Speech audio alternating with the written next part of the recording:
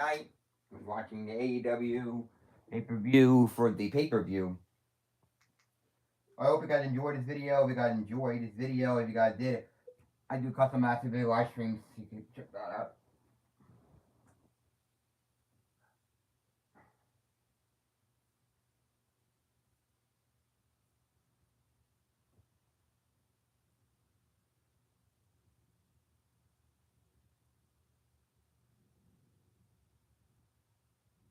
You can check that out.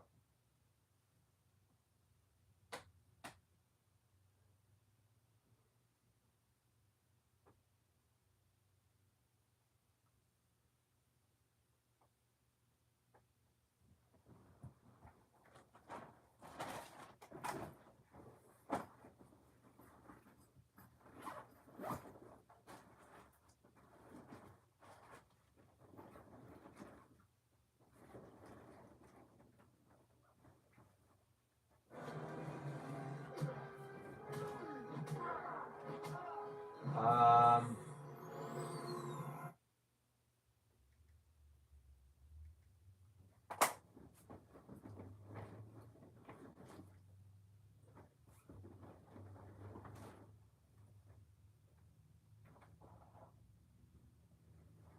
let's see.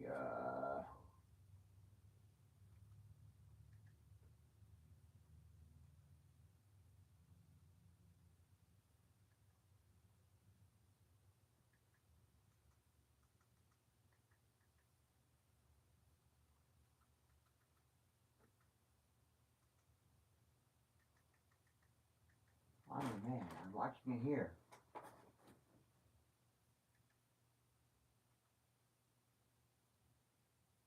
No, I know how to put it on.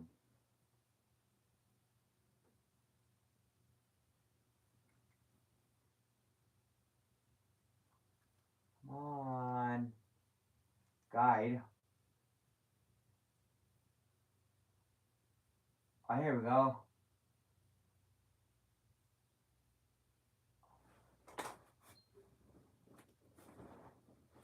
Come on.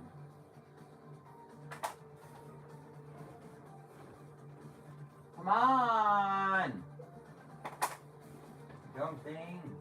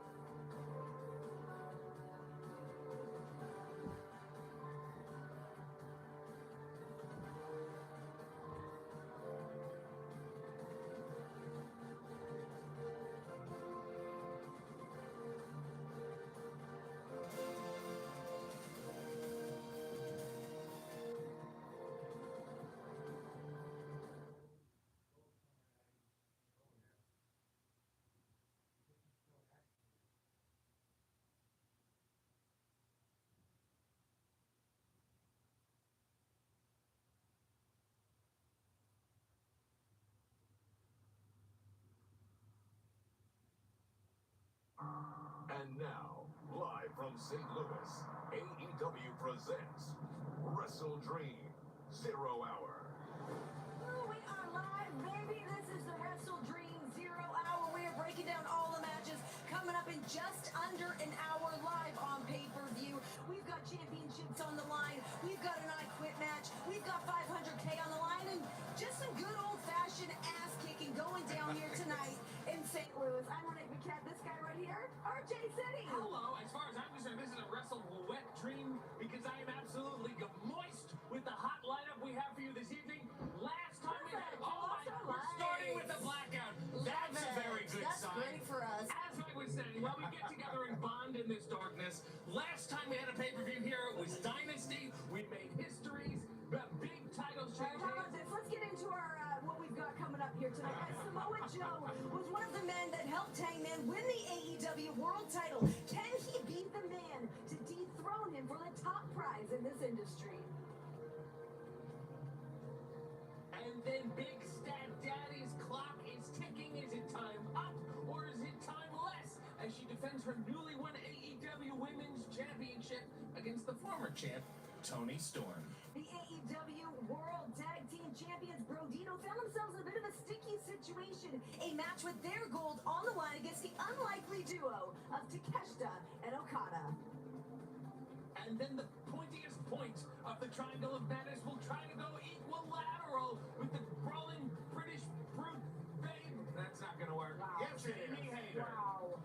Now, here's a big question. Does the Demand have enough momentum on their side to put away the Hurt Syndicate? It is a Tornado Trios match. And then, as we heard late last night in Mexico, Mercedes threw out the challenge, or the 10 belts Mercedes Moné title for title open challenge, and if she wins, she's going to break the ultimate record. Can the Young Bucks line their pockets once again? Can they take out a fresh and invigorated Jurassic Express? 500K is a pretty sweet incentive. And is the 5th time the charm? Chicken absolutely hope so. Mark Briscoe finally looks to take the TNT title away from the proto-star Kyle Fletcher. Two of the most defiant, dangerous, and reckless men, both battling for their versions of AEW, pushing each other to the limits that we've never seen. Who says I quit? This I Quit match between Moxley and Darby Allin. I'm scared at what these two men are going to do to each other. If you want to be on the right side of history, though, it is never too late. It is, John.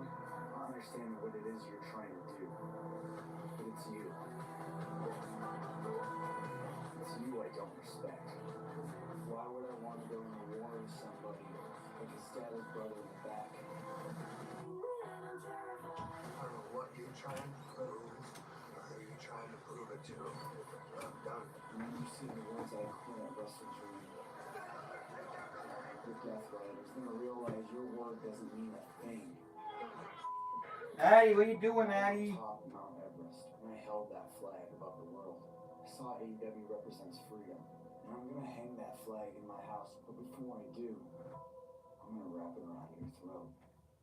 You have absolutely zero chance of doing what you're gonna need to do to win. John! When are you gonna realize I'm never gonna quit? Let Wrestle Dream for the first time in your life. It's never too late, John. You say I quit. You are gonna say the words, I quit. I just want to remind you guys that everything that Darby Allin and Jon Moxley are putting each other through, there's not even a championship on the line when you look at this match. We saw what they did at All Out in the Coffin match. Tonight they're heading into an I Quit match. What can these men possibly do to each other tonight? Well, Renee, you know, the storms are going on outside. We've got a storm in here. The Wrestle Dream tailgate brawl's going on, and you want to lead with that. It's much more, in my opinion, much more than a title. I've been a competitor for almost 40 years, and if something is in your craw like it is your husband John, it means more than anything to him to succeed. The last thing on his mind is to say, I quit. On the other side of that ring, Darby Allin, I don't see him saying I quit either, because he's fighting for more than emotion in his mind. He planted that flag at the top of Mount Everest, and he did it for a reason, because he wants to make sure the AEW ship is on the right direction. We have a collision course going on tonight. But Renee, the title was the reason for all of this even kicking off in the first place. It was over a year ago that Mox came back. They all turned on Bryan Danielson.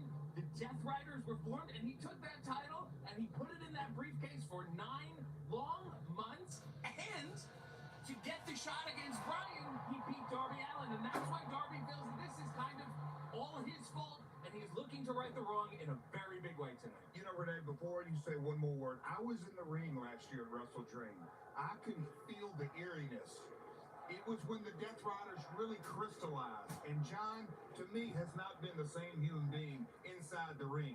Tonight, I think it all comes to a head. Having John Moxley say I quit, or having Darby Allin say I quit, I don't think it's in the cards for either guy. But this is the frustrating part for me. To sit and watch John, I understand that for a lot of people at home, this is entertainment for you guys. We're getting to watch these men tear each other apart. They're entering this I Quit match. But to be completely honest, this is a match that I don't want to watch. I watched what they did in the coffin match. I saw my husband nursing third-degree burns on his legs from being lit on fire by Darby Allin. I need to remind people that, yes, my husband may be doing what he thinks is the right thing to do for AEW right now, but at the end of the day, he is still my husband. He is still the father of my child. My concern at this point is he going to be able to continue to play with our daughter? When does he quit? And to be across the ring from somebody like Darby Allin that I know is going to push him to limits that John does not need to be pushed to. Renee, I'm pregnant. I don't know how to talk about this match. I don't know how to watch this match. My frustrations with what John is doing at this point in his career, I'm done with it. I'm so incredibly frustrated watching this happen.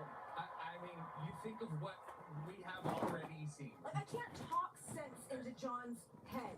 To be married to somebody like John and to try to understand what his mind is like going through a match like that, I can't get in front of him and say, hey, don't do that. Don't go to the ring and don't do this crazy stuff. You think he's going to listen to me? John is a man that does what he wants to do, and the fact that Darby is now goading him into doing other crap that's going to affect my life moving forward, it's going to affect my daughter's life moving forward. I'm sick and tired of watching this crap happen, and I'm glad that everybody else seems to be enjoying watching it. Renee, your husband's a champion. He's a warrior. And there is a price to pay for every battle that he goes through. We're going to find out. You're frustrated, but I know one thing. The people here in St. Louis tonight, at one time, St. Louis was the wrestling capital of the world. A lot of things have gone down in this city. The old Peel Auditorium, I could go on and on. But I don't think they will have ever witnessed the brutality that they're going to see tonight. Moxley, Darby Allin, I quit. I don't think I have any words to console or comfort anyone right now. I tried to do some snooping around today. You think about what we've seen: flamethrowers, Molotov cocktails, body bags, coffins, but an I Quit match is much different. It's a much more psychological kind of warfare. It's about torturing that other person to say words that they've never said before. I don't understand how they're going to do it, what their strategies are offensively, what their strategies are defensively. Obviously, Darby's, been living his life on the extreme, thinking that that's going to carry him through the night, but I know that Mox has an absolutely horrific plan in place. Do you think that either one of these men has a better or more clear version of what the future of this company should be? That is a great question, Renee, because they both have a very strong will. I'm going to go candidly with your husband, John Moxley. He is the winningest wrestler in AEW history. He does nothing but win. He may see things a little off kilter from time to time, but at the end of the day, he does want what's best for AEW. I'm just sure That's not the best for Darby Allin tonight. I would like to apologize for my frustrations bubbling up to the surface. It's very difficult to try to wear one hat when my emotions are obviously attached in a different situation. So my apologies. We will move forward. That match, the iQuit match, coming up tonight on Wrestle Dream. How do we watch a pay-per-view tonight? Good question. If you're in the United States, Wrestle Dream can be watched on HBO Max, Prime Video, YouTube, PPV.com, and in demand through traditional cable and satellite providers. Yes, if you guys happen to be watching internationally, it's available on YouTube, PPV.com, and of course on Prime. We are here breaking down all of the action that is coming up in just under 50 minutes live on pay-per-view. Wow. Let's talk about these ladies. Toni Storm taking on Chris Statlander, who will be leaving St. Louis with that coveted title around their waist. We find out tonight. Chris Statlander turned the corner with a seatbelt. On two. It just happened so fast. It was just so sudden. Toni Storm is done. Without the title, who the bloody hell am I? Chris Statlander. I'm not finished with you. I need to know one-on-one. There is nothing more personal to me. You want the answers we're looking for? Let's do this. Wrestle Dream. You will find out when I am the galaxy's greatest. Professional wrestling is a lie that reveals the truth, and we've told some ridiculous lies. You know the truth. You just have to accept it. Nobody in between us. There's no one I'd rather lose to, Where is but it, there's bigger? no one I would rather beat. As much as I like you, I will happily knock your ass back into black and white. What a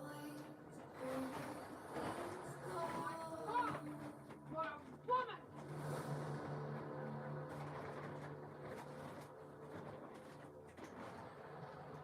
Here to help us break down some of the action here happening tonight with the ladies in the women's division. We've got Madison Rain. Hello. Hello, everyone. Renee, Hello. you look gorgeous. Right back Chuck, at looking you. wonderful. Hey, RJ. I thought that we had a You look deal that you handsome. were going to shimmy onto the set, and we didn't get the shimmy, so if you could shimmy us. A little egregious. That would be great. It's not egregious. It's what we get.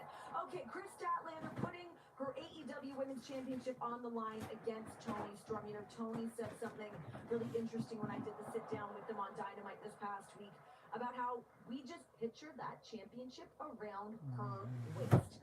It is around Chris Statlander's waist now. What was the reaction of the women's locker room when this happened for Statlander? I think there was All a out? level of shock, right? Because to Tony's point, that has just become our normal. Toni Storm is our AEW Women's World Champion. But listen, Chris Statlander came in, she shook up the normal, and I think it kind of let the entire locker room know this is possible. But Toni Storm's got something to say about that. I really think she does. I want you to talk to me about the growth of Chris Statlander. I know you've been able to see the many different versions of Chris Statlander. We know she's had to come back twice from really awful injuries, the starts and stops of her career to where she's at now. And Chris Statlander moves as though not only has she never had an injury, but that she's in the prime of her career. She's gone through things that would have sidelined most athletes, possibly for forever, ending their careers. And not only has she come back from those, she's come back better, stronger, more confident in who Chris Statlander is, and it paid off for her. She's our women's world champion. Well, let's talk Toni Storm here because this woman is a lunatic. She's been a lunatic for some time, and now we are seeing more of an unraveling of this woman without that gold around her waist. Does she have the wherewithal to pull it together? Well, there's no reason to stop being a lunatic when it's been so successful. Fair enough. She's held the AEW Women's World Championship longer than any AEW wrestler has held an AEW title, period. Her last singles loss was all in 2024, to put that into perspective. But I think she got very complacent with the title. She wanted to keep taking bigger risks. She took that four-way and all out. And I don't think she was anticipating how she was going to feel once she lost to Statlander. Well- She seems a little more unstable right now. I don't think she knows herself what she's going to do if she loses tonight. And what we all have been anticipating now is the build-up to this one-on-one match between Statlander and Toni Storm. There's been so much build to seeing these two women alone in the ring together. We got a little taste of it last week, but Jeff, the mutual respect that we're kind of seeing between these two. You know, when I sat down with our shout out Alex Marvez, the Love AEW Marvez, stats, that's our guy. Love and Marvez. went through the stats. One number that just jumped off the page at me, and that is Stat is the winningest wrestler. 110 women's, 110 wins. She's been on the shelf 6 days since 2019, Crazy. so she's done nothing but win. Tony going to be the first 5-time Yeah, champion. figure. So one-on-one, I think it's a pick'em. If you're in Vegas, I have no idea who to go with that. Well, that match is coming up tonight. One of those women, Toni Storm, Chris Statlander, will be leaving St. Louis with that AEW Women's World Championship. Somebody that just left Mexico with that CMLL Women's Championship. She defended her title against Persephone Mercedes Moné, held onto that gold, and just tied Ultimo Dragon for his belt record at 10 championships. What is that significance to you, Madison? We're speaking so far out of any depth that I experienced in my wrestling career. I can't even make a prediction on this because Mercedes Moné literally just defended a championship less than 24 hours ago. My questions are, is she rested? Did she sleep on the plane? Did she have breakfast? Is she at peak performance level tonight to just issue an open challenge to anybody? I've been able to watch Mercedes through years and years of her career, seeing a different grind to where she's at now. She is a fighting champion with any one of those 10 championships. She likes to do the work. I think she feeds off doing that work. I don't think she's somebody that gets burnt out by having match after match. I mean, I know, Jeff, maybe you can talk a little more on the physical side of what that means versus when you're just in a sweet spot. I just think she's in a groove. I mean, 10 belts, 8 countries, win after win after win after win. But you know what? We're in a sports town. St. Louis, I think 14 world championships in their 4 sports through the years.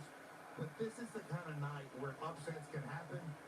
Mercedes, you better have your A game no matter who you face tonight. And who is it going to be? Mercedes has issued an open challenge to any champion to step up tonight. What are you expecting? As great as the success is, as great as the ultimate record is, Mercedes has bitten off more than she can chew in the past. She had the big match with All In and Toni Storm. She was doing indie shows the weeks leading up to it. I don't know how much gas she has left in the tank. She's in Mexico, now she's in St. Louis. Tomorrow she's wrestling in Canada. RJ, who's a surprise tonight? You know. Velvet McIntyre. It is all happening here tonight as we go from Chris Statlander and Toni Storm, Mercedes Moné. It is safe to say that the women's division here in AEW is cooking. These ladies are on fire, and one woman that has made such an impact since her debut, Tekla. Tonight she goes up against a former women's champion, one of the hardest hitting women here in AEW, Jamie Hayter.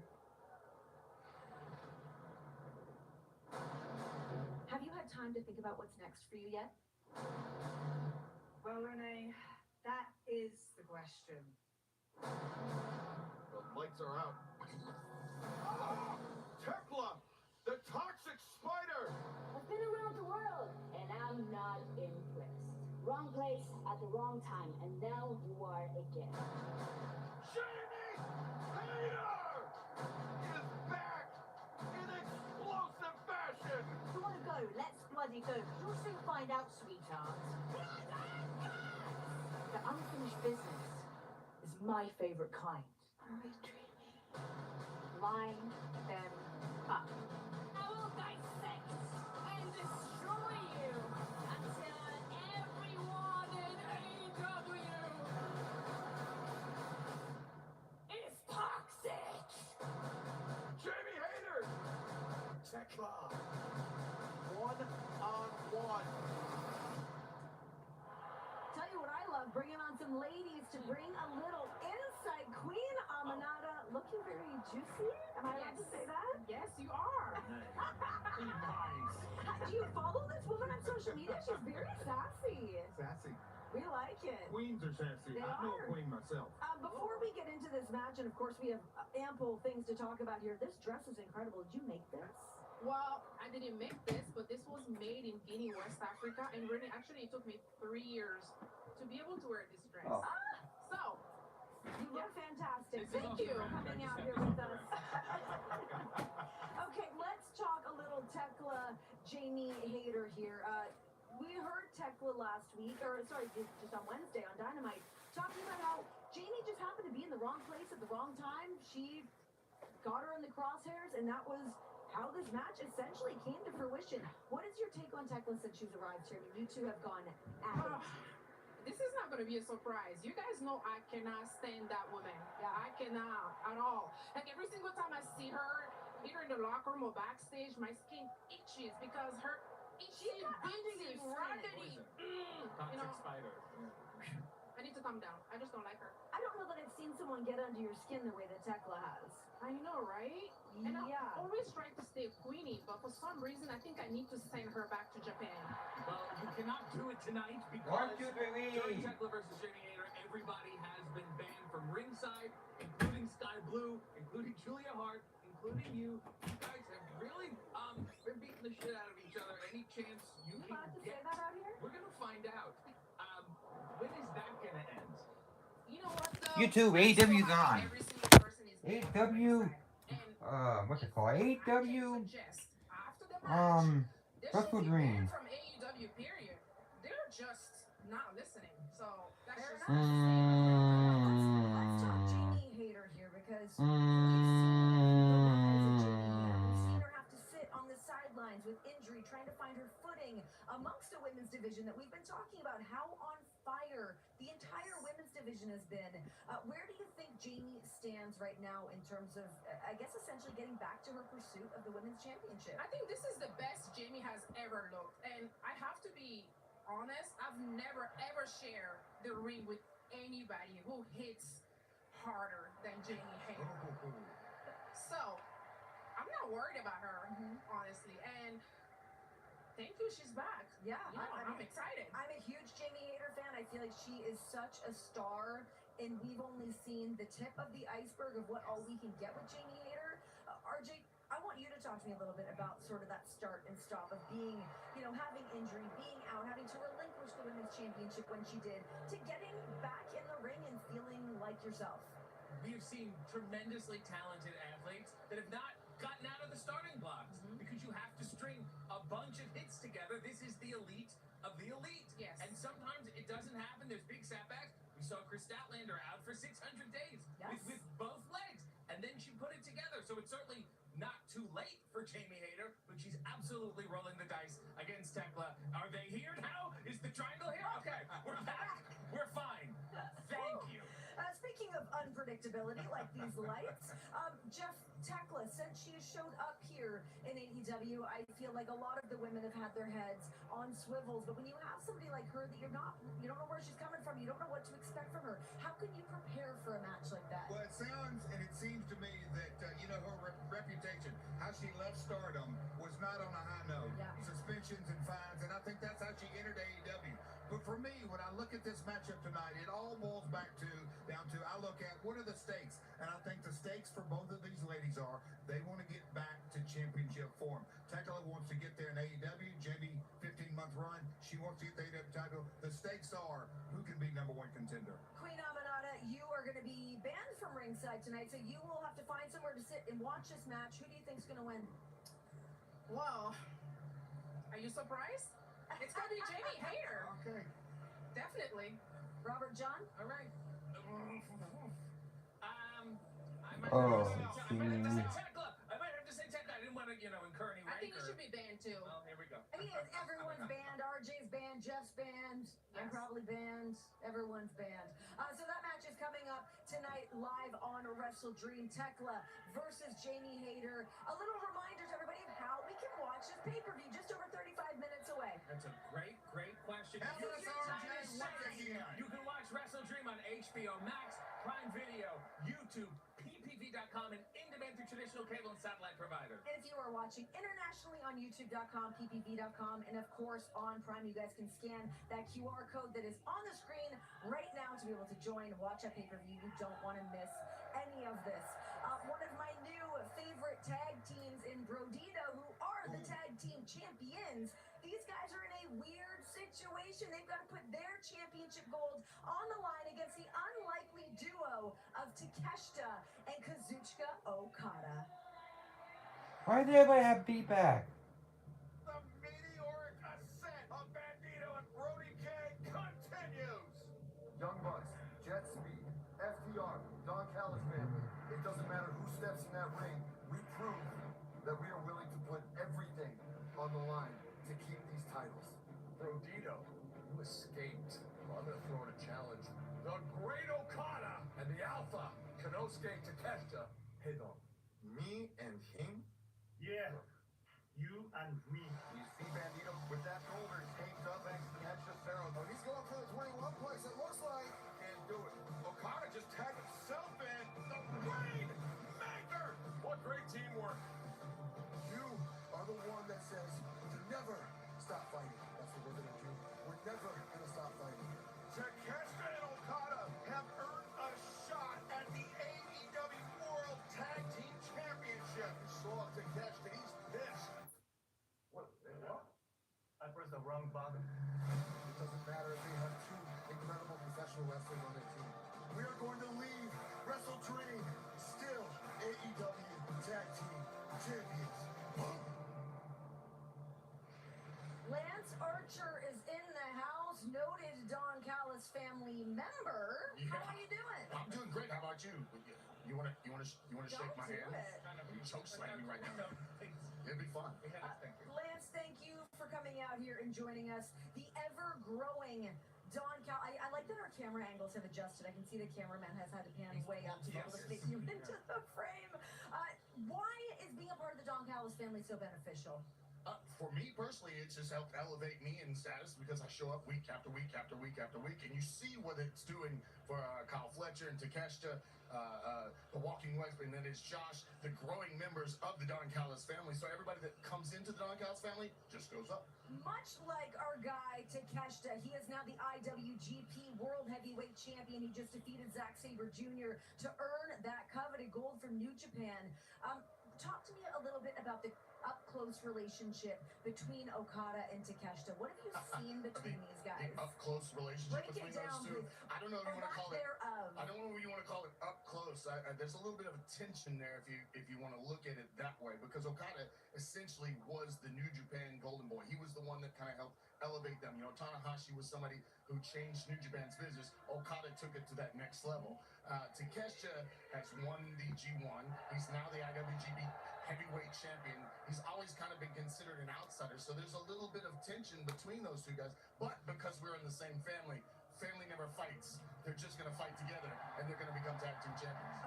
Okay, we will see what happens with that, but let's flip the coin here and talk about the current champions in Brodito. Sort of this, I would say, an unlikely duo. I know these guys have been friends for a long time, but these guys are gelling so incredibly well right now. Are they going to have enough to get one over on? I mean, you look at Takeshita and Okada as singles competitors. They're two of the best. Can these guys work to get it done? Well, all their success has been in pulling out wins that nobody thought were possible.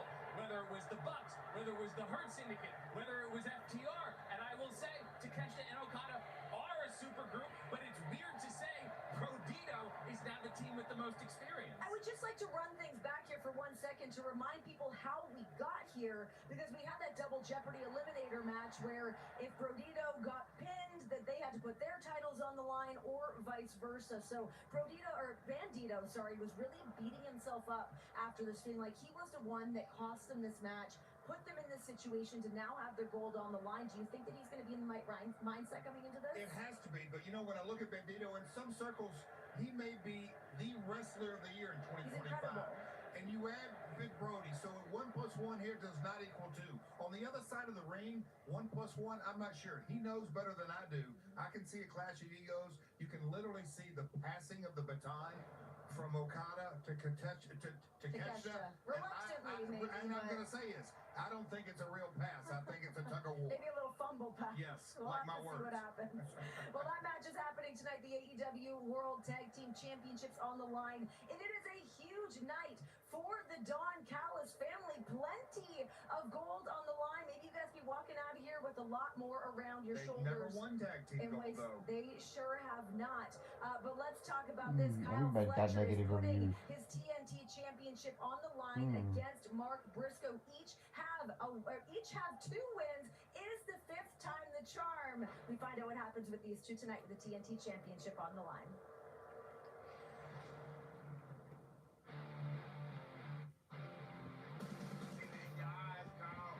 I see the fear. Standoff here between Briscoe and Fletcher. We ain't no strangers. What is it now? 2 wins for me, 2 wins for you. Every single match that they've competed against each other has been fantastic. Just all out, incredible wrestling. The battles that we've had here make me more determined to do what I set out to do when I got here in the first place. That put gold around my waist. There's nothing like the momentum of Kyle Fletcher. I'm going to prove to you why I have no ceiling, why I'm the future of this entire business. Briscoe has got 0 class. Doesn't deserve to hold the championship. You know, I've been here damn near 3 years now. But you know, it's the time for everything. At Wrestle Dream, it's high time that I take that TNT title and put it around my waist. We all know on any given day, I have Mark Briscoe's number. About to drag you out in the deep waters, boy. You better hope you don't drown.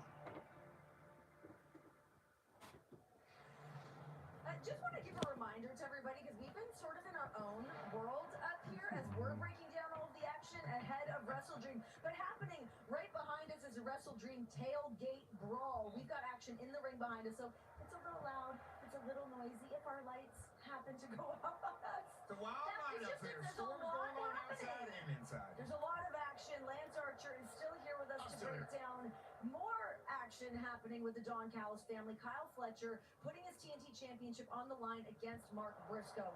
The ascent of Kyle Fletcher has been truly remarkable to sit back and watch from the second he started here in AEW to the man that he has really become in front of our eyes. What has it been like for you having a front row seat to that? You know, it's been cool seeing Kyle Fletcher grow and grow and grow because I fought him a few times in Japan when he was with his tag team with Mark Davis.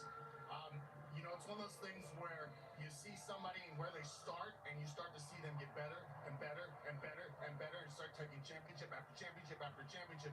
And you have to be proud because you've seen where they come from and where they're going. Yeah. And for me, you know, it's been cool to watch. I think it's been cool for all of us to watch. It's obviously been great for Don Callis. That seems to be his prize pony for the Don Callis family right now. But Mark Briscoe, he's got to be probably the most beloved man signed to this company. Listen, you may have your opinions. I will turn this way to RJ as I talk about this, but we love Mark Briscoe. I don't disagree, but sometimes you love a loser. He's lost a lot of key matches. We can all keep pulling for the underdog, but He at does some have point... 2 wins over Kyle Fletcher, though. Yeah, That but counts. not really when it matters right now. He's never won AEW Gold. And he's got to put it together. He's been here long enough. He's had a lot of great opportunities. He needs to seize it. Lance, you've had some battles with Mark Briscoe. What do you think he's got to do to get it together tonight? If there's a lovable loser, then that's me for sure because, you know, he's actually beat me a couple times and eventually I will put him down for the 3 count. But for tonight, like you said, he's got to step it up. He's going against Kyle Fletcher, like we've already talked about, is ascending beyond anybody's belief. So Mark Briscoe has to pull out some things that he's never even thought of doing in his wrestling career if he wants to become AEW champion. Jeff, since we're up here with a pair of haters, Yes. can you talk to me about how lovable and how incredible Mark Briscoe is? You know what? In any wrestler's career, it isn't only the matches that make it. A lot of times it's the moments. And when I look at both the guys, I'm going to talk about Fletcher first. The moment that I'll say he just betrayed Will Ospreay, it's like his career has gone straight up from there. There was something that clicked in him. For Briscoe, we have to admit, I am really ashamed of you calling him a lovable loser. He held the ROH title for over 200 days. He had a lot of momentum, and if you talk about being a world I like that champion, you have the stats up here, yeah, Jeff. if you're that successful, you can't call anybody loser. Now the AEW Soul Winner Championship, it's gonna come tonight. That might be the night. I will say this: when I spoke to Kyle Fletcher and made the announcement 2 weeks ago on Dynamite, saying, "Hey, buddy, your championship is going to be on the line against Mark Briscoe," he looked none too pleased to be told this information. He not seem excited to be able to get in the ring with Mark and tangle it up. So maybe he's feeling a little threatened. He is aware that Mark has 2 wins up on him. Of course, Kyle also has 2 up over Mark Briscoe, but we will find out. It's getting loud in here, lady. It's really loud. It's really, really loud. What? Done coupe, I said. It's very good. Done gentleman. Like Lance. I felt that my flammable dress almost just went up. Woo! Hello. You're right. No, I'm not. What else is happening in the Don Callis family? Because you guys, like I said, you guys are continually growing, adding new members. Right. Is there anyone you don't like in the Don Callis family? I'm sorry, say that again. Is there anyone you don't like in the Don Callis family? Oh, yeah. No. You're not going to start that, Renee. You're not going to put that little wedge in there and try to separate the Don Callis family. I've got You're not going to family divide and members I conquer don't care because we love each other. If you saw the birthday party we were having for Don, we're having a good time. I had a big bottle of whiskey. Everybody had a little wine. We're celebrating Don, his birthday, and what's coming next for the Don Callis family. And it's just going to keep growing. It's going to keep getting bigger and better. And there is going to be 0 division. Except for that little technical No. glitch with Okada. No. He's learning the American remote control. That's all. They're That's different. all. Okay. All right. Yeah, All it's in right. English. Okay. Makes sense to me. Okay, can we get predictions for who's going to be walking out with this TNT championship? Is there a point in me asking you? It's so loud in here, I can't hear a word you All just right. said. That's a good thing. That's a good thing. Fletcher. All right, let's talk about how we're able to watch this pay-per-view tonight. Hey, question. Tell us, You are RJ. in the United States, Jeffrey. You can watch Wrestle Dream on HBO Max, Prime Video, YouTube, PPV.com, and independent through traditional cable satellite providers. Yes, and if you guys are watching internationally on YouTube.com, PPV.com, and of course on Prime. The demand has incredible momentum going into this match tonight. Is it enough to take out one of the most effective factions of all time in the Hurt Syndicate? We find out tonight. The end of this war, MVP, that you started, you 3 will respect us. Ricochet, the spirit god! Got him! Maybe I'm not quite the wrestler that I used to be. But one thing I know I can do better than all 3 of you is fight! Ricochet surrounded by the Hurt Syndicate. Congratulations, MVP. It took the 3 of you to put down little old Ricochet. Are you afraid of my guys? Y'all are in the business of hurting people, and you must have forgot that we like to be hurt. These 2 teams have an intense rivalry. Ricochet came in behind the referee's back. Oh, MVP just wiped out Ricochet, but the damage may be done. We did something that has never been done. A first ever pinfall on Shelton Benjamin and Bobby Lashley. And we silenced the critics, and singles were split, and tag were split, and 6-man were split. Saturday, our pride is at stake. A tornado trios match. It's going to be another violent encounter at the Wrestle Dreams. You get put. As annoying as I can find the demand, specifically Ricochet, to be, what you don't find them a grating. He's turned his whole life around in AEW. I'm He tried to be the same thrilled for guy he him. always was. Wasn't working. He grabbed a pair of scissors. He Oh, grabbed Jones, whoa. he grabbed Khan, and now he's grabbing some success. And what I wanted to say is, you're right, he is grabbing some success. These guys are on fire. It has been an absolute thrill to watch them. Ricochet is still grading, but success is working for them. Bishop Khan pinned Shelton Benjamin on Wednesday. This is the first time that anyone in the Hurt Syndicate has been pinned since they've been here in AEW. This is massive. Do you think that this has shaken any one of those members to their core coming into this match? Without a question, you talk about the changing of the guard. We talked about Takeshita and Okada. Well, I think we're looking before our very eyes. The Hurt Syndicate came in about a year ago, right, RJ? And they were rolling until these 3 gentlemen. The demand came together. We got a tornado match tonight. They've lost in singles, they've lost in tags, they've lost in trios. I think the demand gets their hand raised again. I just got some breaking news. It was just announced on the Wrestle Dream Tailgate Brawl that the winner of the Demand versus the Hurt Syndicate will get a shot at those trios championships with the Ops. That's So ridiculous. even more on the line for a future shot. This is you can have a tornado match. Be essentially a #1 contenders for trio. Yes, you title. can. This is ridiculous. Why? I'm going to complain to the board, quite frankly. I do want to say this.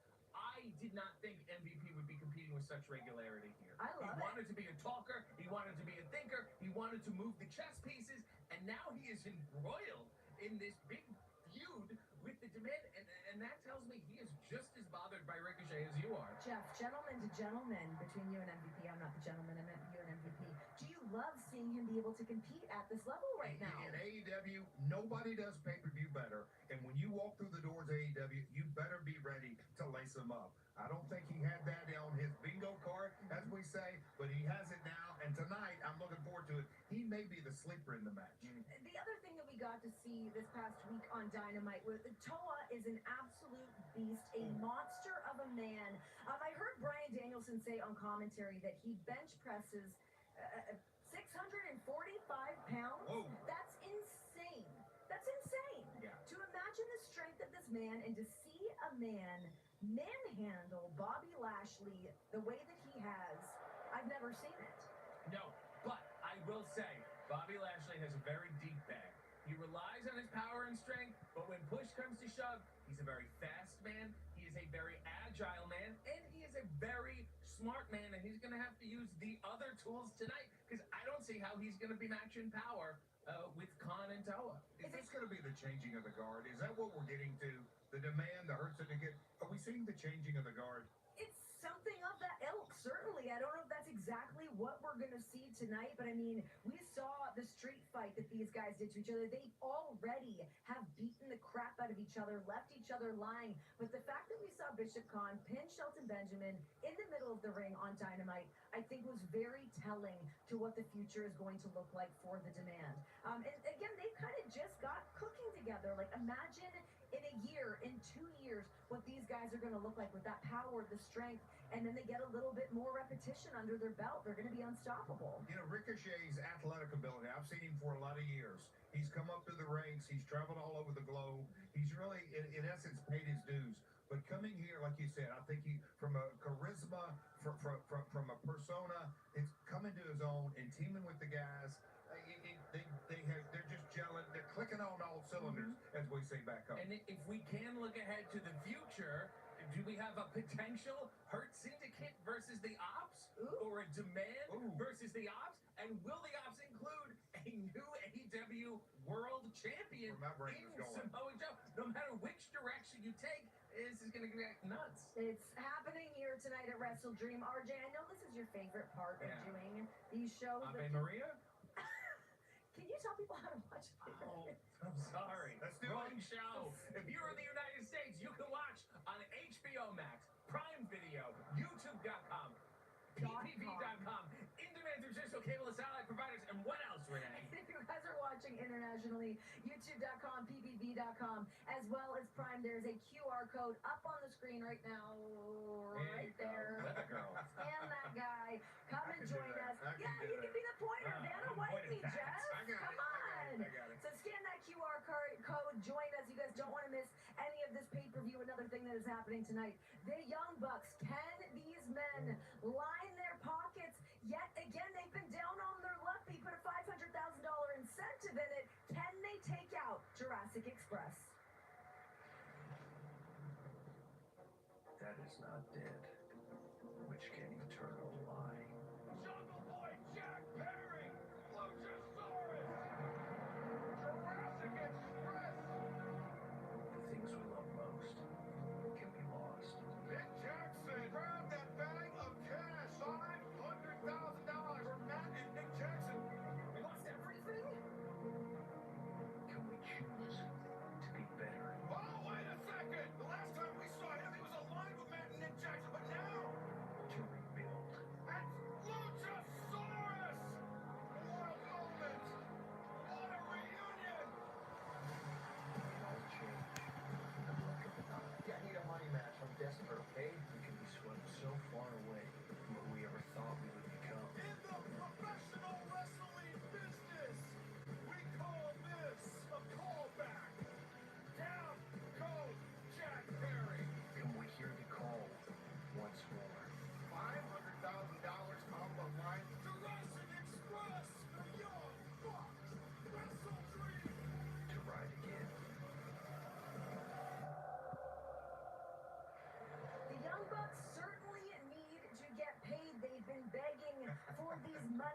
matches, banging down the door of Tony Who Khan. the fuck every It was single only day? a few weeks ago that, they gave me $10,000 just for being there. Yeah. These guys are not wise with their money. I invested the 10K, but No. They've been more than generous with their time and their talent and their money, and this company needs to pay them back in return. I think that's the right thing to do. what do you think, Jeff? Do we owe the Bucks all of this money? It's a lot of money. $500,000. That's generous. Nick Jackson has a strong desire to play blackjack. And so when you are incentivized to play blackjack, you don't leave anything on the table. I know one thing. When the Bucks get into a tag match, it is a showstopper, a scene stealer. They do things inside the ring. They are the most successful tag team in AEW history. I'm looking forward to the match. Most importantly, when the stakes are on the line, 500K, Matt's going to pull something out tonight as well. Well, let's talk about Jurassic Express, the return of Jungle Jack Perry paired up with Luchasaurus. We heard from Jack Perry saying he loves the Young Bucks, but they were not there for him when he needed them. I mean, this is kind of where a lot of this has come from. He's not felt supported by the Bucks. He needed some more people to be in his corner when he was down and out, not really here in AEW. All right. It's like, look, Jack has always been a very moody guy. He's been a very emotionally complex guy. He's had a lot of on-again, off-again relationships, including with Luchasaurus. Wow. Okay? So now he's back together again with the friend he turned on in the present. Doesn't make any sense, does it? And what is he going to do with $500,000? He's going to go to the woods in Hollywood again and go whittle some knives? First of all, he's in like the woods of like Malibu, so yeah, the money, you could probably use it for what I it's think worth. the Young Bucks are in a very J.G. Wentworth situation right now, and I'm pulling for them for a multitude of reasons. J.G. Wentworth. Can you elaborate on that? I had a structured settlement, and I need cash now. Good Lord. Why We're having fun now. do you think the Young Bucks are the best tag team here in AEW? You know, all kidding aside, we're having fun up here. The guy's got a gambling addict. He's an addict, no doubt about it. I've known that for years. That's the truth. But I will say this, all kidding aside. Renee, you asked, why do I think they're the best tag team? Yeah. You're laughing at me, but I'm being dead serious. They're true brothers, obviously. Yeah. Their chemistry is unbelievable. Their timing, their athleticism, but more importantly, their desire to win. I knew them when they first broke into the business. I knew it then, and you can see it on their face. They wanted to be the best. They've proven they're the best time and time again. They'll do it again tonight. To the point of Jurassic Express, though, your own opinions aside, to be fresh and invigorated, stepping back into the ring, that's got to account for something tonight. I don't think they're fresh and invigorated. You know, Luchasaurus previously also broke up with Nick Wayne and Kip Sabian. I think they need to find their footing. You can't go home again. You can't just grasp at this nostalgia. The Bucks have been here the whole time. They've been evolving the whole time. And you know what? I'm going to give them $20 out of my pocket tonight. All right, moving on, guys. Samoa Joe is one of the men that helped Hangman Adam Page dethrone Jon Moxley for that AEW World Heavyweight Championship. Will Samoa Joe be the man leaving St. Louis tonight with that gold over his shoulder? Without you guys, I would have never been able to win this world championship. AEW World Trios Champions having the back of Hangman Adam Page. Something to say that's just a misunderstanding. I have never been as confused as I was when you lost your composure with me. Never beat me. That's what this is about. The world championship. Samoa Joe's angry, embarrassed, and now looking for a place to direct his anger. I gave him this opportunity because I owe it to him. I've been distracted from what's important. Everything this man has said is absolutely true. I was so bloodlusted with going after the Death Riders, I forgot that the prime target is the man that calls himself a champion. Are you a fighting champion, or are you just an opportunistic one? You will never be greater than me. The proof of who I am does not stand in your opinion of me. It stands when the bell rings. I am promising you what I'm going to do. At Wrestle Dream, Samoa Joe. I am going to beat and torture you. I hope you know that I'm going to choke you unconscious am the champion and take your belts. of the world. Powerhouse Hobbs here joining us to help break down this match for the AEW World Championship. But while I have you here, it was just announced that whoever wins between the Demand and the Hurt Syndicate will challenge for your trios titles at some future date. Thoughts on that? You know, we already defeated the demand on 2 occasions. I think everyone wants to see the Ops versus the Hurt Syndicate, Okay. but it doesn't really matter because we're going to keep our titles. All right, let's shift our focus to the AEW World Heavyweight Championship. Samoa Joe versus Hangman Adam Page. I've said it all night that Joe was one of the guys that helped Hangman win that coveted title. Your time working alongside Samoa Joe, what are things you've been able to learn from such a legend in this business like Joe? I learned that Joe's very dangerous. Since I've joined the Ops back in April, I've become more dangerous. And I don't think Hangman is ready for this tonight.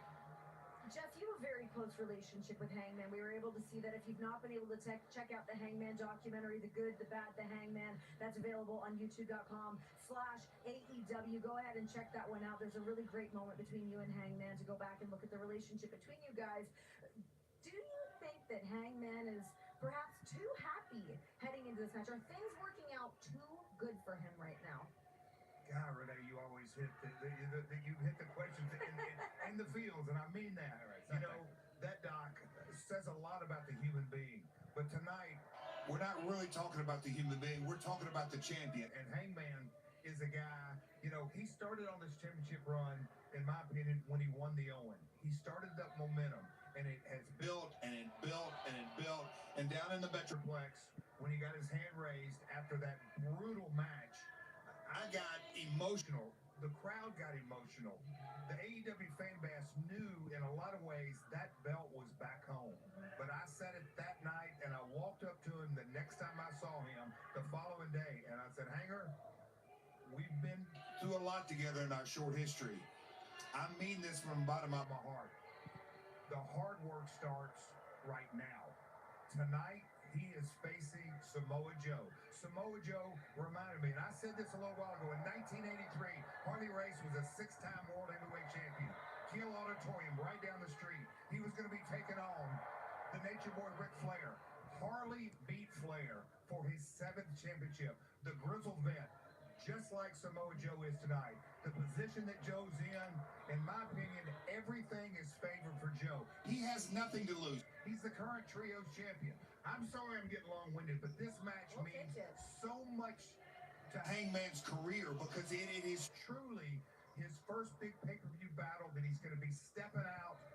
Hangman, dude, lace him up tight. The whole world is pulling for you. We just got to see a little bit of footage of Hangman making his way into the arena tonight ahead of his bout with Samoa Joe. We can see he's always pretty calm, cool, collected heading into big moment matches like this. But Hobbs, what about Joe? What is Joe's mindset today? How's he been in the locker room? How does he get before big matches like this? You know, I've known Samoa Joe for a while, and Joe is... It's kind of awkward because Joe has been quiet. And we all know that the quiet ones are the most dangerous ones. So, you know, I'm thinking Hangman is kind of forgot that without the Ops, he wouldn't be world champion. I don't think there's any other professional wrestler like Samoa Joe that I can see flip that switch and become such a terrifying killer. He's a monster. When he locks in, he's Samoa Joe. He is the legendary Samoa Joe. Let me talk to you about Hangman, because I can get Jeff's POV. I know where he stands on it. They've got a personal friendship between the two of them. Do you Me and Hangman are not friends. Do you think that Hangman has what it takes to get it done by himself tonight against somebody like Joe, who said to him point blank in his face, you are not ever going to be greater than me? I don't think, with all due respect to Hangman, I don't think he quite knows what he's getting into. And Hobbs, I have to throw it back to you. You teamed with Hobbs and with Hangman and Joe, and this all popped off. Is this really about the title, or is this something more? It's a little bit more, but we'll find out tonight. Okay. Do you have a prediction? I can't ask you your prediction. Obviously, you got to say I think Joe. the world knows what I'm predicting, Of course. and I Jeff?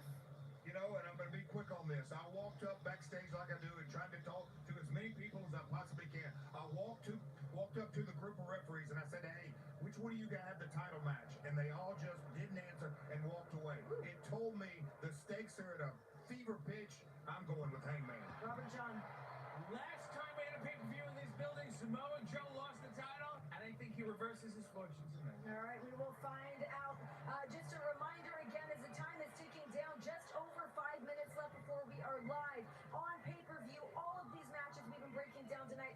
How can we watch? What is this? I've never done it before. If you're in the United States, you can watch Wrestle Dream on HBO Max, Prime Video, YouTube, ppv.com, and in-demand traditional cable satellite provider. Yes, and if you guys are watching internationally, youtube.com, ppv.com, and on Prime. A little reminder before we let you guys go, this is the action ahead of us tonight as we get set here. Wrestle Dream live in St. Louis, Missouri.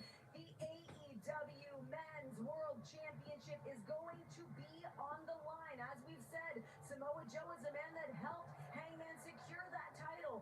Will Joe be leaving St. Louis with the gold? And then for the AEW Women's World Championship, this has gotten hot and heavy, and we will have a winner tonight. Will it be Big Stat Daddy or Timeless Tony Storm?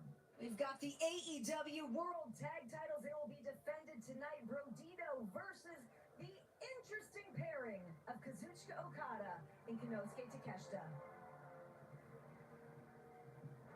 And these women are absolutely going to rip their hair out, their heads out, their hearts out. Everybody is banned from ringside as the Toxic Spider Tekla takes on Jamie Hayter. As announced just a little bit earlier tonight on the Wrestle Dream Tailgate Brawl, the winner of this Tornado Trios match will earn a future title shot at the Ox in those AEW Trios Championships. And Mercedes Moné made a Mexican challenge. It's a title-for-title open challenge. Any champion in the world, they get the TBS title, but if she wins, she breaks the ultimate record. $500,000 is up for grabs. Will it be the Young Bucks? Can they turn their luck around against the fresh legs and minds of Jurassic Express? And then for the TNT Championship, Kyle Fletcher versus Mark Briscoe. 5. Can Mark topple the Protostar? In a match that will not be viewed in my household, two of the most defiant men in AEW push each other to their limits in an I Quit match. That is all about to go down here. We have been setting the stage all night here in St. Louis. Jeff, you were speaking before about the rich history of professional wrestling here in St. Louis. Tonight we can mark a new one. No doubt about it. You know, when I go back in time and think of my very earliest childhood memories, my father would tell me the NWA was centered around here, the title and all that kind of stuff. Tonight, history's going to be made. I want to know, where are you going to watch the I Quit match at? I'm not.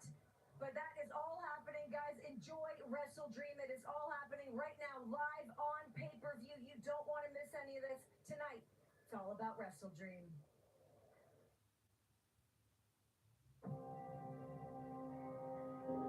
The tipping point has been reached. For those who have walked this hard road, a gateway appears to vindication. The seatbelt! 1, 2, 3!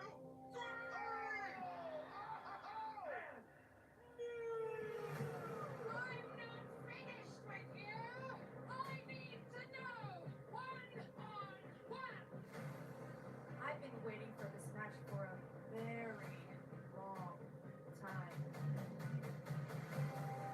As hard as you fought for this, I will fight even harder. Yeah! High time that I take that TNT title and put it around my waist. And a gateway to an ultimate end. Weaponizing resilience. I quit match! Daring the world to kill you. Trying to prove that you are indestructible in mind, body, and spirit.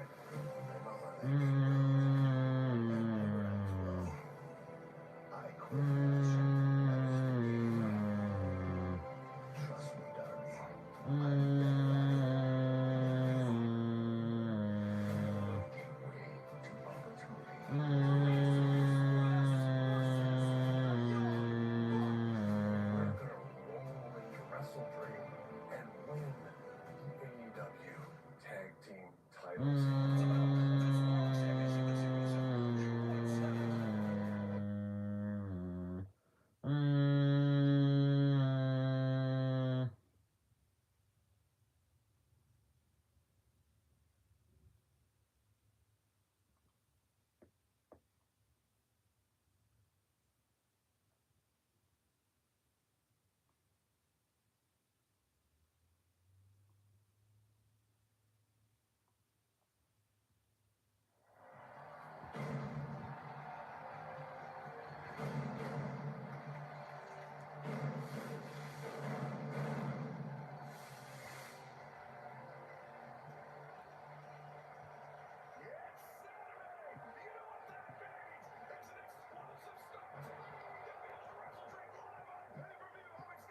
Oh.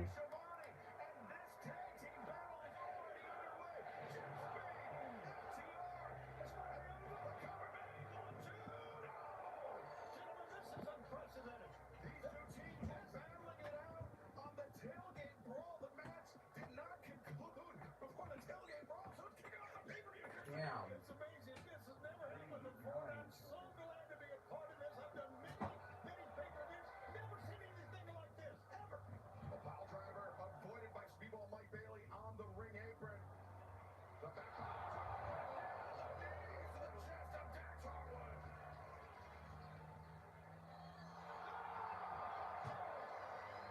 What timing, what anticipation by Speedball Mike Bailey. The fans are absolutely livid. They're incredible. They're cheating. AEW, they're standing. What a way to start Wrestle Dreamers. Mike Bailey taking to the heavens. Speedball up to the top. Dax Harwood down in the corner. As Speedball shooting star press. No. Lands on his feet, rolls through. Hurricanrana attempted, but a blind tag made. Oh. There was a Yeah, the AEW's on. I'll show you. Turn the camera around. Oh, shoot. Oh, man. The camera's facing the opposite direction. Doesn't get much closer than that. Jet speed now at full speed. Well, it didn't take these two young men long To make a name for themselves here at AEW. Watch out. Dax rolls through Kevin Nash. Leaps up DDT. And now the leg hook. Two. Catch Wheeler there. Kevin, a former tag team champion in New Japan Pro Wrestling. Well, thinking about again going to the top rope. Well, Big Stoke hit. Get him out of there. Grabbing the boot. he's short, he's bald, he can't get any hose, but he can certainly interfere in a match. The Silverlips. I love this. But Stoke and Cash goes from the outside.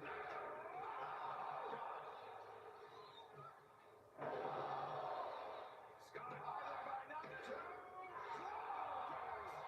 Able to kick out. And Nigel, to your point, these two men, relative newcomers to all elite wrestling, a victory over two-time former AEW World Tag Team Champions FTR would have a stratospheric catapult for jet speed. Huge feather in their cap, as you can see there. Cash, though, taking Bailey out of the corner so he couldn't make the tag. And now, well, I thought they were going to have the 2-on-1 advantage, but Knight realizes he's in for a fight of his life. No one has won more tag team matches in 2025 than FTR. And we're getting another one here. Right in the center. Steps over. The sharpshooter.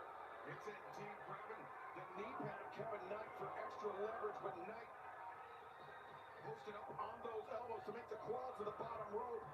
The normally braggadocious Kevin Knight is suffering now. Pain etched on his face. And tremendous ring awareness there by Dax Harwood to drag Knight back towards center, Tony. Absolutely. It takes a lot. There's no doubt about it. Knight's got some great leg strength. And there you see the result. And you heard the result. They love themselves No, a little you bit hang of up. jet speed here in St. Louis. No, you hang up. Fly as high as the arch.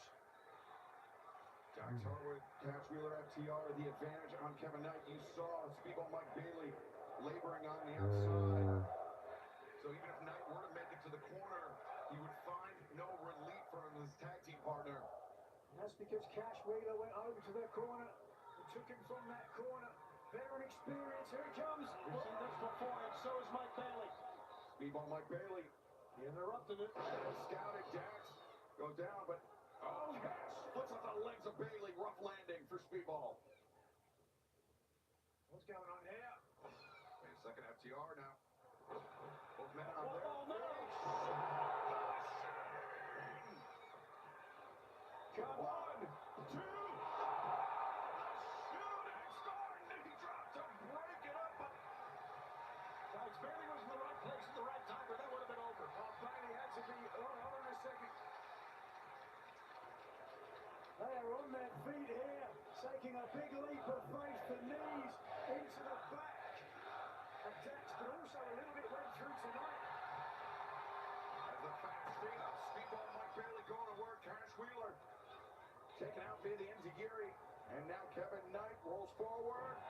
Dives, makes the tag. Speedball and Dax legal for their respective sides. Well, what did you make of how slowly and cautiously Bailey got in the ring there? I think Slowed it down, didn't he? Speedball Mike Bailey knows that Jet Speed have been pushing the pace thus far in this match, Nigel. FTR, despite their methodical approach, have been able to kind of match the pace of Jet Speed. They've certainly been able to keep up with each other, both teams. But one wonders whether a striking contest, certainly with your upper body, would favour. There you go. I think that Speedball wanted to bait Dax in. Dax known as the Axe, Tony, because of that upper body striking with that Taekwondo black belt of Speedball Mike Bailey. His kicks very nearly lethal. Yeah, look at Dax. He's just daring Speedball to hit it. I think any world rock, Dax going to win this exchange here. Get your teeth.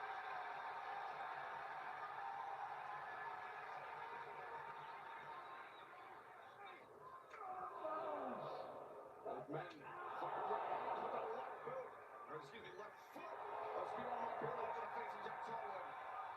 Bailey very proud of the fact he wrestles in bare feet. He says it gives him better torque and traction on the ropes. Well, Speedball is looking, maybe for that ultimate weapon in the corner. Dax Harwood had no intention of finding out. Down. Look at this. Here they tried this earlier, but it was going again. It's the old adage. He puts Bailey in the corner. The power and the blow. Bailey and the knees. And the UFO with the knees from Dax. And Knight take it to the outside. He's still trying to hang on, but little friendly fire there. Backslide now. Bailey gets him over the 2v2.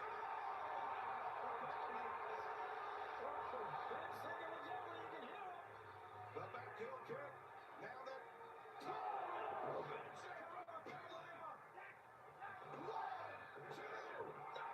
Cash there to break it up. What a way to begin this telecast, this pay-per-view. And this wasn't even the scheduled opening bout.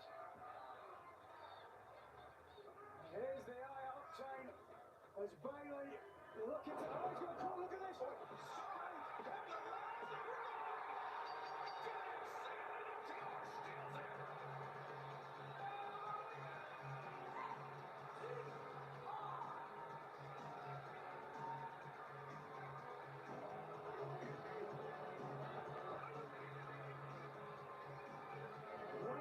Larceny by FTR and Big Stoke here tonight.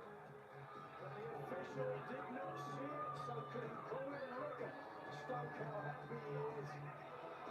Whoa. Jet Speed, despondent. They know what's happened. They got caught with their pants down. You hear the very audible disagreement from the crowd in St. Louis. They are not happy with how this match ended. Jet Speed, I think had it not been for the intervention of Big Stoke, could have been moments away from defeating one of the greatest tag teams on planet Earth. They certainly were moments away, but just when it came down to the wire, they fell to one of the oldest tricks in the book. Yeah, and you know what? They stalled and learned what they did. And how about the way they celebrate Bailey and FTR, tearing up a fan's side. Meanwhile, Jet Speed trying to Look at that, trying to... Yeah, but despite the result, Tony, Chesapeake wrestled an incredible match. They can hold their heads very, very high, knowing they stood toe-to-toe with some of the best tag team wrestlers in the world. And fans, we want to thank you for joining us here on Wrestle Dream. It was a very hot, very unexpected, unprecedented start to our broadcast.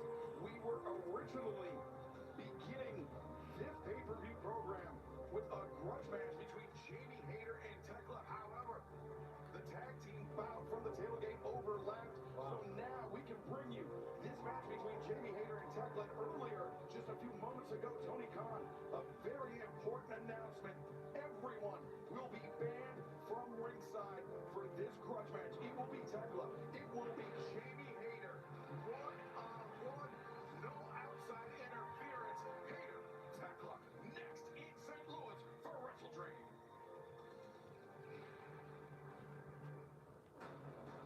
Have you had time to think about what's next for you yet? Well, Renee, that is the question. The lights are out. Ah! Tekla, the toxic spider. I've been around the world, and I'm not impressed. Wrong place at the wrong time, and now you are again. Jamie Hayter is back in explosive fashion. You want to go? Let's bloody go. You'll soon find out, sweetheart. The unfinished business is my favorite kind. Line them up. I will dissect and destroy you until everyone in AEW is toxic. Jamie Hayter. Tekla. One-on-one. Before we turn our attention to this match, let's go to the ineffable Tony Schiavone standing by with an extremely special guest. Well, fans, as you know, St. Louis is one of the great wrestling cities in the entire world. Wrestling at the Chase, wrestling at the Keel, here at the Chavetz Arena, one of the greats of all time is the legendary Lou Thesz. With us, the wife of the late great Lou Thesz, Charlie Thesz. Let's make Charlie very welcome here with our AEW crowd. How are you doing, my dear? Any better, I could not stand it. This is wonderful. Great matches, great memories. Thank you so much for having me here. It's great to having Charlie Thesz with us once again. Hope you enjoy the matches and watch out, stay out of these guys' way as you're ringside. Absolutely. I love it. And it's been a long time since I've been in St. Louis, so it's wonderful to be back. Thank you guys so much. Where's home? Thank you. Let's hear it once again for Charlie Thesz as we go back to action.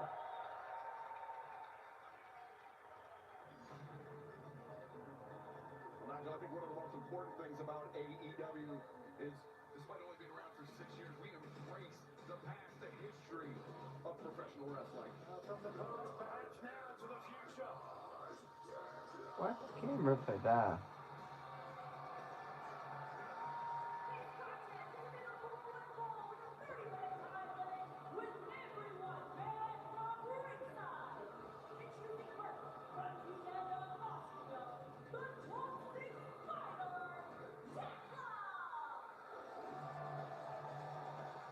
Well, it was this past May, Jamie Hayter inside the ring to address the women's locker, to address her competition here in All Elite Wrestling. The lights went out. When they came back up, Hayter was left laying, and this woman, Tekla, making her shocking debut, was standing tall.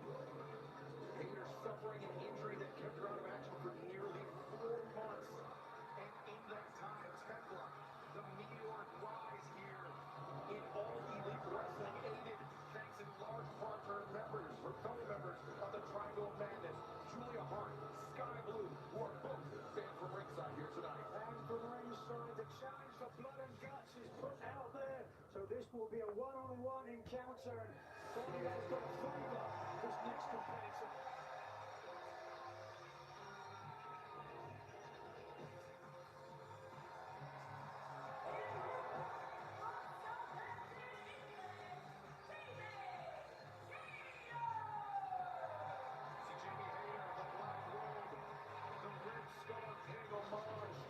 One of the great trailblazers of professional wrestling, the late great Antonio Noki.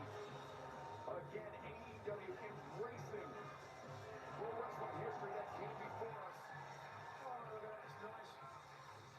Up there for Charlie Fez. Sure, Inoki and Fez would have been an incredible matchup, certainly. And this is poised to be an incredible grudge match. Jamie Hayter, the 7th ever AEW Women's World Champion, defeating Toni Storm to win the title in 2022 at Full Gear.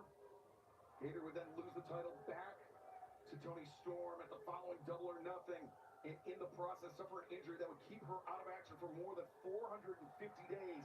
That's why that 4-month absence, Nigel, was felt so acutely by Jamie Hayter. She felt like she had just returned and was making up for lost time. That's exactly what happened, and the out for so long, so eager to get back into the thick of it.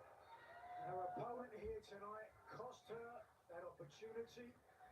Right now, Hayter's going to try to make her pay for it. Hayter going for the high boot while swinging a miss. Tekla anticipates.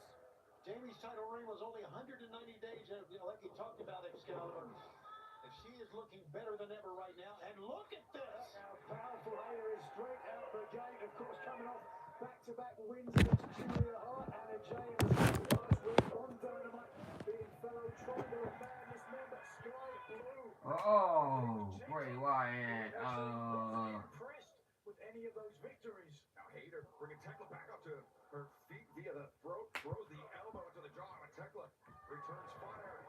I think we can all say we've not seen a wrestler, male or female, come in AEW with such an attitude as Tekla. You have to remember, Tekla, she was fired from Stardom in Japan for attacking the president of the organization. They had no recourse. I mean, she is somebody that is just, cannot be fenced in, cannot be caged in. She marches to the beat of her own drum. Yeah, out of control is another way to put it. She won 3 titles during her Stardom run. That ended, like you said, Excalibur, when she attacked the president, which is unprecedented. And one of those titles, the Goddess of Stardom title, which also Jamie Hayter wore in her time in Stardom. Different eras, but both women. Oh! Tekla, nice Tijeras. Caught Hayter creeping in, and now the Toxic Spider looking for the boot. Hayter avoids. And shoulder tackle from Jamie Hayter. And Nigel, you were mentioning Hayter's track record as of late. She suffered her last singles loss in the finals of the 2025 Owen Hart Foundation tournament to the TBS champion Mercedes Moné, who will be in action later on tonight. But since then, Hayter has been undefeated in singles competition. Gonna follow that trend here with Toxic Tekla, who really hasn't been able to get out of the gate. But hold on. Whoa. That move, that safety rail, which is nothing more than a big, thick LED board. Jamie Hayter hoping to complete the trifecta here, defeat all 3 members of the Triangle of Madness. Remember, Hayter and Amanada just a couple weeks ago throwing out the challenge to the Triangle for blood and guts, and we know that blood and guts will be taking place coming up in just a few weeks in Greensboro. We've not heard the Triangle answer the challenge yet, but right actually in front of Charlie Fez here. Yeah, look at her, she's enjoying it. Oh, Charlie Fez is holding her hands. Oh, it's just like that. Please, Nigel. She was not holding her hands. How dare you? Not get from my vantage point. Impugn the integrity of Charlie Fez here. Absolutely. By the way, Blood and Guts is on the 12th of November on Wednesday night. See? Benny Hayter shaking a hand. I wouldn't surprise me if they were in cohesion together. Cahoots, if you will. Oh, Hayter spent too much time on the outside and paid the price. Tekla, a very powerful boot. Wow, she got her head rocked at Jamie Hayter on that one. But look at this. The Toxic Spider taken to the top rope. And we've seen her take big risks in the past. Oh, no exception. These women are something else. They battle, they fight. it's all about. We've talked about the depth in the AEW women's division, and that second really stuck the landing. You saw the impact, driving the former AEW women's champion down into the mat. And Jamie Hayter, she missed all that time at 450 days now because of the back injury she suffered at the hands of Toni Storm. And certainly, Tekla would be aware of that. What a right there. And that injury could have been exacerbated by the crossbody from the top, and certainly could be exacerbated by being sent into the barricade repeatedly. And Tekla, I think, making a point to do that right in front of Charlie Phelps. Tekla is Whoa! What a jack off.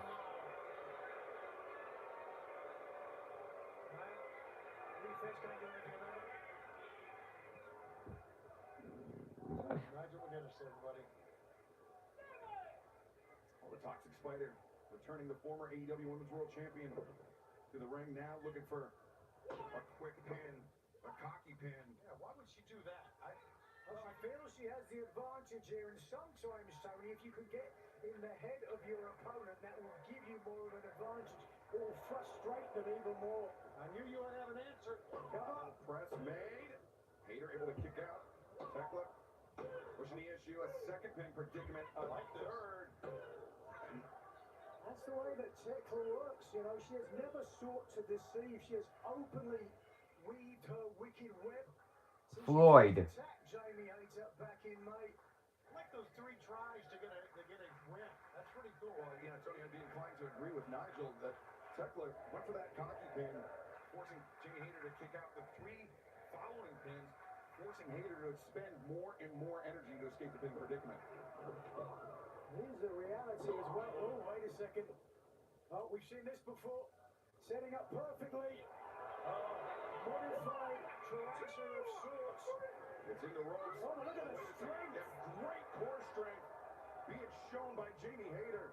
Wow. Hayter collapsed. It has to be because of that damage done to the lower back, Nigel. Yeah, one would have to think.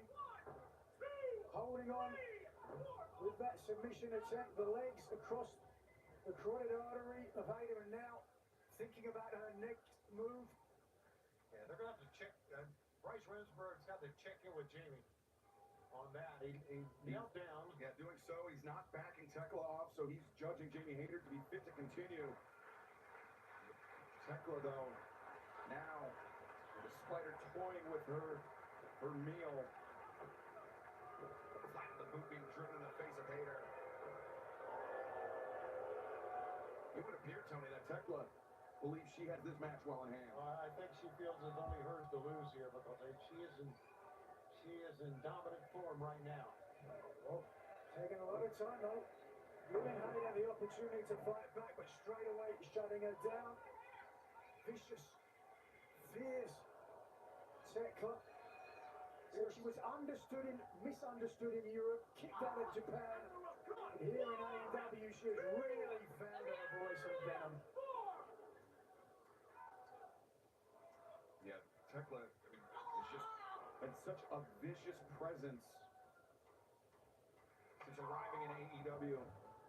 And we thought, you know, the Sky Blue, Julia Hart, the Sisters of Sin, we thought they were sinister enough as it is, and then you add the Toxic Spider to the mix, truly getting a triangle of madness. And before she was kicked out, had multiple unpaid fines, 2 suspensions.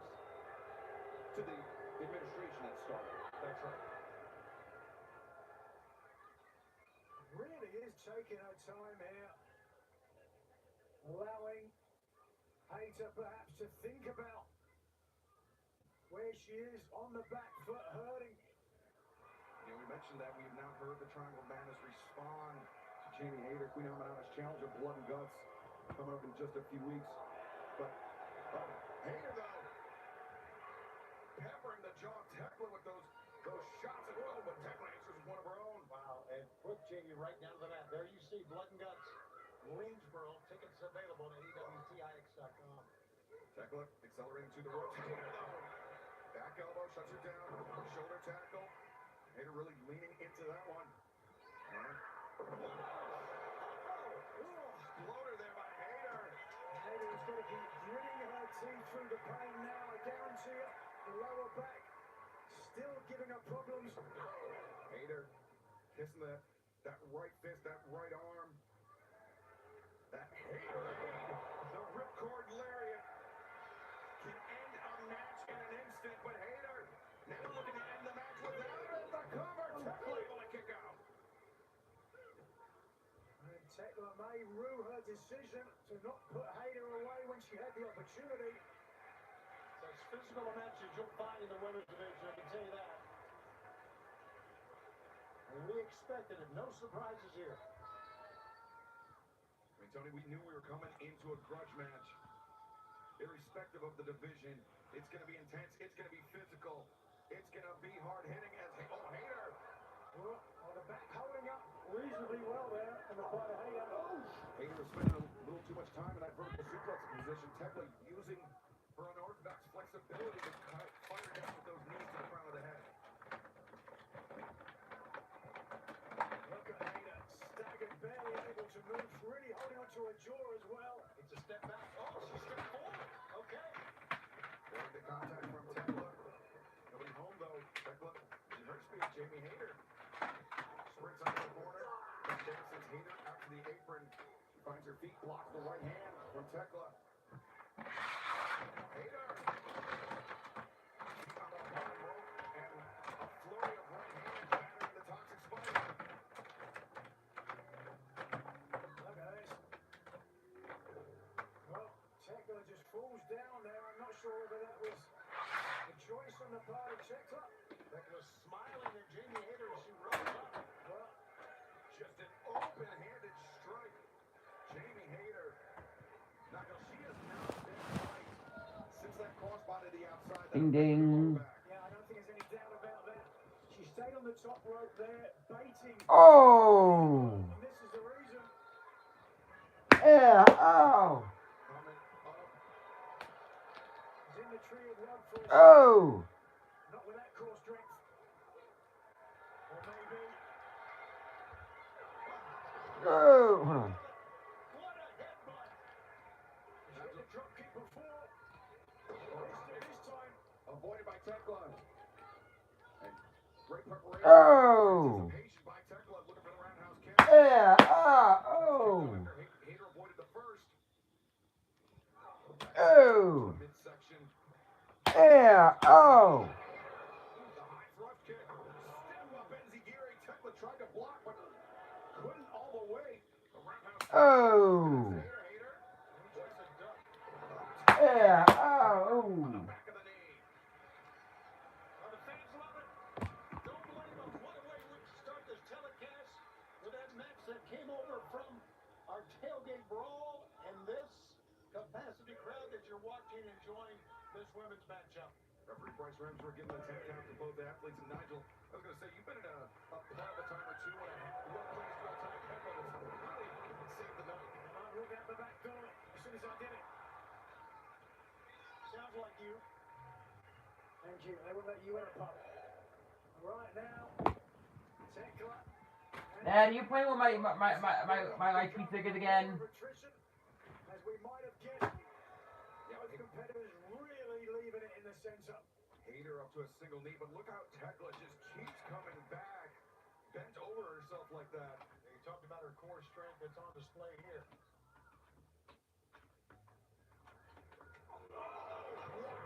Yeah, yeah, bye, Hangman. Fracture in the jaw. Yeah, Jamie had no defense. yeah, hey, ding, ding.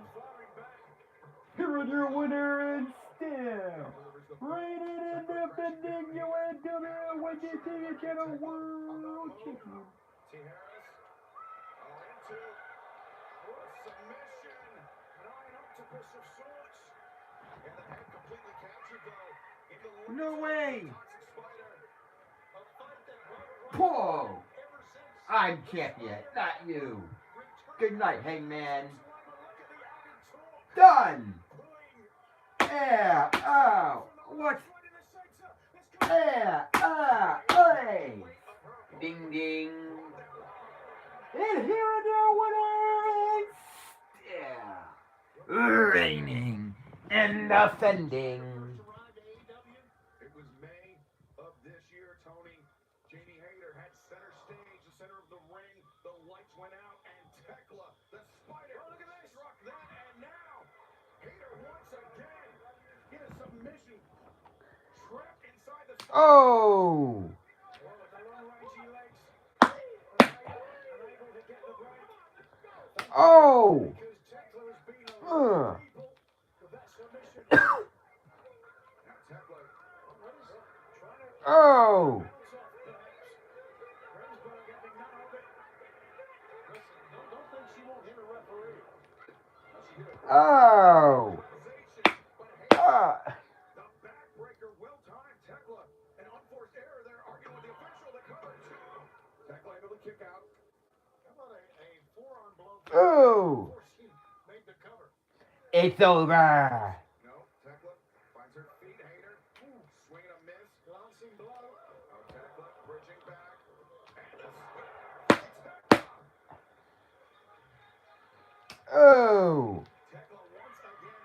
Oh. Her opponent's core. This time the front side.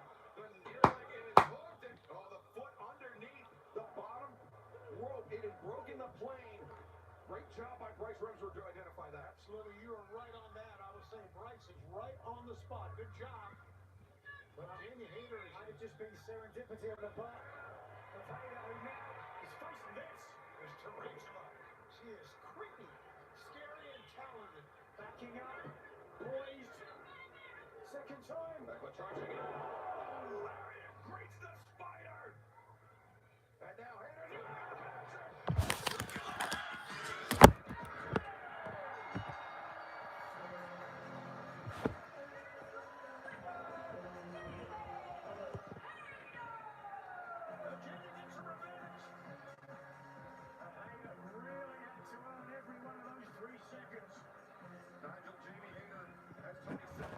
Daddy. for the attack by Tekla, but at what cost?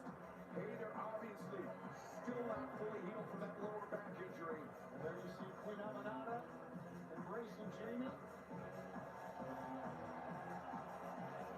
Amanada has lent a helping hand to Hayter in the fight against the Triangle of Madness. There are the other two. Blue Julia Hart standing atop the ramp. Triangle of Madness. How will they regroup? How will they recover? We will find out. But right now, fans, tag team action with 500 Yeah. Oh. on the line. Matt and Nick Jackson and Young Bucks. Luchasaurus, Jack Perry, Jurassic Express. Next. That is not dead. Which can eternal lie? Jungle Boy, Jack Perry.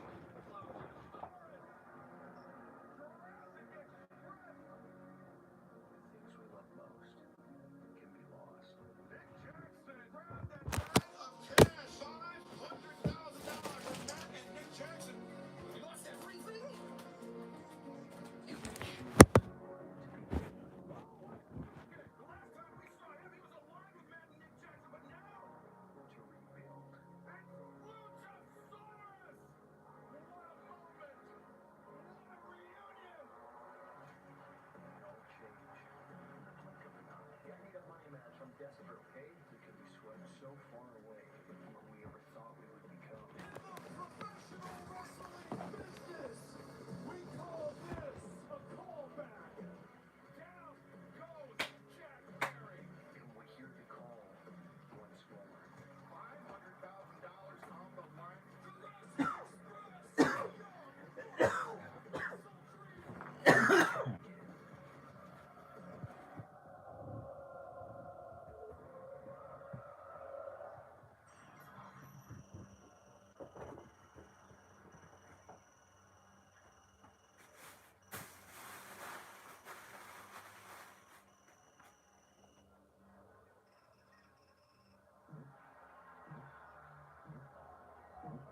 They spent $62,000 on suits. Insufficient funds. Transaction denied. Insufficient funds. Transaction denied. Insufficient funds. Transaction denied. Insufficient funds. Transaction denied. Insufficient funds. Transaction denied. Insufficient funds. Transaction denied. Insufficient funds. Transaction denied. Insufficient funds. $500,000 tag team match. Settle ball with a 30-minute time limit. Approaching the ring from Rancho Cucamonga, California, and combined weight of 417 pounds. And Jackson, the Young Bucks. Well, the fourth bucks are actually the $32.17 bucks. Not quite broke, but very nearly there, competing for $500,000 tonight. I repeatedly have to restrain Nigel McGuinness from reaching over our desk for the bag. The purse just for tonight's easy. Don't worry about the money, Nick said. Has not been an easy journey for the former EVPs.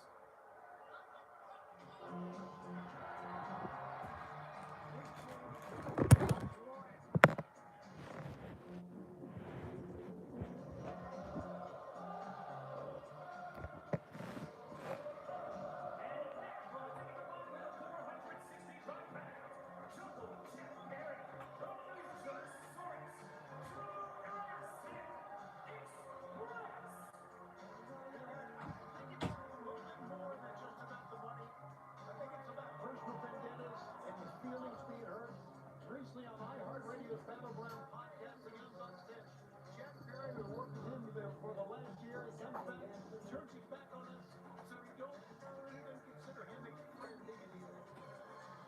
So we understand that.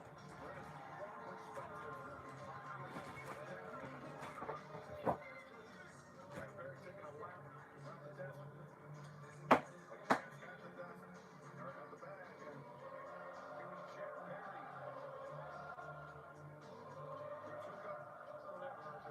Took a metalworking in his time off. He handmade knives and set special delivery.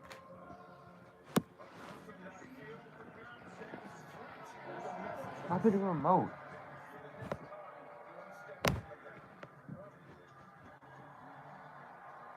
Where's the remote?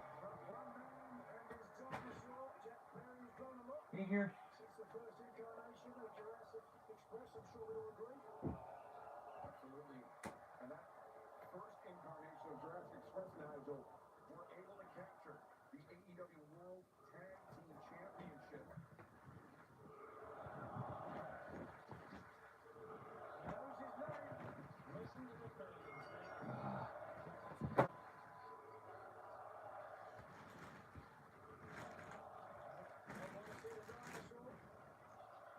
But Perry, instead, controversial.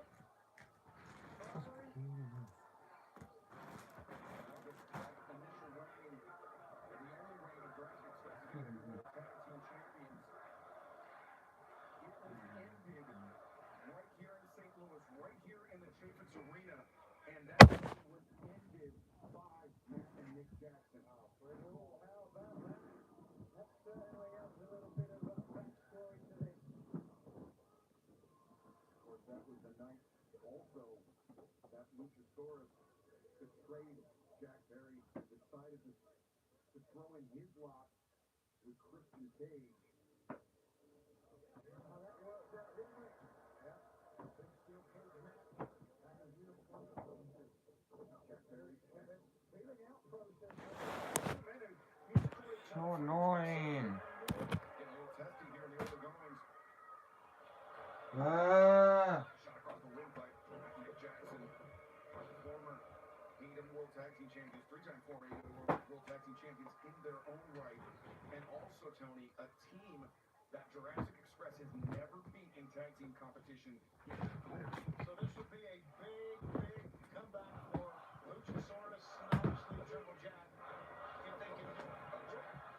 Weaving his way out of the double hip toss attempt. Nick Jackson good. Nick Jackson down to work him out of the drop kick.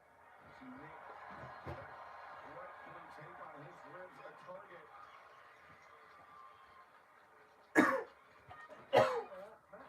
and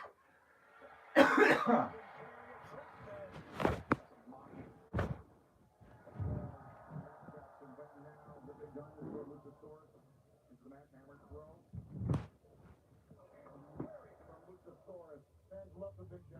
They watch this. Come on, where's the remote? Had quite a career in AEW. Mr. Cage put it best. He said he's the most complete big man in the game today. He certainly lost none of his ability. Lost his name for a while, but glad to get it back from that kill switch moniker he was given.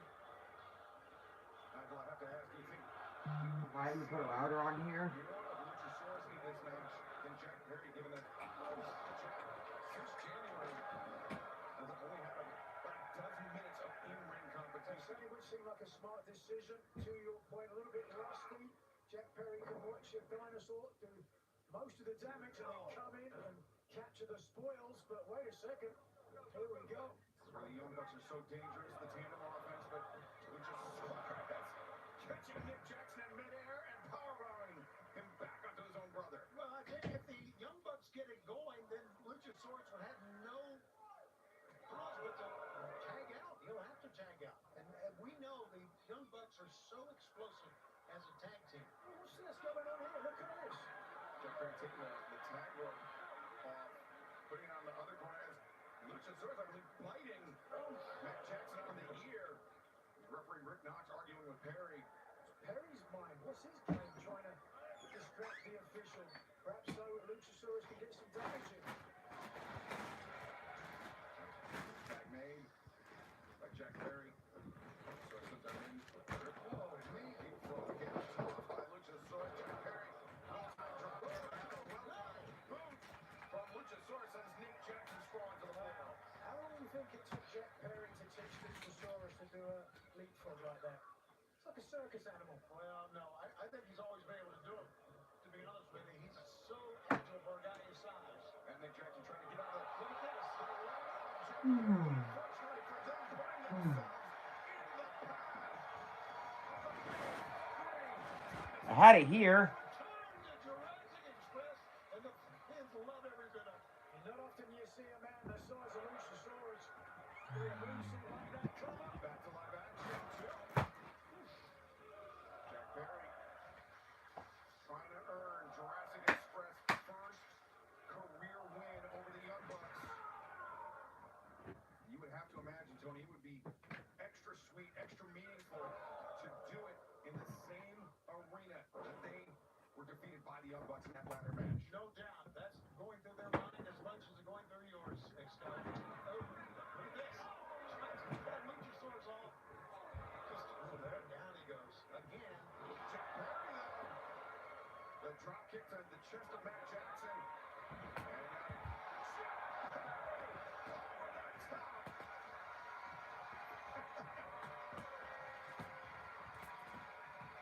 Sit down on the job. How about that? A wry smile from Jack Perry. Took a big risk though, but it was set up for the Bucks there. Trying to brace against the impact, but just couldn't stop him.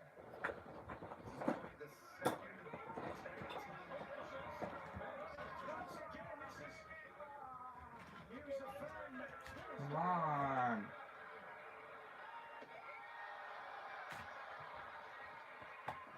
Dreamy fan night. I don't know what to tell you. It's a moment that young lady will never forget. I can tell you that. Referee Rick Knox didn't see it. He was arguing with Nick Jackson inside the ring.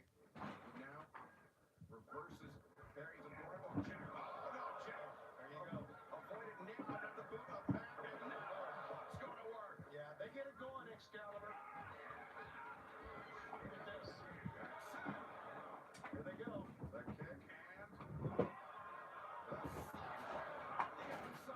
Say what you want to about the Bucks, and we've said it before on many levels. Getting the clues that they deserve. They are phenomenal, phenomenal tag team.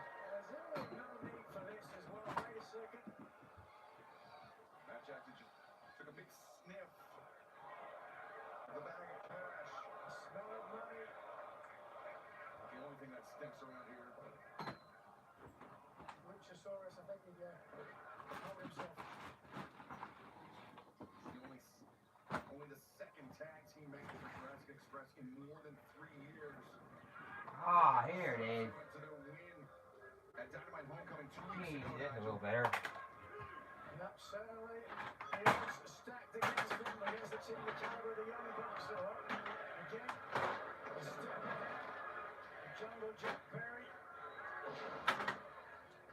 As I said, it has not been an easy journey for the former EVPs to reclimb the AEW tag team ladder after losing their power and fortune cover. Cover here, like it's hook. Well, it'd be a lot easier, Nigel, if they didn't keep spending money like they were still EVPs. Right. Well, there is that, but you know, once you've lived that sort of lifestyle, it's very hard to give it up. You know, it was a well-intentioned, if ill-conceived, financial decision on the part of Nick Jackson that put them in the doghouse. 97,000 he lost at the casino. That's well-intentioned. That's a problem. He was trying to generate some money so he could spend the money. I mean, that's... Guillotine leg drop as Jack Perry. You can't spend what you don't have, Tony. Right, $32.17. You should have learned that after 47 years of marriage. Your shoe collection. Look at this, perfect execution on the leg drop, right underneath the jaw. Almost a knockout blow. Perry now really struggling to stay in this match. Yeah, here we go. You talked about it earlier, Excalibur. Perry has not had that much ring time as of late, and they are taking advantage of that on the Young Bucks. Yeah, Nigel, you and I both know very well that there is no substitute for in-ring competition. You can train all you want in the gym, but inside the ring, it's a completely different animal. The nerves can play a big factor as Jack Perry looks hopelessly perhaps towards his corner. Oh no! Gary, perhaps the opening that Perry needs. The desperate reach. The frenzied crawl. Luchasaurus extending that hand. A terrifying, insatiable look beneath the mask, I'm sure. A kick on Matt Jackson, but Nick there, the knee strike. And Nigel, that's very dangerous for Luchasaurus. His eyes were down on Perry. He didn't see the knee coming at all. Cover up! 1, 2, oh! Yeah, like a wounded animal, Luchasaurus now desperately trying to get back up while still protecting himself from another attack. But here they go. If they can take command of this match easily, and Luchasaurus may never get back into the match, Nigel. Oh, wait a second. There it is Jack Perry finally going to get his comeuppance. The hip toss the Bucks were looking for earlier. A tandem offense they find now. The roundhouse kick. Perry slinks down. The Bucks though electing not to cover. Instead mocking their former ally. There's a potential cover. Cover made. 1, 2. Potential elite reunion with the Bucks and Omega. But Jack Perry ruined. I know that Perry much ruined it as the Young Bucks ruined it. After Potato.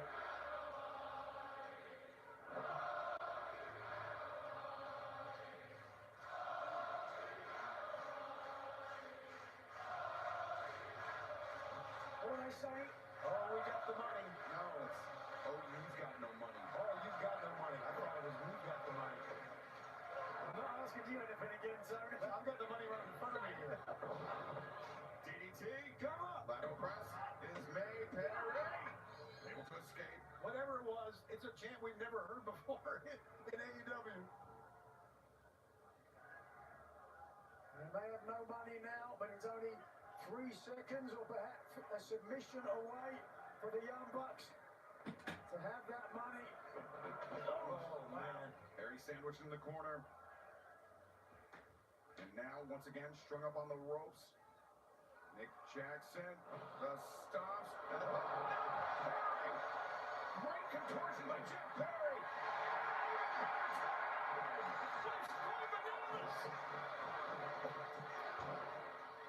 Luchasaurus, a series of right hands, a lariat in the corner, and a Bradley Beal!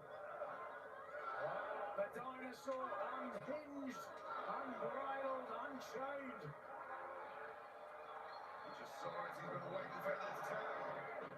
And now, oh, wait a second, the Bucks had a moment of respite, but Luchasaurus. You won the match? Why you won the match? Yeah. Yeah. Come on. Yeah. Ow. No, the match is not over yet. Oh. Oh. Yeah. The match is not over yet. Why did I thought the match was over?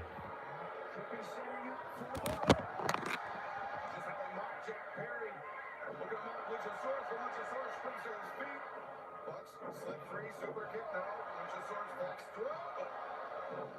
Kick takes down Matt. And now Nick Jeff. What a choke slam!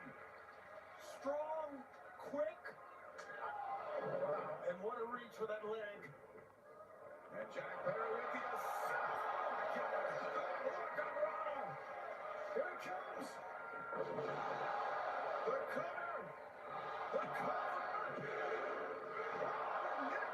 Jackson just barely kicking out. He wants his casino money.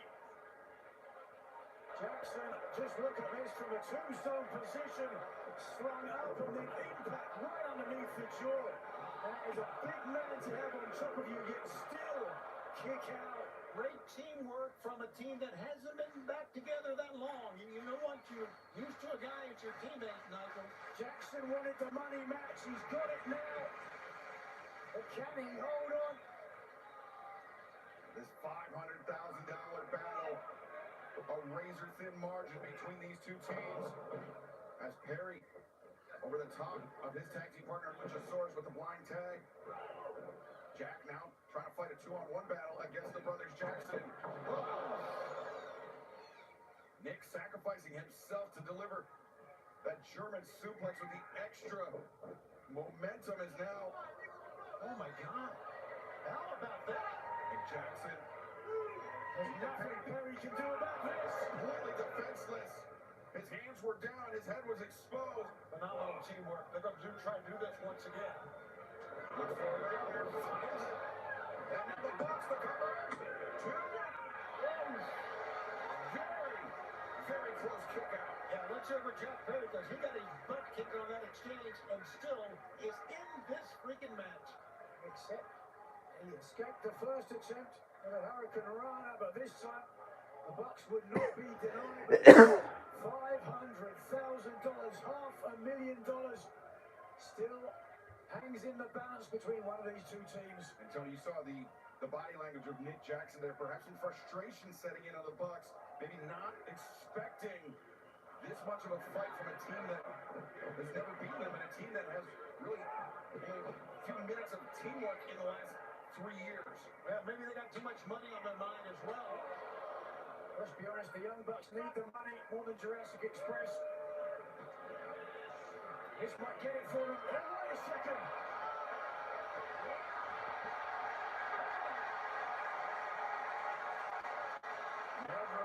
Bring a chicken to a dinosaur fight. Great call. What are you calling a chicken? Okay. Oh, no. Super kick. Stagger Luchasaurus, Jack Perry stagger. Over the top, the cutter.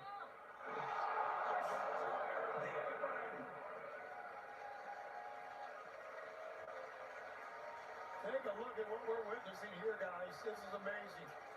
Yeah, all 4 men leaving it inside and actually outside of the ring. Super kicks have certainly the blockbuster paying dividends as well, but look at this. Oh. The previous damage to the neck. Perry's done for. They are crammed in here at the Shavitz Arena to see, once again, another spectacle of professional wrestling. It's an AEW pay-per-view, guys. The guys always rise to the occasion. $500,000 on the line, tag team battle. The pace, though, slowing as the physical toll mounts in this match. Well, conspicuous by his absence, Luchasaurus, the big dinosaur, not in the corner, and no idea where he is, but Jack Perry, as you said, Excalibur, certainly doesn't have the time in the ring of late. Needs someone to tag. Then quickly. An ineffective shot from Jack Perry, answered by a series of strikes from Matt Jackson, just battering his former ally, his former friend in the elite. Bit of a shiner there, perhaps, or some kind of bruising, I'm not sure. Over the right eye, Matt Jackson. Perry ducks underneath, but Matt through the legs. Oh my God. Oh. Meeting of the minds, Jack Perry, O'Connor, 1, 2. And Perry, elbow strike to Nick out on the apron as Jack on the move. Vaults over. He tried this before. He landed it on the floor, but the Bucks counter the powerbomb by Nick Jackson. And now, package.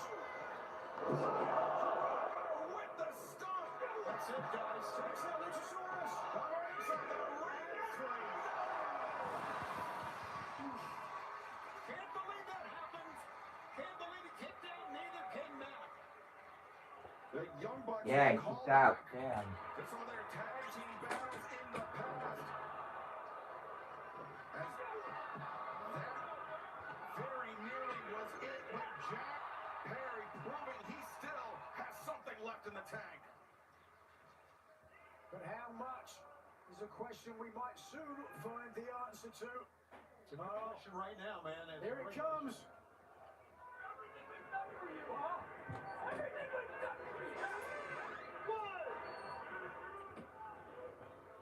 Yeah, putting him out of his misery. Oh.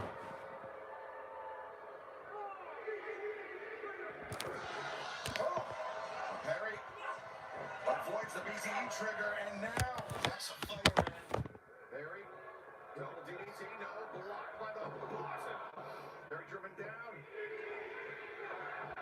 That'll do it, emptying the account. 2, no, Luchasaurus there. would have won it. Wrong side of the ring. Luchasaurus was right there. Why did Jack Perry turn on Luchasaurus in the first place? And that's an understatement. It's a great question, Nigel.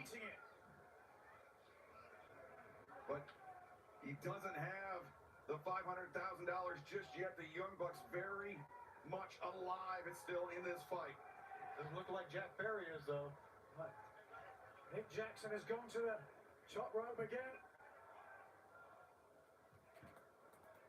Now perhaps another throwback, the more bang for your buck. No, Perry. Look at that. The German suplex, Luchasaurus into the front with a choke slam. Incredible. And Perry. Oh no, this is building. Luchasaurus with Matt Jackson on his shoulders. Jack Perry, the outside. Device. 1,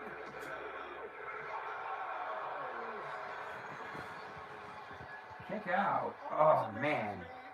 How these athletes push themselves when you think they are done, they are not. Well, everybody here in St. Louis, including Jack Perry, thought that was it. And that's just a few moments ago. I said that Jack still had something left in the tank, but he may have emptied it completely right there. They say the eyes are the windows to the soul, and the soul of Jack Perry looked bereft. Fight forever, he may not be able to. Oh my God, a gut shot. There's a callback. Very much so. And now, just how the Young Bucks took out Jack Perry a few weeks ago in Jacksonville. Jack Perry and Luchasaurus perhaps primed to do it here in St. Louis. Not perfect timing, but good enough. 1, 2, How about that? Had to come from the other side of the ring. Were it not for the intervention of Nick Jackson, Jurassic Express almost certainly would have captured their first career win over the Young Bucks. This is phenomenal, guys. What a freaking match. Not done yet. What is it going to take to secure $500,000? Jack Perry giving the countdown to extinction, but the super kick from Nick Jackson. 15% there for the Bucks as Luchasaurus sends the boot in. The assist, the heave over from Matt. The super kicks. Couldn't get the big man down. Luchasaurus charges up. Another set of super kicks. Perry.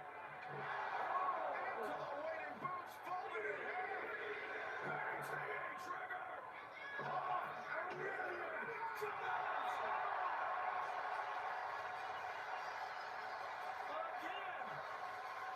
Again! Pushing themselves. All four men. Listen to that response. It's like they think they're going to get some of the money.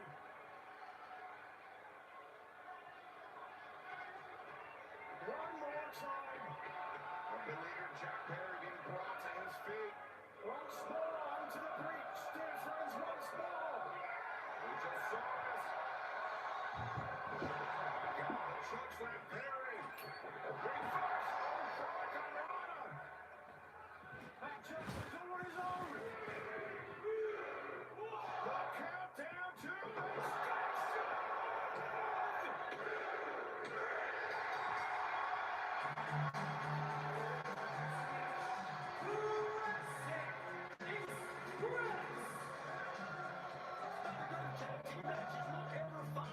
We saw one earlier, but that one, phenomenal. Rick Knox is running off for the money. What's he doing? He's bringing it to the rightful winners of the $500,000 purse. Made that much sweeter by capturing the victory in the building, the very same arena where Jurassic Express's title reign as AEW World Tag Team Champions was ended by the Young Bucks. Incredible matchup, but this is what it took to finally secure the money. 3 seconds, but $500,000 go to Jurassic Express. $500,000 exercising the ghosts of the past and defeating the Young Bucks for the first time in their careers. How sweet must it be for Luchasaurus and Jack Perry tonight in St. Louis? Daddy, come on. Come on, Daddy. Daddy. Jack Perry is second thoughts. I'll help you out. What's he going to share the money? Well, that money? I don't know. Perry extending the hands. The fallen brothers. Open the box up. Classy move by Jack Perry. Well, you know what? They gave him a hell of a match to show respect.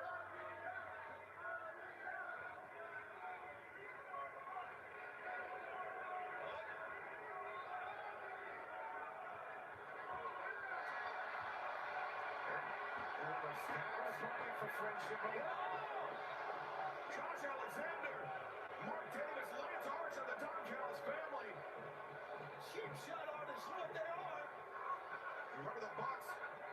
At their lowest moment, they were approached by Don Callis. That's right. Offered aid and comfort by Don 1, 2, 3. Whee! And now the family choosing this moment to strike. Oh, the Bucks are walking away.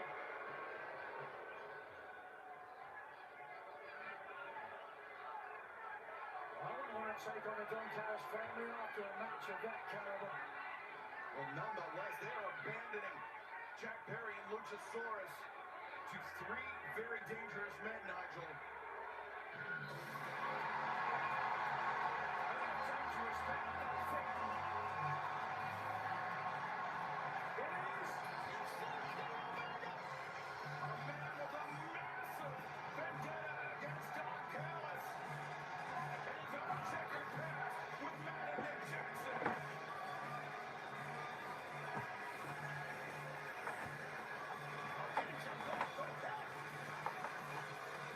If they want to, Omega will.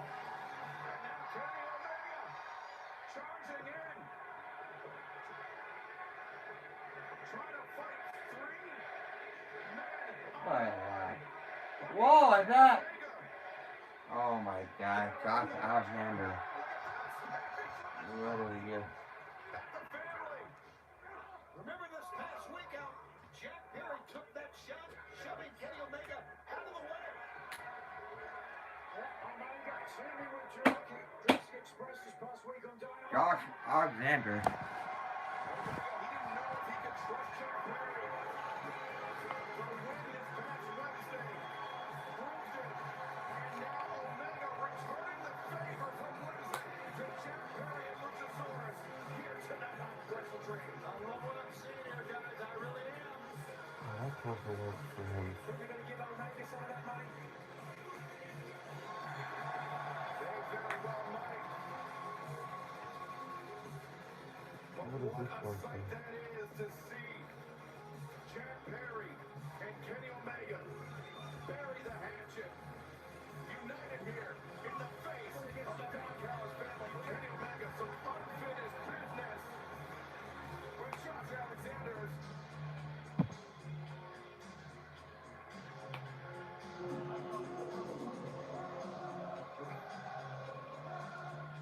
Luchasaurus, I don't know who knows what to do with that.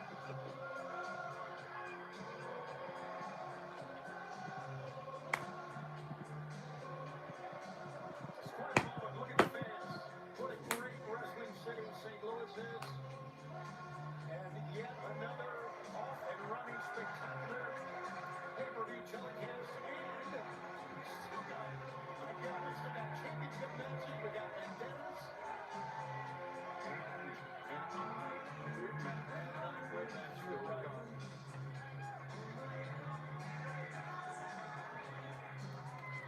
Kenny Omega, the well-timed assistance for Jurassic Express here tonight. Jurassic Express leaving without $500,000. The winner's purse here tonight in St. Louis.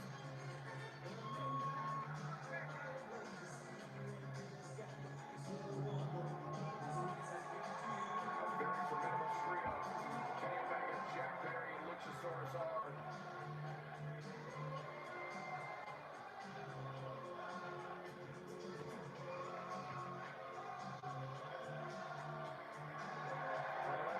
And celebrating Enochiism here tonight at the Wrestle Dream.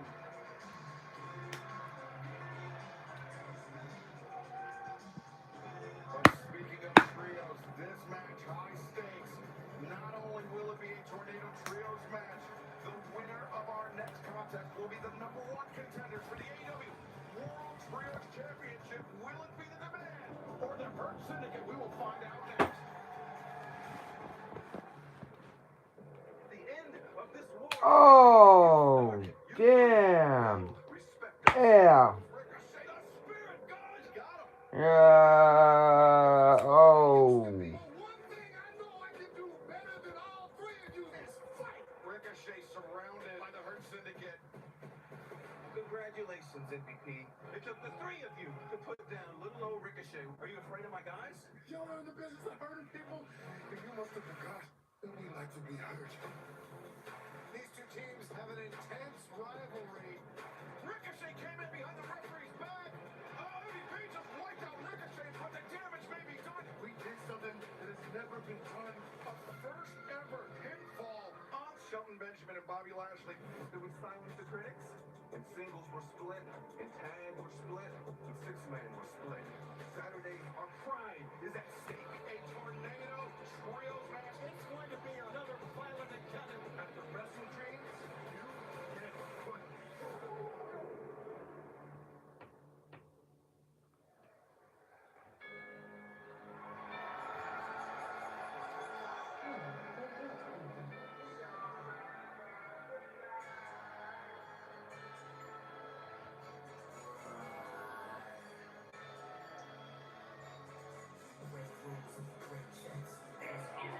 That Matt was pretty good. Yeah, it's okay. That Nick was pretty good. That Nick was pretty good. Ooh.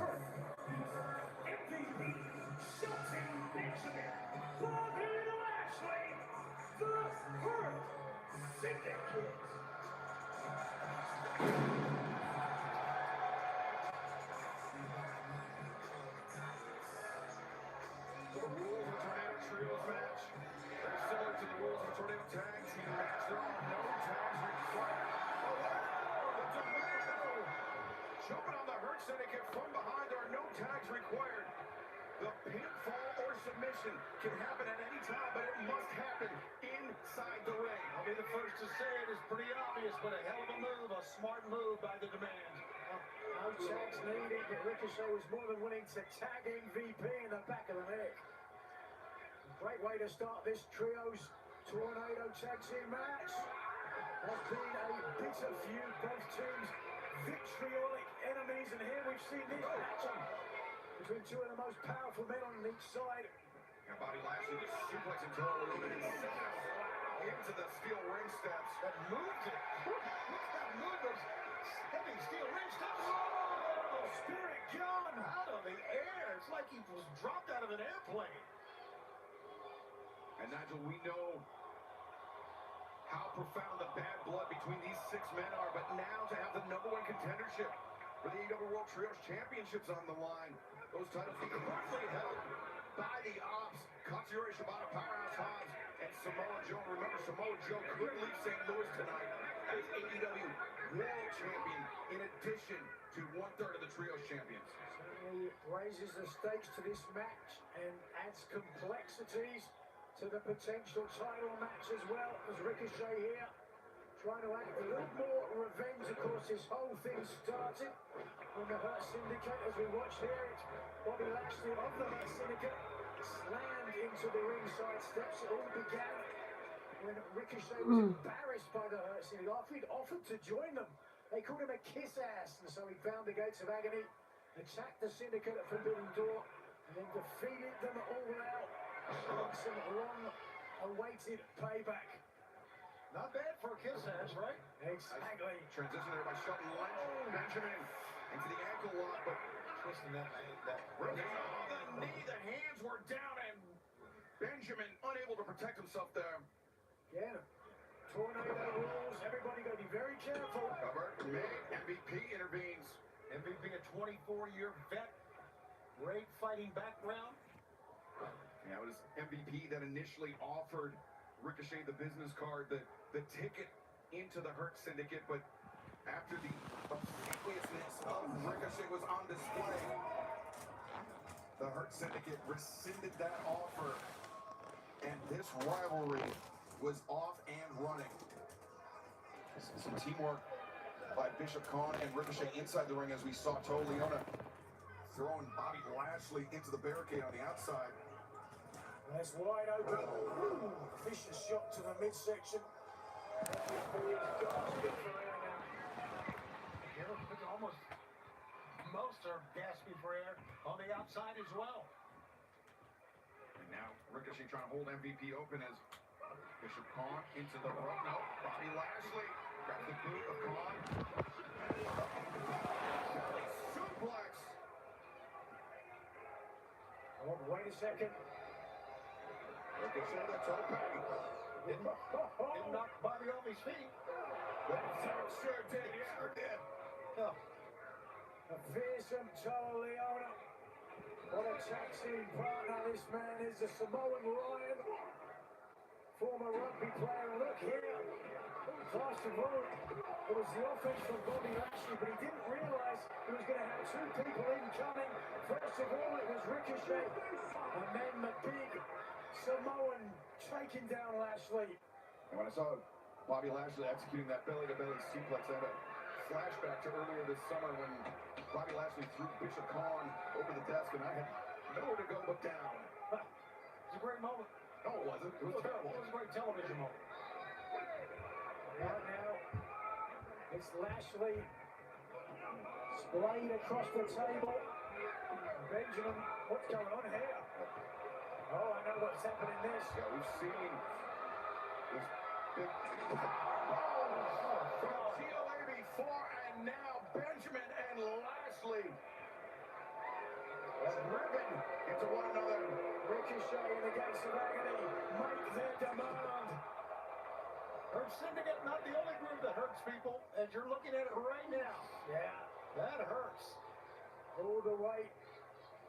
Benjamin driven down into the midsection of Lashley. Look how big, how strong you are. If you can't breathe, you can't do much. The last time These 6 men met in trios competition.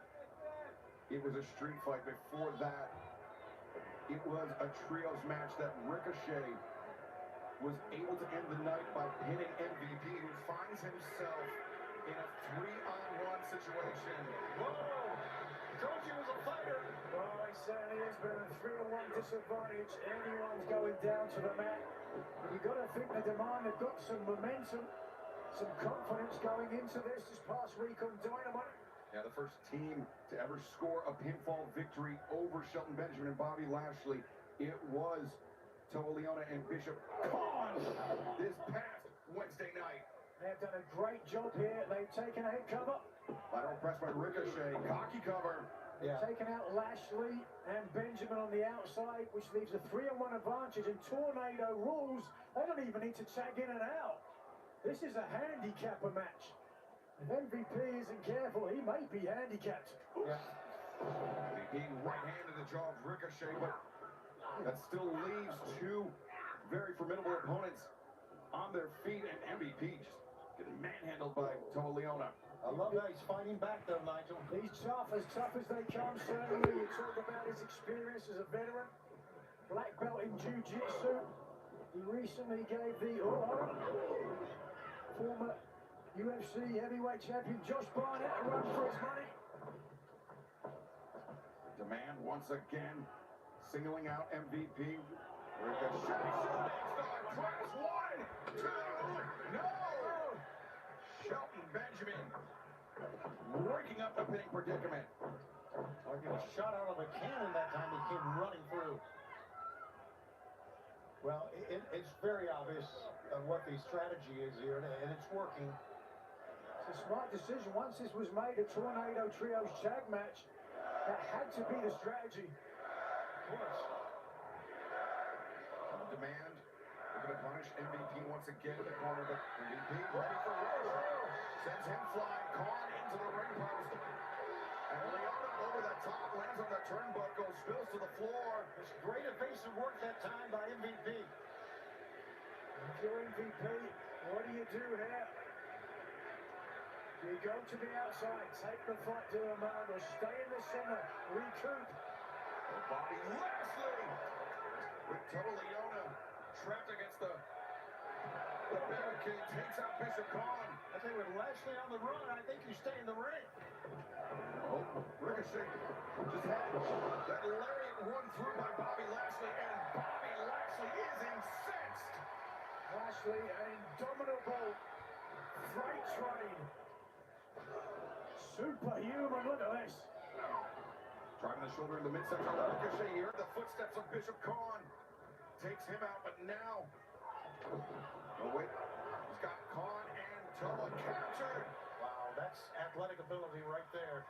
Bobby Lashley is superhuman. A walking Armageddon.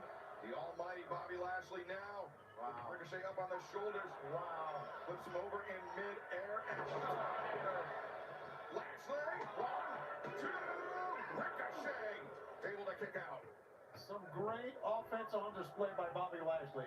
Now, Lashley has been a lot of top stars with that maneuver. Just look there, driving the impact. Oh! But now back to live action. Ricochet using some fancy footwork, but Bobby Lashley using just his raw power, bringing Ricochet up to the top turnbuckle. Well, making Ricochet think about it. Ricochet coming to the top right because he wants to try to escape this. Oh, but Lashley delayed vertical suplex inside the ropes, but he might get to do it. Yeah, but unfortunately he's going to get driven down by GOA. Ricochet, he paid the price for that, but Bobby Lashley paid for it as well. Oh, MVP, smart move there too.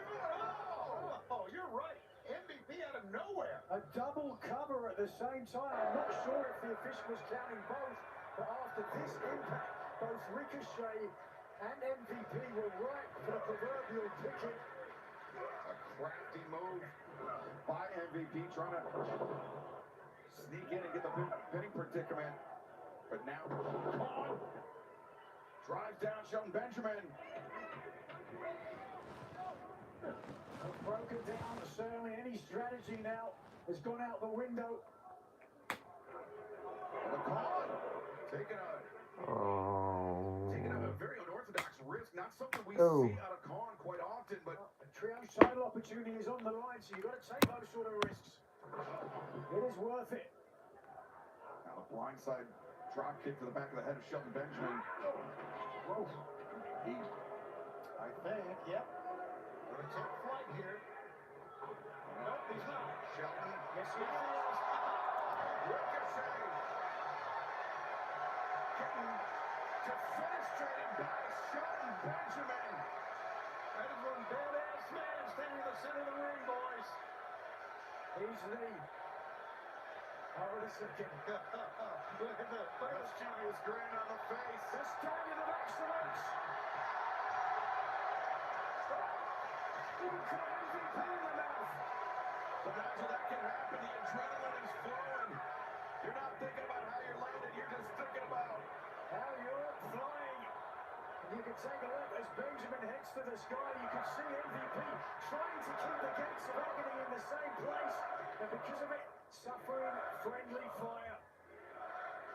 Although Ricochet trying to put some distance between himself and Shelton Benjamin. Pursuit roll up here by Bishop Khan too. Oh, great attempt by Khan. The lariat misses by Khan. Shelton Benjamin though the waist lock. The front kick rocks Khan. One thing's the longer this match goes, the more likely it is to end with something quick. Low bridge sends Benjamin going to the outside. Now Ricochet the lead. Off the top. MVP jump off the windpipe.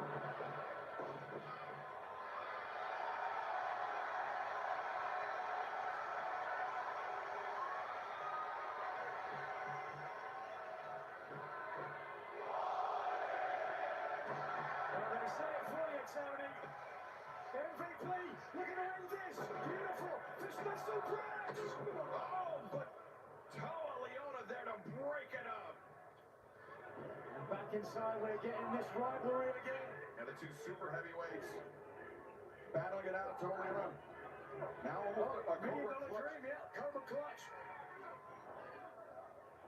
Bobby Lashley sinking down to a knee. Absolutely, and he comes shutting the break it up. That innovation. Yep, he rolled on the outside. The big guy. Oh no, look what we've got. Oh, yes, sir. Awesome. The other way round now. Nowhere to go. Get out of there. And listen to the fans.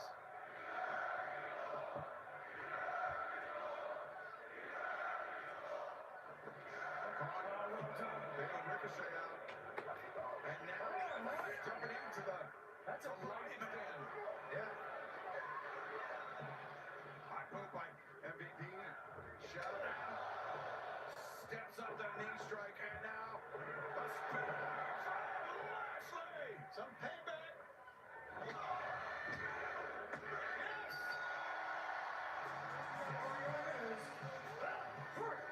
Syndicate.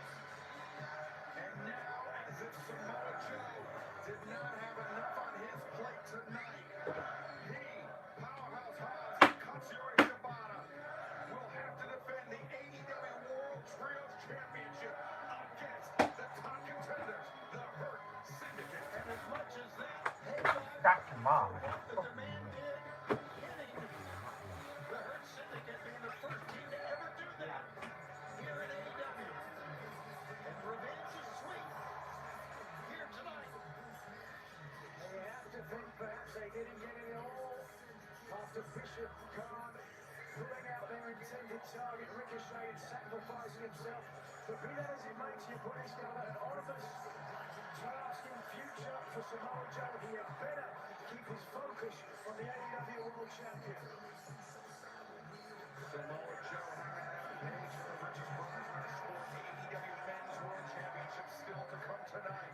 But the Hurt Syndicate claiming the number one contendership for the AEW World Trios Championship in a tremendous 3-on-3 battle.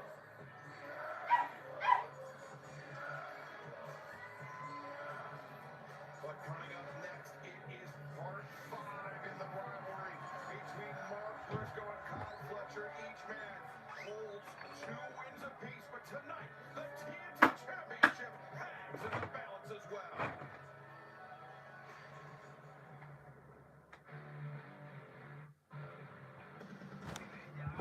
You don't come with a lot of your mom. You come and choke your mom. Motherfucker, fuck you right. We ain't no strangers. What is it now? 2 wins for me, 2 wins for you. Every single match that they've competed against each other has been fantastic. Just all-out, incredible wrestling. The battles that we've had here make me more determined to do what I set out to do when I got here in the first place. That put gold around my waist. There's nothing like the momentum of Kyle Fletcher. I'm going to prove to you why I have no ceiling, why I'm the future of this entire business. Briscoe, he's got 0 class. Doesn't deserve to hold a championship. You know, I've been here damn near 3 years now. But you know, it's a time for everything. At Wrestle Dream, it's high time that I take that TNT title and put it around my waist.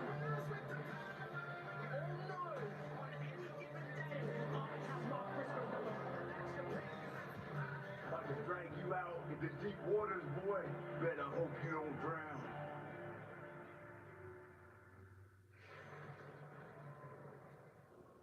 Reach for the sky, boy.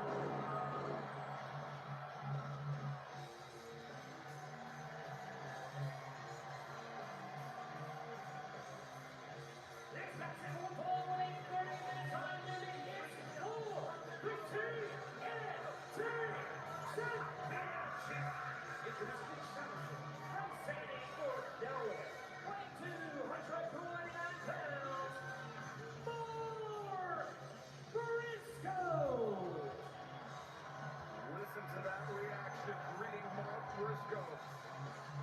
Well deserved. Unpredictable and certainly endearing. Briscoe's been inspired by his faith. The belief that his late brother Jay is looking down on him. Reach for the skies has a profound meaning ever since Jay's passing. Will he see his brother crown TNT champion?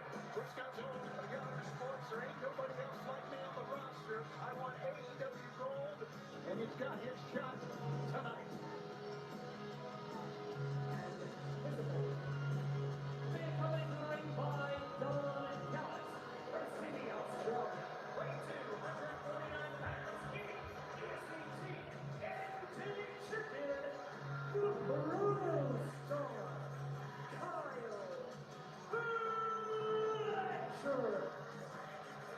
Well, maybe the is here.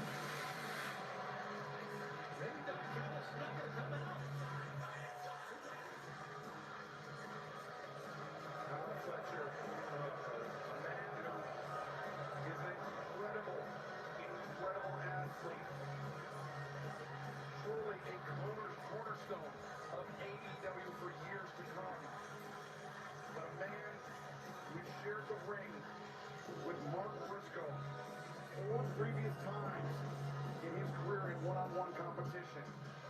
And they have split the series evenly at 2 wins apiece, including a victory for Briscoe in the 2024 Continental Classic group stage right here at the Chafetz Arena.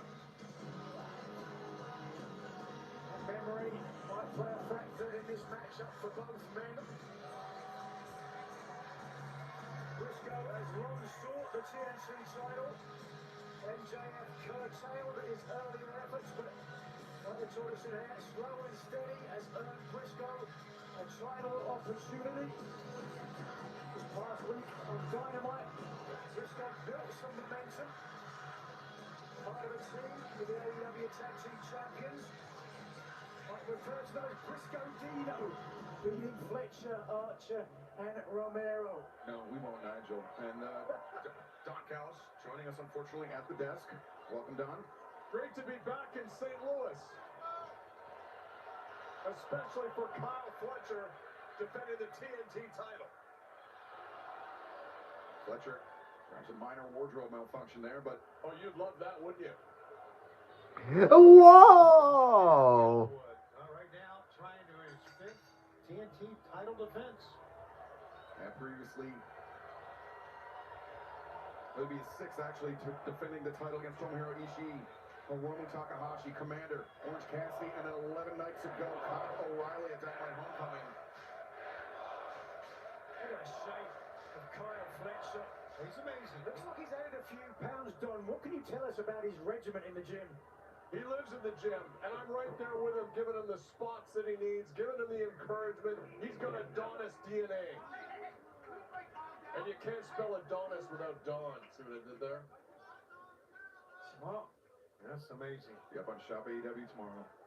This is the thing here. Mark Briscoe is a great wrestler. Mark Briscoe is a tough wrestler.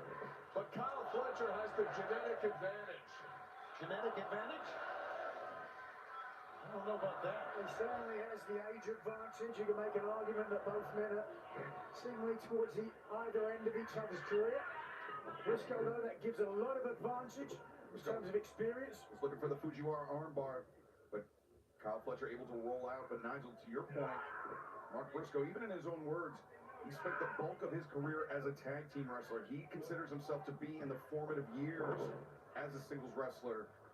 Still very early on in his career, where Kyle Fletcher, the same could be said about him. He and Mark Davis of the Don Callis family, Aussie Open, very successful tag team internationally. But Fletcher, for the last few years, has been proving himself as a singles competitor. And really, I think a feather in his cap earlier this summer, defeating Dustin Rhodes, the Natural, for the TNT Championship in particularly brutal fashion, that Chicago street fight, Don. Yeah, we haven't seen Dustin back since that match, and we made sure of that. So what we say we're going to do, we do. Dustin Rhodes is currently recovering from a double knee replacement thanks to the damage done. Oh, you laugh about something like that. Yeah, we like to break people's legs. You know that. Well, you know, also, Figs, can point to last year at Wrestle Dream when Kyle defeated Will Ospreay. That was one of his marquee wins. A win that had the fingerprints of Don Callis all over it. Sure did. You know, I used to think I wanted kids, and then I had Kenny Omega.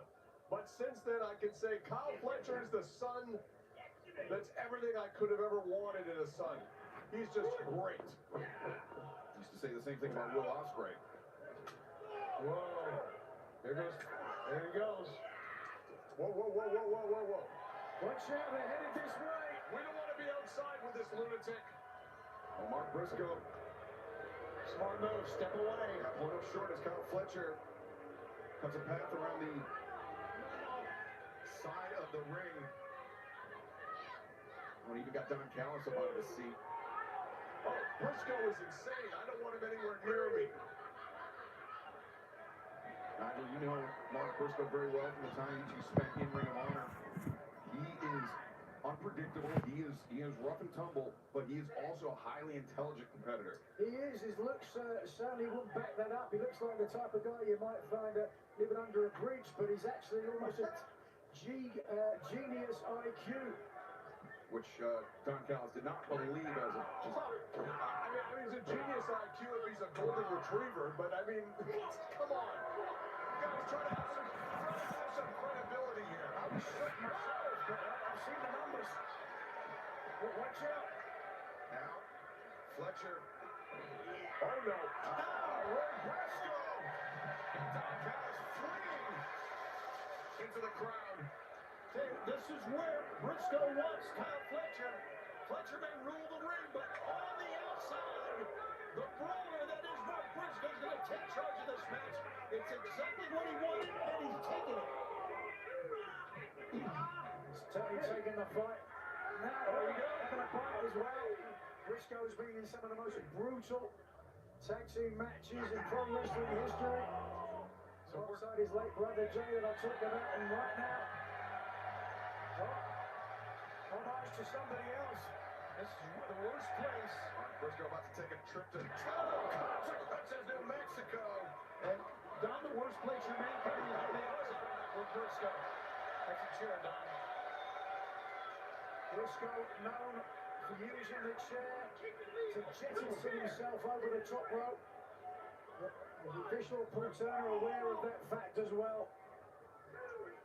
Needed the midsection, Fletcher escaping back into the ring, but you can still... It's not escaping. We're going to win this match in the ring, not on the floor. On the floor favors Briscoe. Well, now Mark Briscoe. Going to get the chance. Yes, to jettison himself. And Oh, no. Fletcher takes the chair out of the way, but Mark Briscoe. That's great. Watch it. The super kick through the ropes. Fletcher didn't see it coming. Here we go again. Mark Briscoe's domain. Big uppercut underneath the jaw of Fletcher. Well, boys, I would be light on your feet if I were you. Mark Briscoe, you said it before, he's unpredictable. His offense could go anywhere. That headbutt followed up by a series of right hands. As Mark Briscoe building up momentum and throws his body at Kyle Fletcher.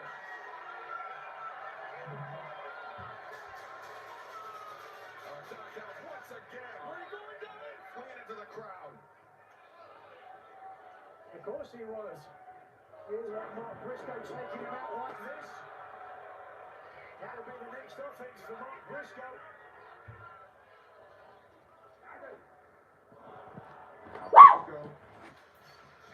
Keeping the pressure on the TNT champion, the lateral press, the kick out by Kyle Fletcher. You know, one thing about Kyle Fletcher is he's a phenomenal athlete, which means not only can he fight you, he's got a great reserve as well. A lot of offense, a lot of defense, a lot of reserve. Don Callis, welcome back. I don't know where you went. Well, you know, they won't let me have my personal security out here. Every time Briscoe's around here, I'm going to run for my life. Briscoe crashes and burns. Attempting the blockbuster. Crashing and burning because just watch this. At the very last second, when it was too late and Briscoe had committed himself, Kyle Fletcher dropped out the way and nothing there for Briscoe to grab onto. Laid right on his hip, Excalibur. He certainly did a disastrous landing for Mark Briscoe. But Tony, I want to draw your attention back to something you said a few moments ago about how Kyle Fletcher, he's able to focus exclusively on preparation for opponents, on preparation for defending the TNT Championship. Mark Briscoe, with 9 kids at home, his focus is not always completely on the task at hand. Obviously, and that's where Don Callis, believe it or not, gotta give you credit, comes into play here. Thank you very much. Yep. He's got 9 kids. I got almost 20 guys in my family. I know. And We saw Fletcher. that. Oh, no. Powerbomb on the upturn. Ring steps. I don't think we're going to have kid number 2. Number 10, excuse me. 9 kids, that's not a family, Shivani, that's a litter. That's a baseball team, actually. Listen to that. Wow. That's brutal, guys. That is just pure power from Kyle Fletcher. Sickening impact on the spine of Mark Briscoe, but the TNT champion, Kyle Fletcher, Smart, stay in the ring. seems content to earn the 6th defense of his TNT championship, the 3rd career victory over Mark Briscoe via countout. But Giving the people a look at that Herculean physique. It's smart, but he's enabling now, as you can see, Mark Briscoe to roll back in the ring. well-placed boot to the center of the chest. Briscoe trying to cover up, but Fletcher will not be denied. Kyle uses his athleticism combined with his size and strength and height better than anyone in this company. That'll be a good 6'5", 240 pounds, and he moves with electric, lightning quick speed. Now the first step explosion of Kyle Fletcher, very nearly second to none. Not just in AEW, but the sport of professional wrestling. How about that scoop slam? Just with authority, with power. And with ease as well. Absolutely. Kyle Fletcher hasn't rested on his laurels since becoming TNT champion. Don, eyeing the AEW World Champion, Adam Page, and coming very close to defeating the man with both men left. Exhausted. Kyle Fletcher will be AEW World Champion in the future. You can take that to the bank. He's the greatest wrestler St. Louis has seen since the Great Lou Thesz, in my opinion. I wonder if Charlie Fizz at ringside would agree.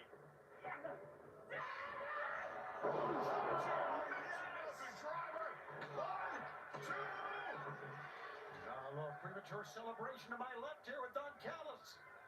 Paul Turner struggles with basic mathematics. Yeah, that's right. 3 comes after 2, Shivani.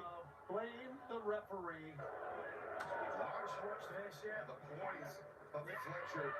Perfect lying in wait and then really deep hook of the leg. Really forcing Briscoe to expend some energy kicking out. Fletcher flies in the elbow straight. Back suplex. Cover. Cocky cover. Yes, sir. You notice Kyle Fletcher, Nigel, on that back suplex, or back supplay, he actually falls with the man. He doesn't just drop him. He makes sure his body weight is going down by jumping. That's how athletic he is. Athletic but smart as well. When his body hits that canvas, it propels it back up into the man on his shoulder. Did you coach him into that, Don? Of course. Of course. Wow. You know, Don used to be one of the most feared wrestlers in the world. Yeah, I know. I took a few eyes in my time. Don was so feared in Japan, they closed down the company. This is what you don't want to do when Mark Briscoe is getting into a brawl. Exactly. But Kyle is trying to send a message, and that's okay. Well, now Fletcher with the high ground, the advantage, but Briscoe tucks underneath. Men tucking. Oh, Fletcher answers the high boot. Briscoe puts in a high boot of his own. How did he get up? Pace quickening. Tumble down center of the ring. That's what a title match is all about, guys. Taking out both men's rib cages up and down quickly. Both men gasping for air, trying to get as much oxygen into their lungs as they realise this match is far from over. Slamming right into the chest of both men. Remember, Mark Briscoe took that hellacious impact on his hip earlier in this match. Look at him headbutting the mat, trying to will himself on to capturing the TNT Championship here tonight. Sometimes with Mark Briscoe, Nigel, you wonder in the middle of the match, what is it going to take? Because he just keeps coming. Keeps coming back at you time and time again. It is shown, as I mentioned earlier, that his faith will keep him getting back to his feet no matter what. Well, it's like I mentioned earlier when he was talking to Young Sports, he said, there's no one else like me on the roster. And he is exactly right. And I think anyone would agree with that, even you, Don. Now Fletcher battering Briscoe high and low. But it's Briscoe answering the chops. Swing, but flowing out of the veins, answers with a chop of his own. Oh, you could hear and feel that one almost. Nigel, this one just breaking down into a slugfest before our eyes. And certainly the momentum has swung back in the favour of Briscoe, who earlier on was suffering a lot of damage from Fletcher. Right now, Fletcher, spaghetti legs on the ropes. That was a reverse, but whoa! Briscoe lands on his feet. Fletcher looking for half and half, but Briscoe's been down that road before. Breaks free of the grip, the enziguri. And now Fisherman monster! Well done! Should have held on to the leg. 2! Tactical error by Mark Briscoe. Should have held on to it a la Harley Race back in the day. Rare miscalculation on the part of Briscoe. Well, Nigel, I would argue that Briscoe, he wasn't looking for the fisherman's suplex there. He was looking for the fisherman's buster, putting that extra impact on the head and neck of Kyle Fletcher. Might have to agree with you because he's going now for the Death Rally bomb, but instead, look at the power of Fletcher. Fletcher looking a long dart. Briscoe into the corner. Briscoe. What happened, Swap? Midsection. Oh, he's going for it. Double under hook. Jay Driller avoided. But Fletcher, half and half suplex. Oh, snap that one off. What a move. Now Fletcher on the boot collides with the jaw of Mark Briscoe. This might be all. he's got Planted. the belt. Oh, good God. And is he going to keep it? 1, 2. Oh, Briscoe able to kick out. Briscoe's head bounced when he landed, and Kyle didn't get his leg over top of Briscoe's right leg. That's what caused that kick. Because I want to make a big of them. That's what enabled it. Attention to detail there, Don. You're certainly a student, or dare I say, a professor of the game. He spiked him so hard, it broke Briscoe's belt, if you can see that. Now Fletcher up to his feet. Briscoe And Briscoe's in trouble here. I see him. For the love. Take that belt off and beat him with it. Briscoe had no defense for that at all. Oh, but Briscoe falls behind the waist lock. So the shock register on the face of Kyle Fletcher. At least for a moment, he backs Briscoe up to the corner. And now Fletcher again! Right on the jaw. Even stumbled and made his mark. On to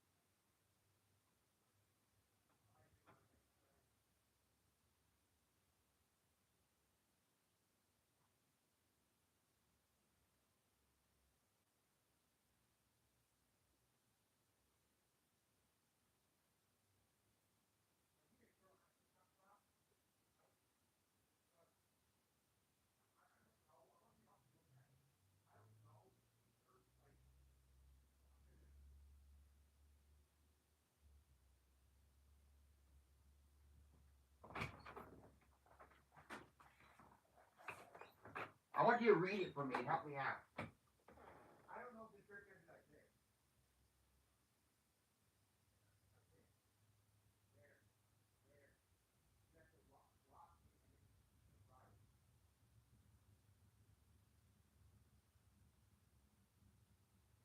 I'm gonna send you it and you're gonna tell me.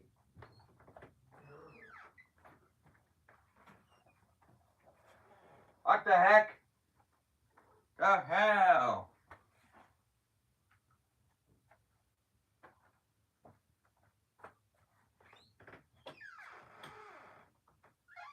Carl Fletcher, Don, you've got to So, be concerned there. You know what what that means? Of course I'm concerned.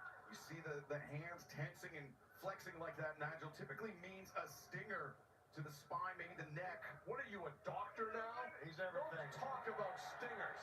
He's Kyle Fletcher. He's not normal. He's got Adonis genetics.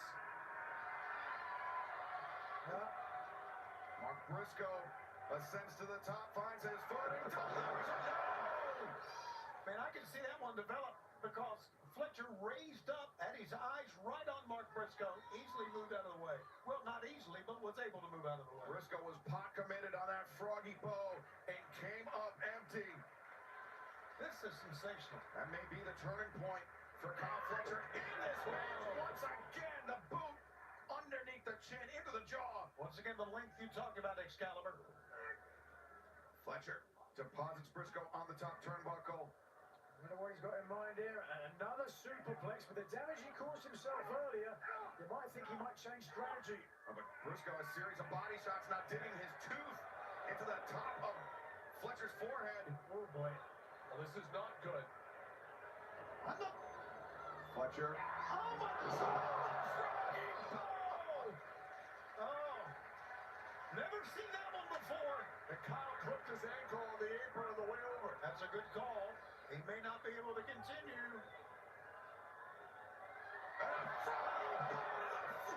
Briscoe! What a follow-up! Mark Briscoe going all out. said he wanted AEW gold. Now returning, Fletcher to the ring. Perhaps one more froggy bow in the future for Kyle Fletcher. Is it third time the charm? Briscoe, top rope, Fletcher not moving. Got a long way to go. Oh, there it is. 3 in a row. 2. No, not a new champion.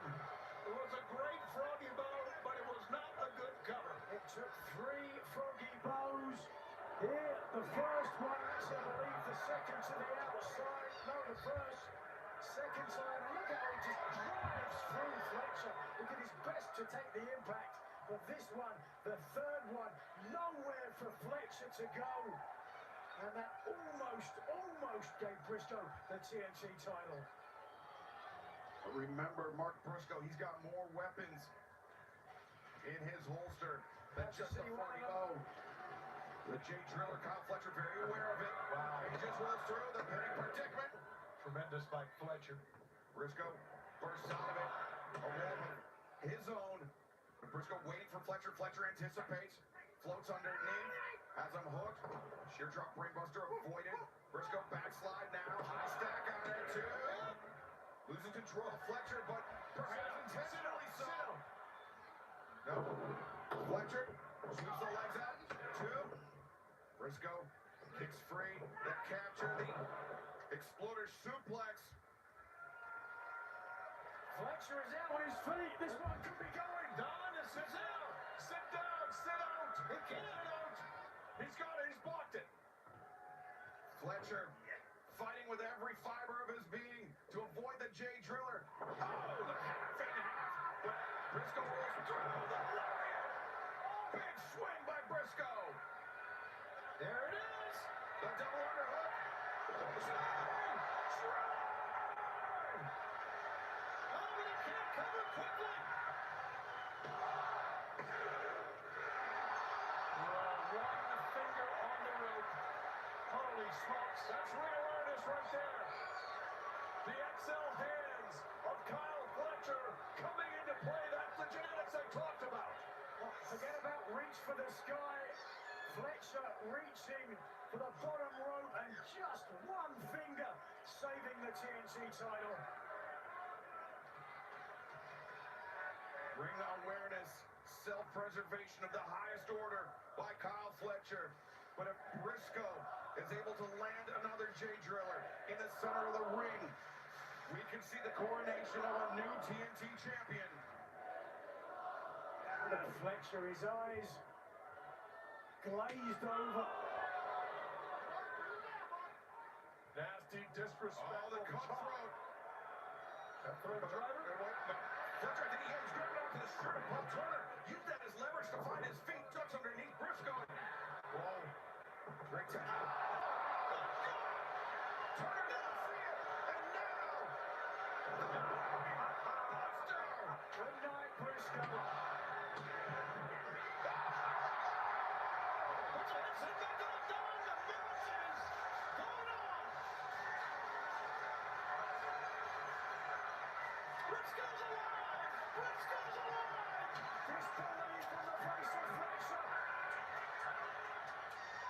Beside himself.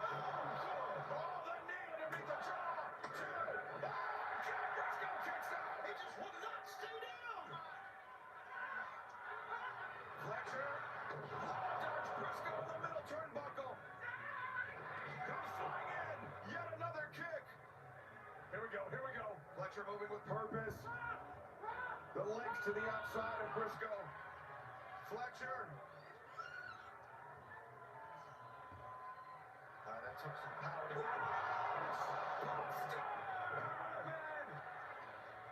And Kyle Fletcher is going home with a goal. Get him!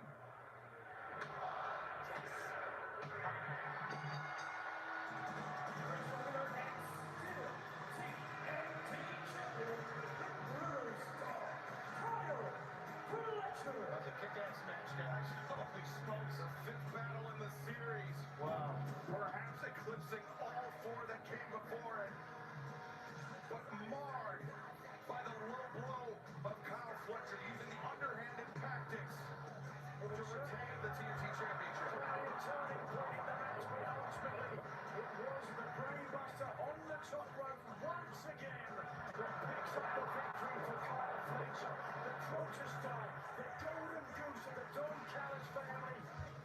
to go for Don Callis. Orange Cassidy knows all about that brain bust on the top turnbuckle. Many athletes do. The most recent, Mark Briscoe, who's felt the sting of that throughout his career, but perhaps no more acutely than tonight. As Kyle Fletcher, the sixth successful defense of the TNT Championship by the Protostar. It's going to take a lot to take that title from Kyle Fletcher.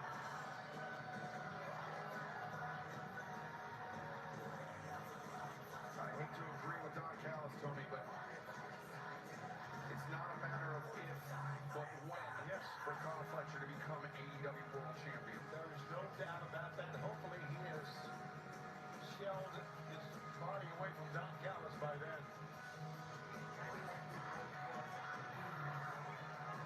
Kyle Fletcher leading St. Louis, avenging the loss from last year in this very arena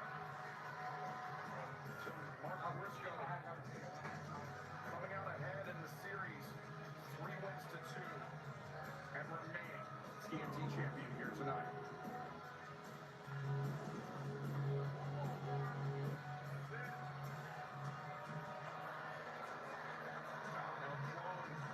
The newest member of the Don Callis family.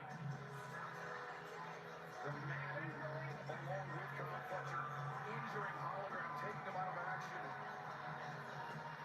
Till at least past the end of the year, if not much longer. Conglomerate's coming out. Conglomeration. To that wild match on the tailgate brawl. Coming out to console Mark Briscoe. Briscoe has nothing to be ashamed of here tonight. But our next championship match, a first time ever one-on-one contest. Timeless Tony Storm challenges Chris Statlander for the AEW Women's World Championship. Chris Statlander turns the corner with a seatbelt. Seatbelt. 1, 2. It just happened so fast. It was just so sudden. Tony Storm is done. Without the title, who the bloody hell am I? Chris Statlander. I'm not finished with you. I need to know one-on-one. There is nothing more personal to me. Do you want the answers you're looking for? Let's do this. Wrestle Dream.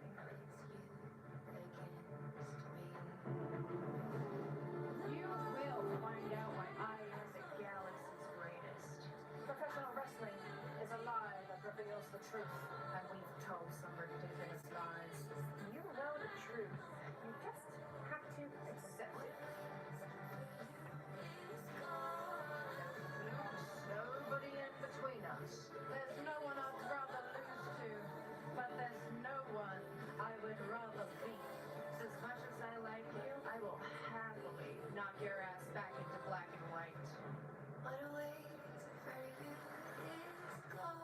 God, what a woman!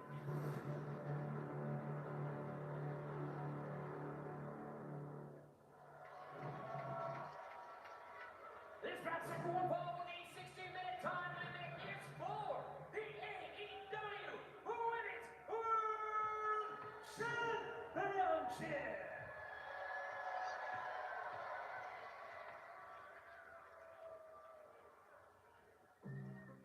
What happens to our lives when we die? Is our work etched in gold to admire and inspire for generations? Or do we throw it in the trash when something better comes along?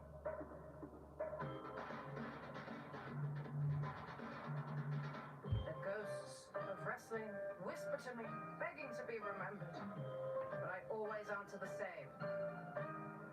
Our matches will all be forgotten. But what of it? Go on fighting. For I am ready to meet my murder. But death ready for me.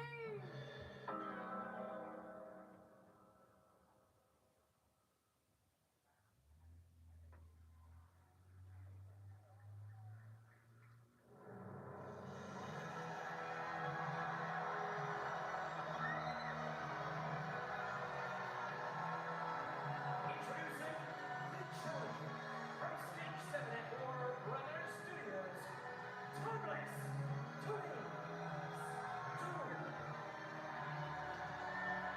640 combined days as AEW Women's World Champion across 4 reigns, 19 overall defenses of the title, the most of any other champion. And pardon the expression, Tony, but she seems naked without the AEW Women's World Championship title belt. Well, she seems to me frazzled.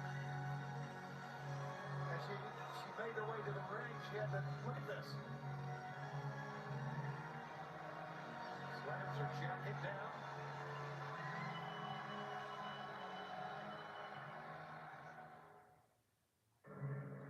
A sextillion ago, a superior being came hurtling through the skies and crash-landed in our ring.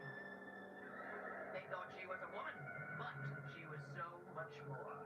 A combination of grace, power, and athleticism the wrestling tide has never seen. Her intentions were noble, but impossible. To protect, to defend, and to lead the world as our champion. If anyone could, it's her. She is the galaxy's greatest. She is the cosmic killer. Godspeed, big stepdaddy. We're all counting on you.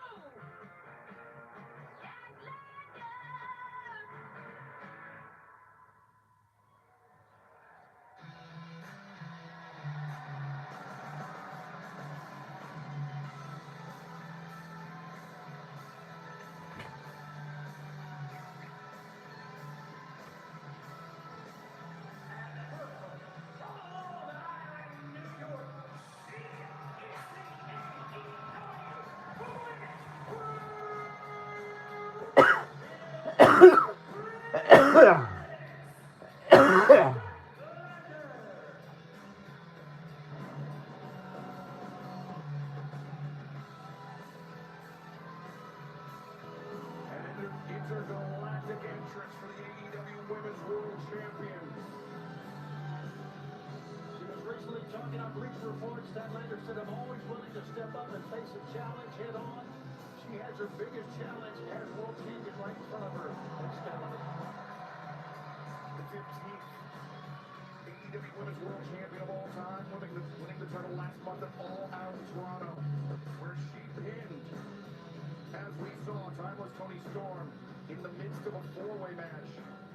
But this match will be one-on-one for the first time ever. Toni Storm, Chris Statlander. It certainly speaks to the prestige and the reign of Toni Storm as AEW Women's Champion, certainly this 4th incarnation. That Statlander here tonight as champion is trying to exercise that ghost of Toni Storm's prior title reign. Chris Statlander, Toni Storm, collar and elbow tie-up. Neither woman a clear advantage here, but Statlander using her power to walk down the 4-time former AEW Women's World Champion, Toni Storm.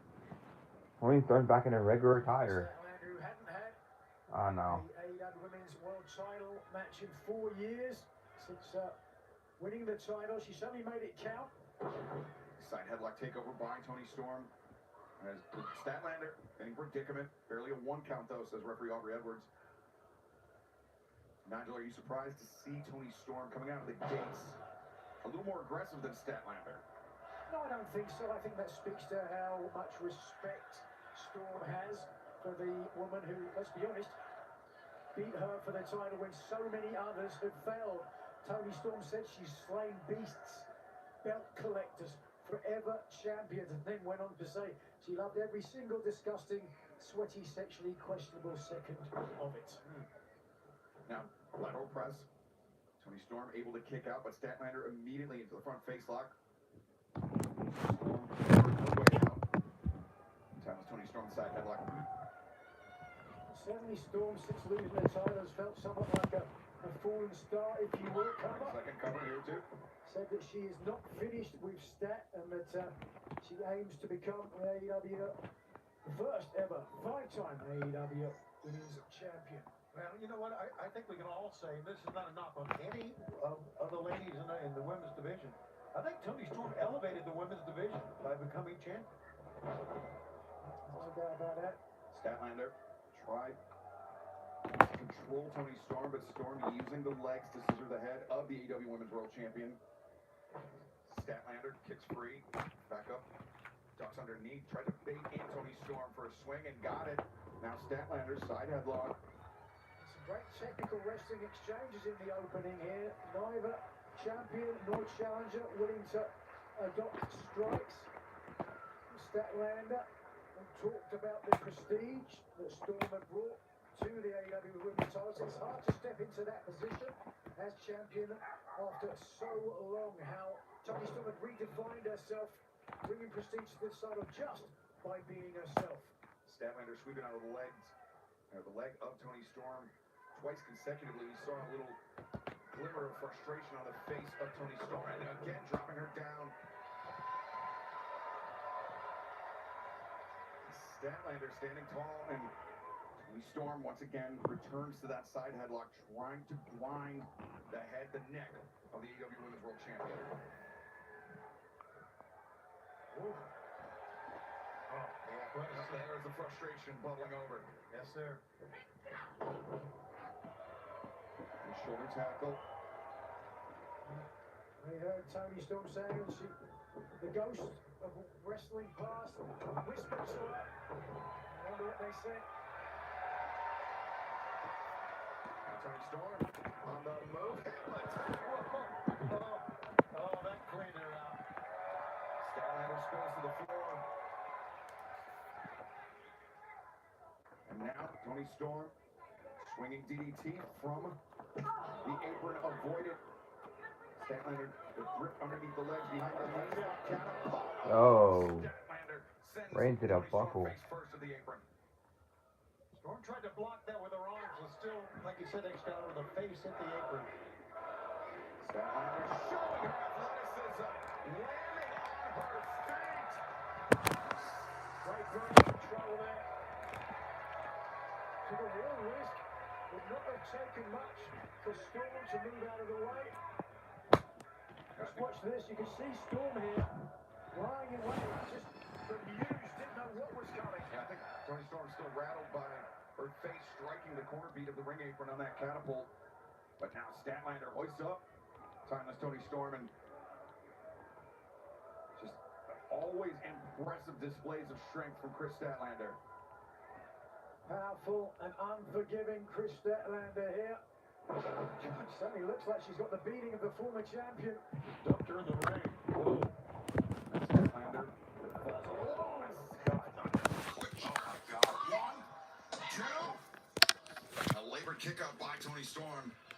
Ugh. Albert Evers had to check in on that one, but Toni Storm got nailed. Statlander really getting all the body weight behind the senton. Following it up with the scoop, the slam, and the lariat. Oh, great cover there. Using the body positioning of Toni Storm after the lariat, and Statlander, Nigel, I think she realizes there may be an opening there after the senton, targeting the ribs, the midsection, putting a squeeze on with the powerful legs. Yeah, probably a smart decision once you feel a body part where you can cover. Yeah, got to focus on it. There's these powerful legs, the knees, clenching the ribs. A little hand fighting for Toni Storm, freeing that left elbow to drive it back in the jaw of Statlander, but Statlander now, almost like a rear naked, does not have the hooks all the way in. Toni Storm doing a good job of maneuvering to her feet, peppering Statlander, but Statlander rips off a big lariat one. Just a 2 count, barely though. That was solid. That clothesline just reverberated through the body of the former champion, Toni Storm. With her face, she looks like a mix between the Joker and the Phantom of the Opera. Statlander on the move, but The boot of Toni Storm awaiting the champion. Back suplex. Needless to say, it's very obvious, but Statlander's in command here, guys. Statlander, the leap off the bottom rope, the splash, the cover. Perhaps looks like Toni Storm has indeed found her murder. Well, look at this. I thought for a second, yeah, perhaps Statlander is calling for it. Oh my God, steps right over Toni Storm. Statlander is known for a 450 splash. Step the tornado out of the corner. Are you kidding me? Howard followed me? That was amazing. And once again, Nigel, targeting the body of timeless Toni Storm is Statlander with those splashes. Well, that is the sort of strategy that is going to keep the AEW Women's title around Chris Statlander's waist. As Toni Storm here really has struggled against a powerful opponent, but whoa! Toni Storm, though, took that moment of appeal to the audience by Chris Statlander and countered the champion. You can't be one of the greatest women's world champions ever without being able to take a punch and come back. There we go. Storm has absorbed a lot and right now unloading on Statlander on the ropes. Toni Storm battering the champion, the elbows into the jaw. Hammer throw reverse. Statlander looking for that high roundhouse kick. Didn't find it by Toni Storm. Oh wait, Statlander breaks free of their grip. Sword block, boot to the side of the head, and now Statlander from the cravat driving Toni Storm face first into the mat. Yeah, double face first to the mat, but twisting the neck with that cravat as well. Uppercut, Stat on the move. Charging in, looking for the knee. Doesn't find it. And Toni Storm, though, Corbin finds the DDT. Follows up, here it comes. Oh, no. Double underhook. Tiger driver, center of the ring. 1, 2. Whoa. Statlander able to kick out. I don't know if we can get another look at it, but there was a violent impact on the back of Statlander's head when she came down. There wasn't a high drop, but just watch the impact here. Collapse, the back of the head, the neck, into the mat. And there wasn't a lot of mustard on the kick out, but thankfully for Statlander, nothing pinning her shoulders to the mat. Exactly. She didn't have to have much, Nigel. Here it comes, looking for it. Storm zero. What happened that time? A little bit of inadvertent contact there. Oh! A punt there by Toni Storm, and now the hammerlock, the cover, 1, 2, and Statlander able to kick out. Storm making sure that she had her hands on the shoulders of the champion. For Statlander, she makes her home among the stars, but she was seeing stars after that one, Nigel. Whoa. Oh, hip attack, nobody home. She had the wherewithal to avoid that. And now, with the strength. Storm nowhere but down. And now Statlander, we've seen her add the submission hold to her repertoire recently. And Toni Storm in very deep water here. And the torque on the shoulder, the right shoulder of Storm. You can see the vicious angle, the striations on the deltoid. Storm has got to be close to tapping here. I agree. Using the strong legs, Storm, her only recourse. Right there. Toni Storm was able to pivot on that left hip to get the right boot on the bottom rope to force the break. Oh, but Statlander once again looking to carry the weight of her opponent. Toni Storm slips free now with that TCM chicken wing. Hacking now all the way to body scissors. Well, in the center, pretty close to it. Take a look. I see the face of Statlander. That will usually tell you how much danger she's in. So she's just strong legs again, and she gets to the ropes. And it was Statlander's turn to pivot to the ropes to force the break. They didn't get a good look at the grip of Toni Storm. But Nigel, to me, it looked like she was maybe only interlocking her fingers, didn't have the full S grip. Yeah, it might have been the strength. Oh, I see it again. Going for Storm zero. Statlander rolls through, trying to control the legs. And now, look at this. Chris Statlander attempting a submission hold out of the Abe playbook, but instead, the roll-up, the cradle. Oh, so close. Toni Storm tried the first blow. A variation of the Blue Thunder bomb. Statlander has the challenger rattled the inside. Driven down as Tony Storm. The cover is made. Ow! Again, Storm able to kick out. We're taking a look at two of the most popular wrestlers in AEW right now. You can hear the fans chanting each name. They love them both. And take a look at what these two ladies are doing. A high angle drop there, back of the neck, across the shoulders, hooking the leg to secure it, but just not enough. Tony Storm wants to wear the AEW Women's title again.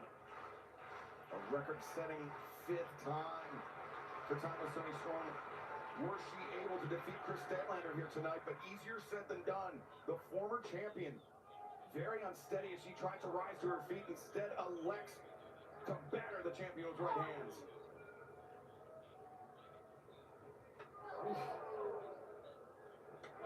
Statlander.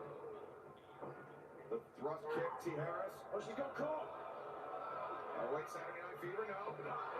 Storm anticipated good body control by Storm. And launched her to the middle turnbuckle. What a dumbass.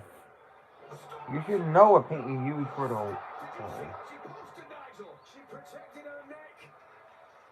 She knew the Storm Zero was coming, put her hands down to protect her neck. Statlander from Long Island, not Staten Island, but she still protected her neck, and now setting up perhaps for the area. 4, 50, 1, 2, no! Wow, what great strategy from Statlander. It's all well and good having the power, or in this case, boom, the agility, but the research, being able to have a counter for one of your opponent's most devastating finishing maneuvers. Well, that might be the decision maker in this one. Now Statlander looking to invert Tony Storm once again. Storm. German suplex. Strong legs, got it over. Tony Storm on the move. Storm Zero. Gonna protect herself. 1, 2, boom. Statlander, very late kick out. Tony cannot get frustrated, but as you can see, she really is right now. Nigel, sometimes if you have a counter like that to your opponent's finisher, where Statlander posted her arms down, then the second time it comes around, you second guess yourself. Is Tony Storm going to bob? I thought she was going to leave. But she didn't get a chance to think about it because Storm enacted it there, dropping down as quickly as she possibly could. As you say, it gave Statlander no time to think. Hold on. Statlander pulls through, rolls up, and now, oh, wait a second, Statlander. She turns upon her, the seatbelt too. Storm able to escape. This time it's Storm who had it scouted. German suplex, Tony Storm, the momentum carries her through. Statlander celebrated too early. Storm may be on the verge of regaining the title. And just as I said that. Discus lariat. And now Tony Storm inverted the leg. Capture Saturday Night Fever. And now center of the ring, Statlander. She wants to make it emphatic. She wants a submission victory to prove it was no fluke. She is no fraud as the AEW Women's Champion. And she is in the dead center of the ring, right on the E, right there. Wrenching back on the head and neck of Tony Storm. Tony Storm trying to roll forward, trying to get Statlander into a pitted predicament. Statlander, though, that kick out allowed Statlander to even tighten the grip further, Nigel. Look at the face of Tony Storm, beat red. That blood has all been forced into the head. Oh, look at that left hand. A gloved hand. But it's starting to go limp. Oh, look at Statlander reaching behind her own back to try to interlock her hands. Oh, slap on the midsection, slap on the hand. Tightening the grip. Reaching, trying to get a little bit of space around her neck. Tony Storm is desperately trying to stay alive in this match. Statlander punishing the challenger. Just all desperation by Statlander. Storm was talking trash. She said something about a murder. Statlander abandoned ship, and now Saturday Fever once again. Whoa! 1, 2, 3.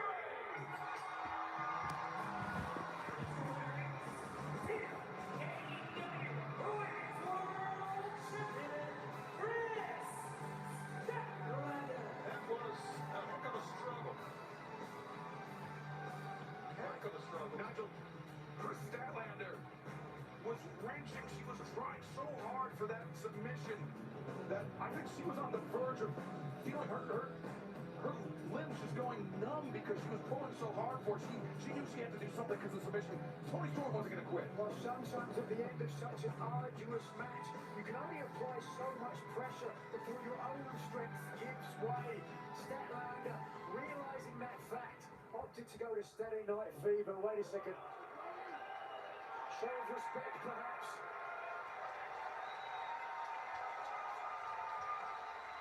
Don't think for a moment Toni Storm is not done with the world title, but this is Chris Statlander's moment. All out. Statlander won the AEW Women's title. Tonight at Wrestle Dream, she earned the respect of the former champion proved she is a credible world champion. The reign of Chris Statlander as AEW Women's World Champion continues after besting timeless Toni Storm here tonight in St. Louis. Wait a second. There's somebody else with a title. In fact, she's got 10 of them.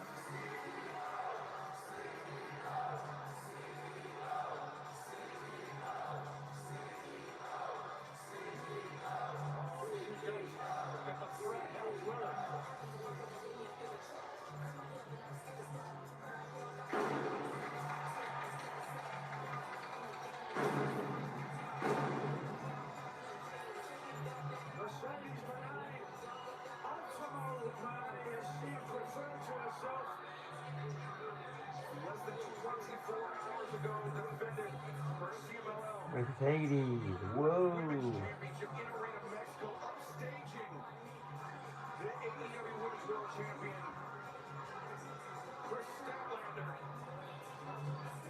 Statlander at the beginning of her AEW Women's title reign. Mercedes Moné just broke a record with the TBS title.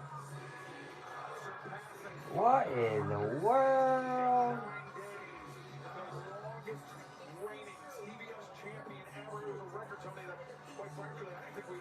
No, absolutely. And you know, anytime you go over a year as champion, it's amazing, but 500 plus days.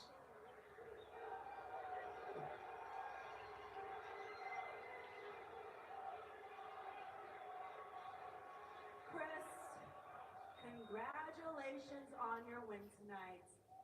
But you need to get the hell out of my ring. That is no way to talk to the AEW Women's World Champion. Oh.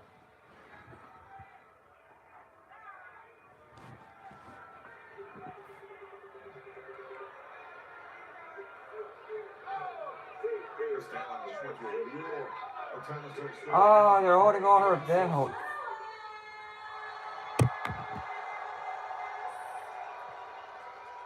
Please say hello to your longest, greatest TBS champion of all time, Ultimo Money.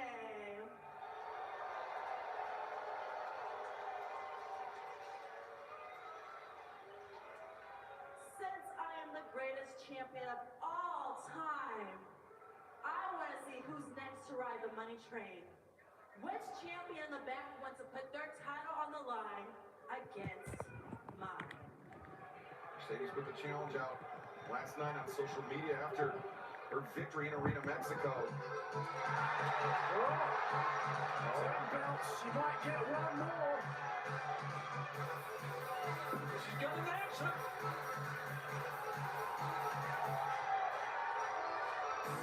Come on, not with this.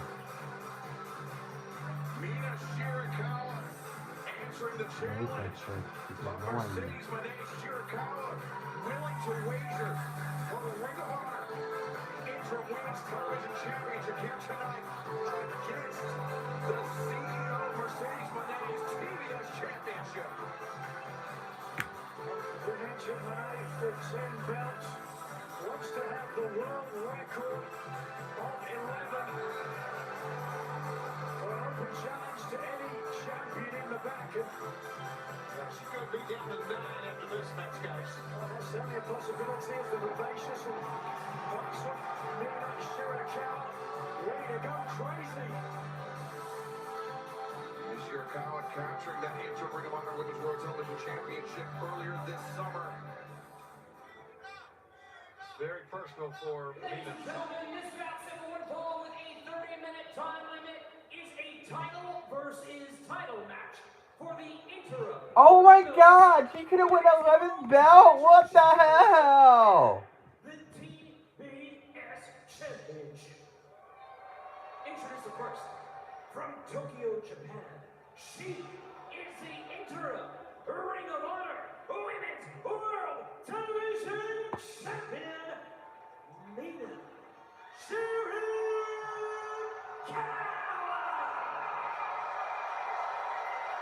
Oh my God! She could have break the record.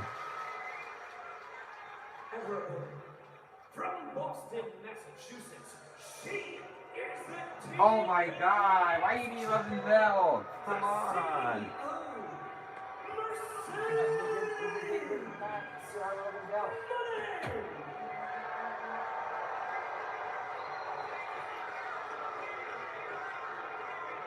How frustrating would it be for Mercedes Moné to set the record for most consecutive days as TBS champion and then to have it end just shortly after? That is a very real possibility here tonight against Mina Shirakawa.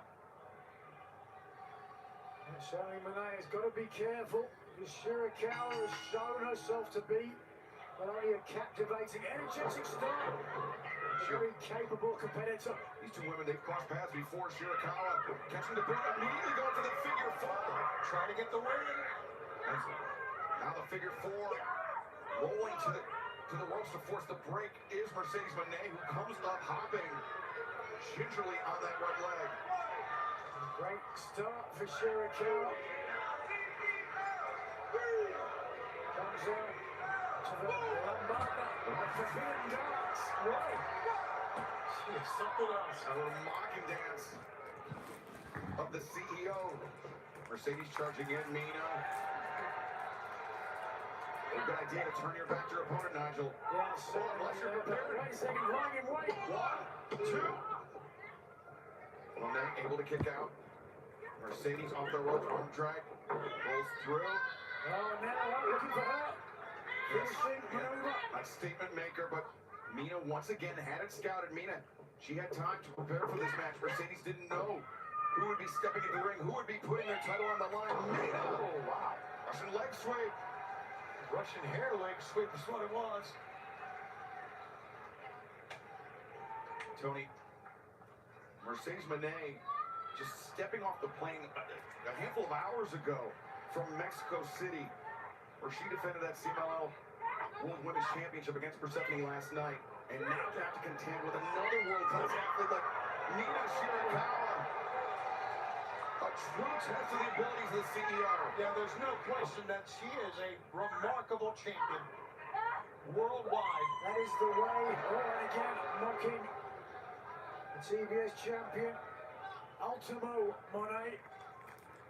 That really does speak to the reason why Moné. Oh, wow, house kick. Why Moné has been able to accrue 10 belts from all around the world. Got caught. Nice move, nice counter by Mercedes.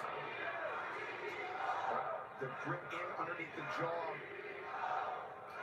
Doesn't have the arm captured as well, and that's the much more flexibility and freedom for Shirakawa to move her body as she desperately tries to get to that bottom rope. Mercedes literally had to just step off the plane and get here because I didn't see her at all during the day. But she is more than willing to do it because she is so adamant that she wants to break that world record and leave St. Louis with 11 titles to her name. Mercedes falls off the bottom rope, back towards center, delivers the backstabber, and now the lung blower on Mina Shirakawa. Mercedes looking for the cover here. The leg is hooked. Cover's made, but Mina able to kick out. Shirakawa started off fast, had a good strategy, trying to end things quickly against Moné, catch her off guard, but instead it has turned back around to Moné, going back to her book of tricks in her wheelhouse time and time again. Clearly has a strong advantage here. Now the knee planted firmly between the shoulder blades. You know, guys, take you back to the historic Dynamite 300. Mina, if you'll recall, had a shot at the TBS title at that time. Mercedes won it. Great celebration of AEW for Dynamite 300. We all know about it. But Mina wasn't celebrating. She's been waiting for this return shot. She's getting here tonight. She went on about a week later at Supercard of Honor. Mina came down, rough landing, hard 1-2. Able to kick out, but yeah, at Supercard of Honor, Mina winning that interim women's championship. She wants to get this television championship. Excuse me. She wants to get this title back so badly. She was willing to put up that title here tonight in a title versus title match. Of course, Red Velvet is the Ring of Honor World Women's Television Champion, but Red Velvet out with injury, hence the creation of the interim title. We know there will be unification match somewhere down the line, but neither athlete thinking about that right now is Mercedes. Their knees to Mercedes. Cocky cover there, frustration, maybe vexing the TBS champion. Renee resplendent and formidable and in clear control here. If you think about it, you talk about revenge, and I know the competitors think about this. Toni Storm was the only one to defeat Mercedes in her tenure here. Here in AEW. Mina being a close friend of Toni Storm's, there's no question Mercedes wants a little revenge for that loss to Toni Storm. I guarantee you that victory by Toni Storm has given her friend Shirakawa added incentive and belief perhaps that she can do the same thing. Absolutely. Look at her suplex. Mercedes blocked, floated underneath, and then with the assistance of a hair pull, dragged Mina back down. Taking her time now, Renee. Looking to end things. Clearly got control. Talked at length about how Mercedes Moné inspired to become a professional wrestler by the late great Eddie Guerrero. Paying homage to him here tonight. Looking for the third Amigo.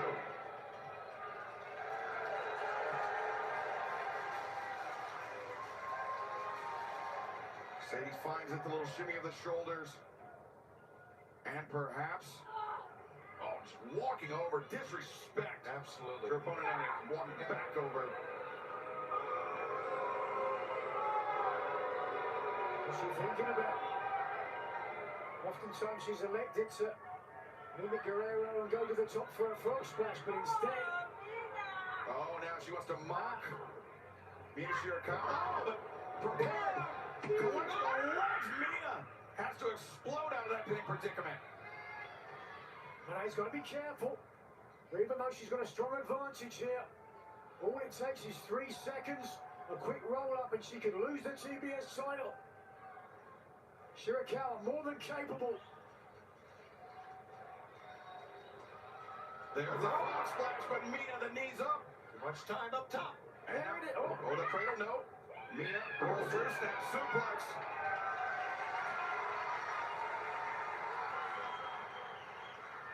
Shirakawa has absorbed a lot of punishment in this match, unable to capitalize with the snap suplex.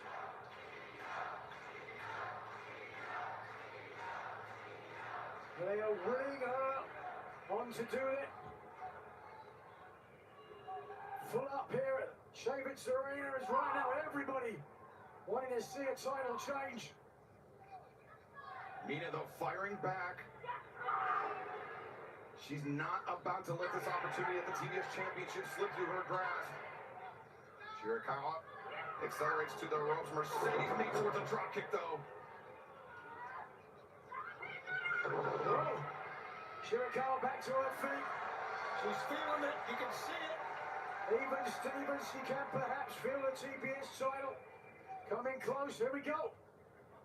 Cloverleaf, if she can turn it over. She's got Mercedes, wrenching at the knee. Nigel, your mind went exactly where mine did. I thought Mina was going to look for the submission, but instead, a vicious torque of the knees of the TBS champion. That, of course, will help set up a figure four leg lock if she can get it.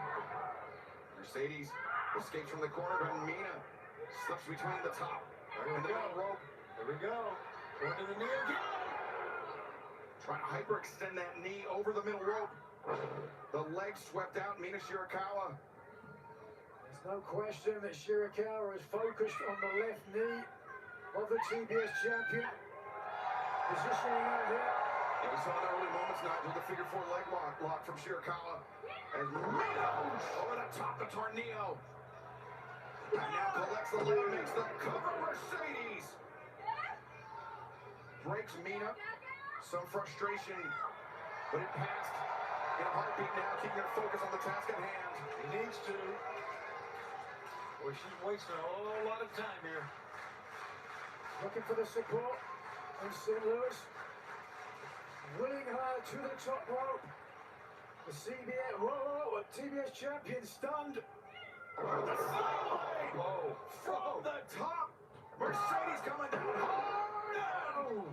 Still somehow able to kick out. And not much on that kick out. If I was Shirakawa, I'd be encouraged by that. First of all, that spinning splash from the outside weakened the champion. And just watch this. The whiplash for Mercedes Moné was almost enough to get the win. Now Mina, the reverse DDT position. Typically the setup for the glamorous driver, but instead, Mercedes had it scouted. Looking for moneymaker here. But Mina kicks, escapes, now chopping at the outside leg of the TBS champion. Swinging DDT avoided. Mercedes charging in, Mina underneath. Shirakawa said Tony, attempting Tony Storm's move there to win. Glamorous driver! Oh my God. That might do it.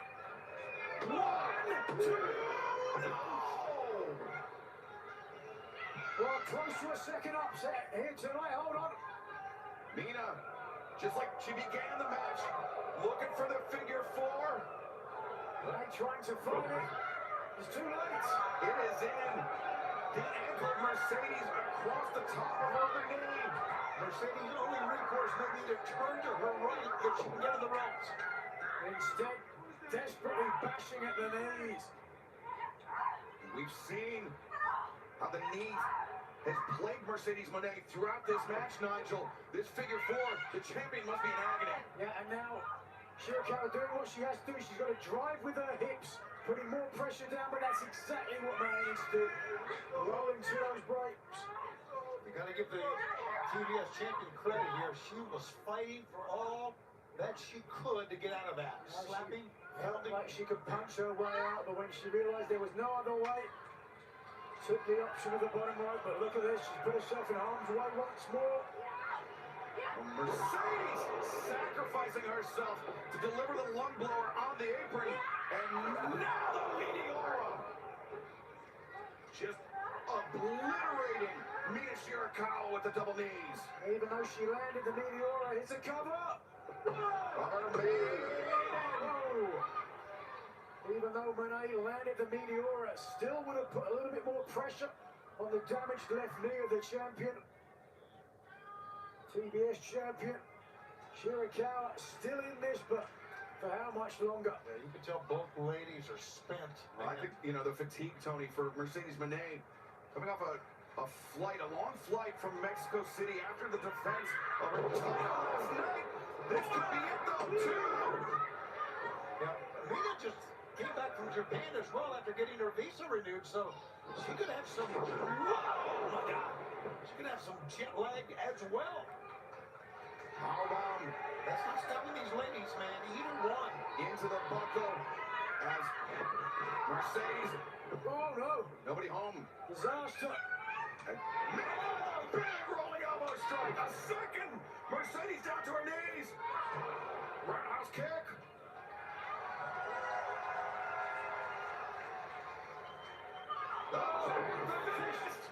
She may go back to the figure four on that knee there, sir. There it is. Right in the center of the ring. Look at this. Is this the 510th and final day of Mercedes Moné as TBS champion? Mina has the champ all tied up. Look at the hand fighting they're doing inside there. Shirakawa, oh, wait a second. Full mount. Mercedes, barely a 1 count though. Mina able to break free. This is getting gritty right now. That was face first in the middle rope. One of them, two. Oh, got caught right-handed by referee Stefan Smith. And I think that speaks to the desperation being felt by Mercedes Moné. It's a great call. You are right again. And arguing with the official. Very nearly. Oh, Stefan very nearly sandwiched twice. And oh, poke to the eyes. And now the roll-up. 1, 2. No, able to kick out, but right into the statement maker. You could see Mina saying no. Shirakawa with the tap, or excuse me, with the thumb to the eyes. That's going to disorient. Hi, Brett. Going to make it even more difficult to figure out where the ropes are. Got a great ring awareness by Mina. She knows just by sensational. Oh, wait, Mina powers. The roll-up. Mercedes kicking out. Mina on the attack. Cazadora rolls through. Mina steps in. Back to the figure 4. Right now the roll through. 2. Match continues. Sir, what a match, man. Great match. May have ended. And I spoke too soon. 1, 2.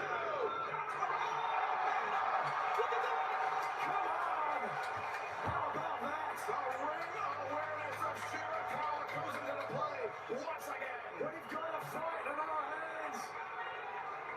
Shirakawa wins the TBS title.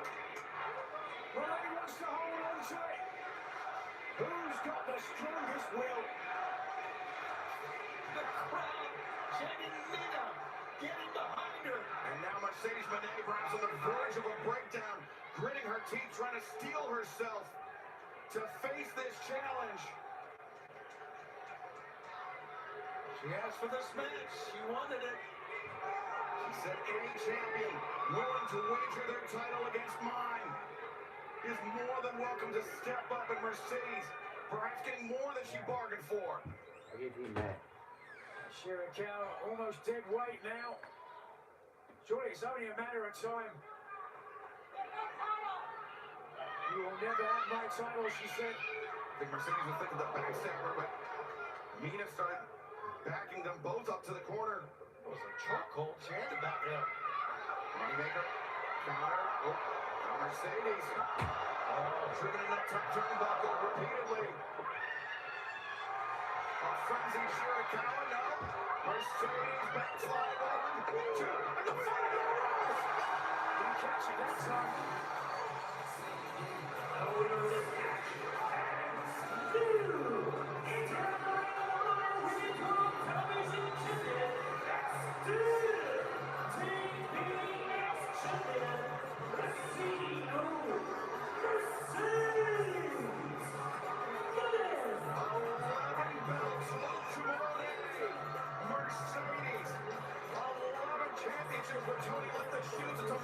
She lasted as long as she did. Absolutely. 8 different countries. U.S., U.K., Scotland, Mexico, Austria, Poland, Italy, Denmark. A champion once again. It's an amazing story, Nigel. It really is. She is a global phenomenon. A global star is equally at home on the red carpet of Hollywood as the runways of Paris, and now she has 11 titles to take with her wherever she goes. Confetti raining down here in St. Louis, but that's not the only thing coming down. Chris Statlander repaying the favor, repaying the interruption. And Statlander, she's never been able to best Mercedes Moné in her career, Nigel. Stanley took it to the ring on more than one occasion. She won the match. Drives down the TBS champion, cuts the celebration short. Oh my God, really? Oh my God. Before the match. Little payback. That's going to be remembered by Mercedes Moné. Is there more coming? Will one of those titles currently around the waist, or God, it's figuratively Mercedes Moné, will it go to Chris Statlander? Remains to be seen. Mercedes Moné earns her 11th belt here tonight at Wrestle Dream in St. Louis. Fans, coming up next, another championship match for you here as Rodito, the World Tag Team Champions, take on double champions themselves, Takeshita and Okada. It's all coming up next. Let's take a look at this matchup on Wrestle Dream. The meteoric ascent of Bandito and Brody King continues. Young Bucks, Jet Speed, FTR, Don Callis family. It doesn't matter who steps in that ring. We prove that we are willing to put everything on the line to keep these titles. Rodito, you escaped. Well, I'm going to throw in a challenge. The Great Okada and the Alpha Kanosuke Takeshita. Hey, though, me and him? Yeah, you and me. You see Bandito with that shoulder taped up next to Manchester. Oh, he's going for the 21 place, it looks like. Can't do it. Okada just tagged himself in. The Rainmaker. What great teamwork.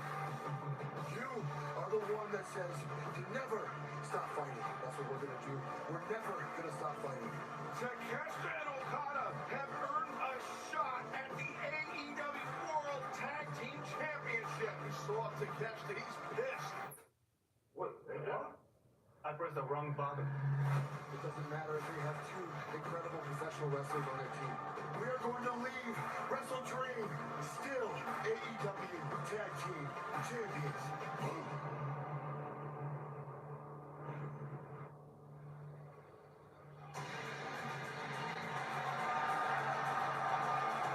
The Callis family looking to add more gold and make Okada and Takeshita double champions. This contest will go a 60-minute time limit is for the AEW World Tag Team Championship. Introducing the challengers first, they are accompanied by Don Callis, at 232 pounds, he is the new IWGP World Heavyweight Champion, the Alpha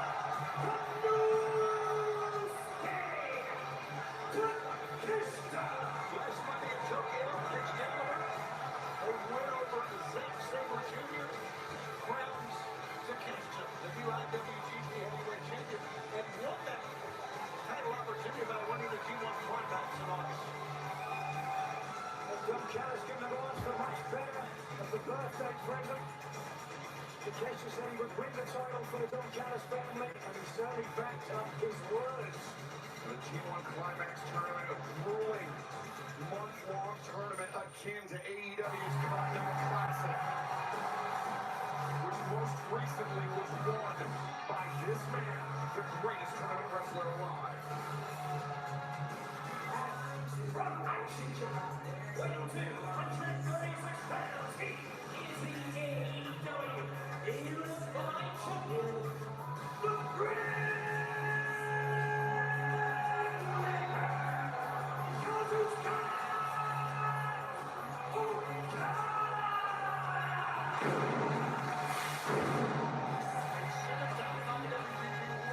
Heavyweight champion.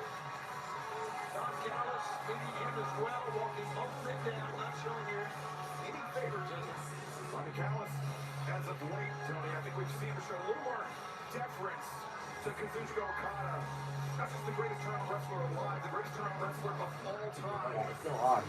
A man who held Not even half over yet. GP World Heavyweight Championships on 7 occasions. You know, pay-per-view? A total of more than 2 Not half over yet. as champion across all 7 reigns.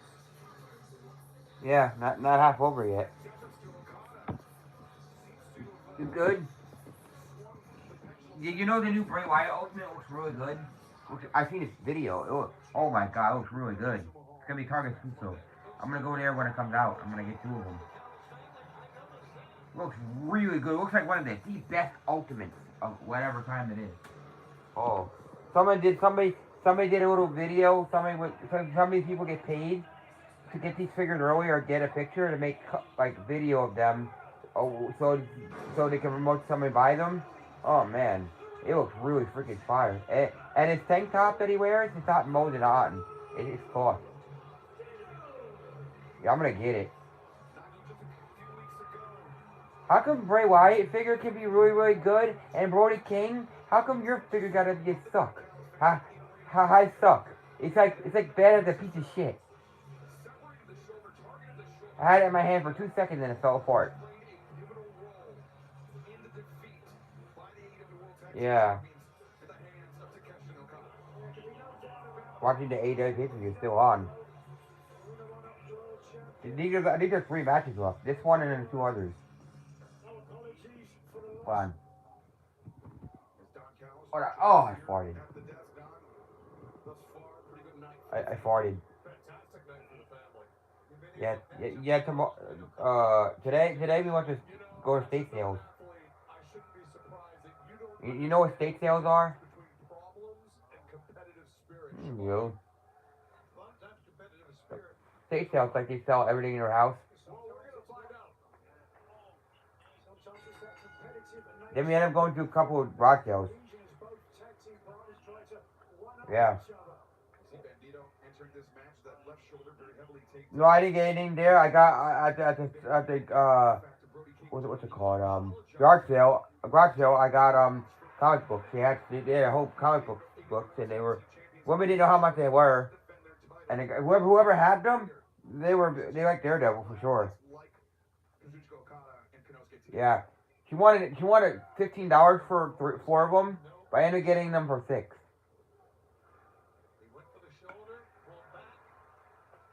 Yeah. Rocco says when someone says $10, you never say 5. You always say meet like 6, 7, or 8.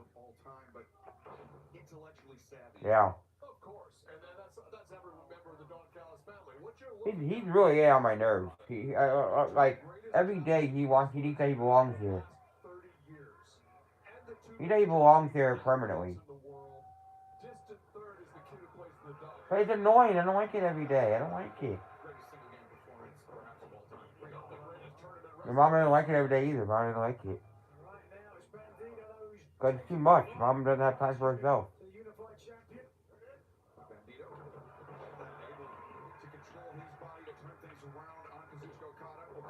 He thinks that Mom and him do things together every day. Mom doesn't want it every day. And I don't need him here every day. I don't. I don't need him here every day. Yeah, but I just don't need it every day.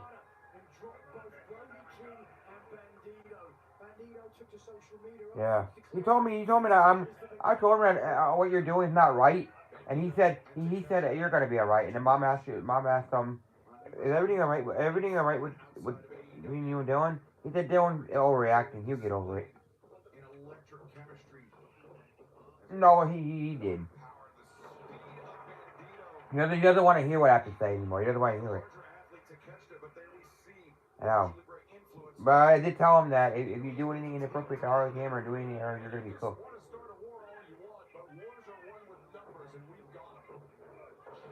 Yeah.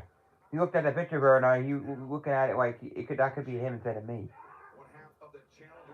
You know, Tiffany is 26 years old. Mariah May is 28 years old. And Tiffany, no, not Tiffany. Harley Cameron's 32 years old. And he's 84. Yeah. I think he's a piece of fuck. I think he's 84 fucking shit. I think he's getting on my nerves. I told Mom he's getting on my nerves with that. I don't know. He told me 84. That's what he told me. Didn't I tell you a story? I got a picture of me, Mom, and Bob on my phone. Yeah, so I'll send you it. Here we're gonna walk later. You finally see the picture of me, Harley Cameron? You saw it? That's the picture that he saw, and he thinks that he can get with that over me. Because I saw his body language was telling me that, the way he was looking at it. It's not gonna. It's not gonna. If I want to be with her, and I want, well, her and I can be together, but we can't live in the same house. Yeah, I don't think they're dogs. You know, English bulldogs. They have a under the nose, over the nose. They have like a underneath them.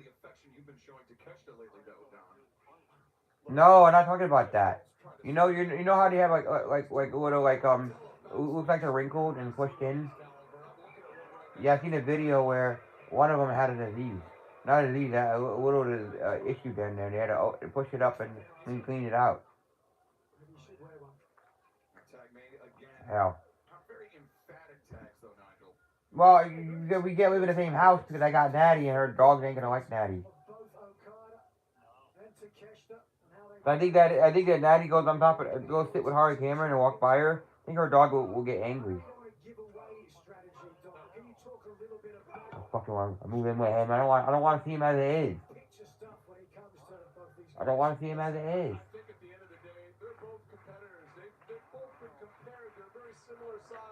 I don't want it every day. Mom doesn't want anything with it. Every day. I want one weekend without it. He always saying when we have something to do, he said, "You really gotta do that. You really gotta go do we gotta go somewhere, wherever it is, like shopping or some food or something." He always says, or we gotta visit family or something. He said, "You really gotta do that."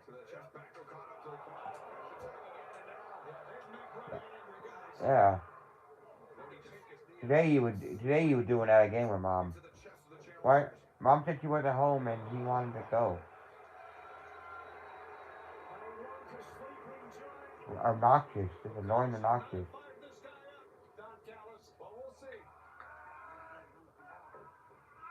I hope we're not Earl.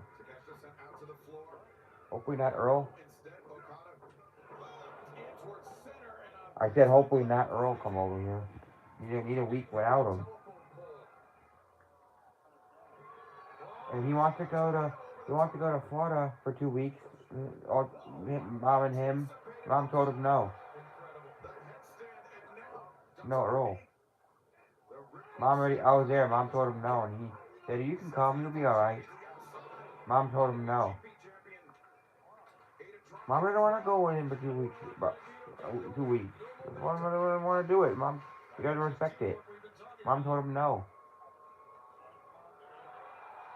Because he doesn't want to go with him. Doesn't want it. With it. Doesn't want it. He wants it, and Mom told him no. And he told Mom he is. He told Mom is. And he wants me to stay home and when Mom goes. It's not right.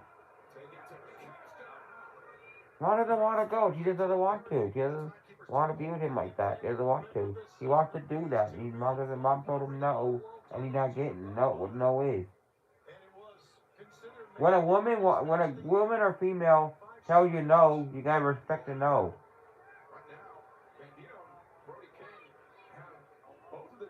No, doesn't want to go with him at all. When a woman says no, it's no. And then Earl told me that, why don't me and your mom and you and Harley Cameron go all out?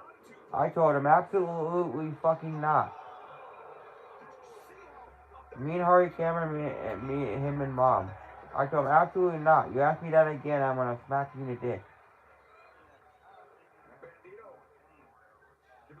I told him that he asked me that again, I'm gonna smack your dick. Smack his dick. Smack it. Because I don't like that talk. If her and I go anywhere, I told her, he said you're gonna live with her one day. I'm not telling her my business. I can't live with Harley Cameron because I got Natty. He got bulldogs, 2 English bulldogs. And then Natty gets close to her, they might get mad and jealous and they might want to rip her head off. They already ruined her friend's camera. She had a camera and her dog ate the camera and destroyed it. What they do, that's what they do. Natty doesn't want anything to do with her, but she's just gonna be there just for the time being, walking by, and they're not gonna know that, and they're gonna get angry with her anyway. Yeah. And I'm not gonna throw Natty out because I want to be a hard camera. I'm not doing that. I love both of them. What? About what? You mean about Harley Cameron? Mom said she's nice. Not a nice person because she was nice to me. Dad said, wow, Monkey Man, I can see why you wanted her so bad. I can see why you ran over here. I can see why you ran here. I said, Dad, if I could fly here, if I can press a button and bypass all these people and fly to her, I'm standing there where I'm standing. But no, I mean like you know how people like Iron Man stands up and he flies in the air. Yeah, if I could do that, go over there, I'll be quicker. Yeah, that's it. She's a really nice human being, Monkey Man. Wow, Jesus, I couldn't even believe it.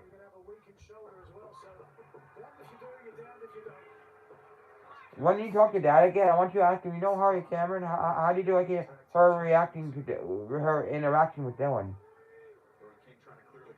Why don't you ask him that?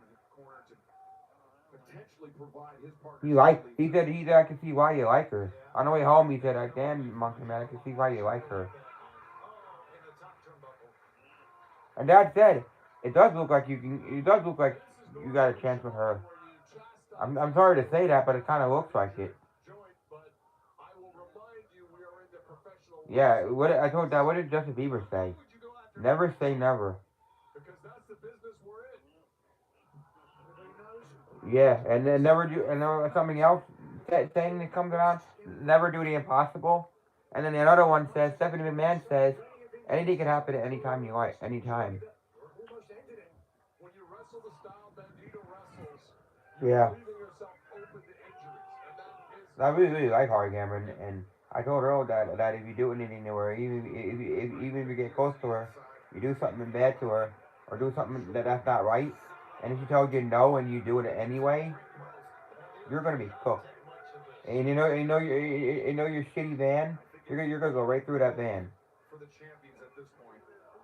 No, I'm gonna pick your ass up and shove you right out through I'm gonna pick you up into the car. And from the back seat, I'm gonna ram you right into the windshield. You're gonna go right through that sucker.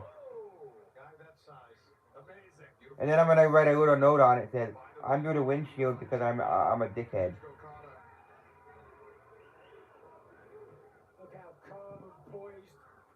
I told him that. He said, you know what he said to me? Oh, you'll be alright. I told you, don't do it. You don't do that. And I won't let him do anything. Even if he got close to her, I wouldn't let him. Cause I don't. Huh. I thought about it the other day. I looked at Natty and I saw a picture of her and her doggies again. And Natty's nearby.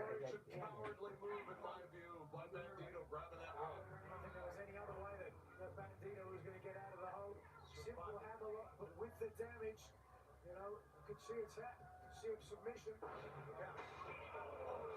As she was slinging Brody into the barricade as Okada appears to be setting Bandito up for that elbow drop off the corner. What an athlete Okada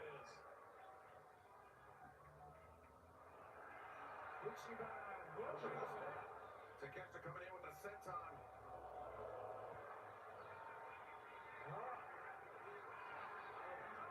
Is that meant for Takeshita? Good run in there and break him up. Over here a little bit, and then I have to go to her place. But I can never put Natty in it in her house.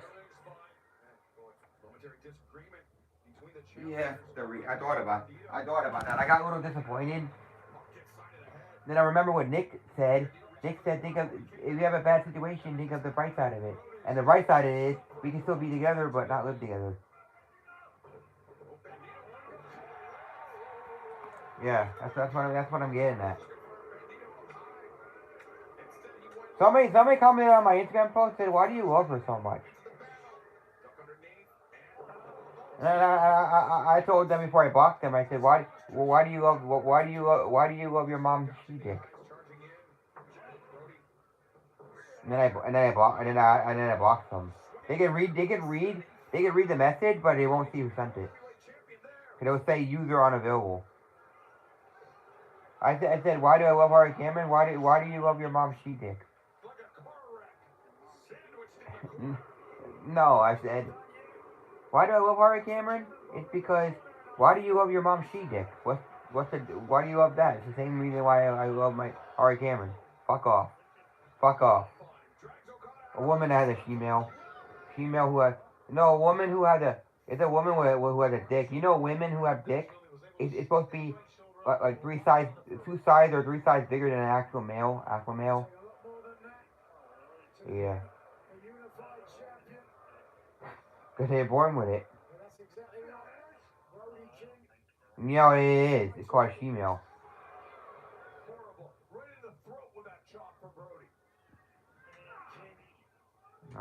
Can they fuck another woman have a baby? I'm not sure. I'm not sure. But I know men can get pregnant if they had a vagina. A man can have one if they have woman body parts.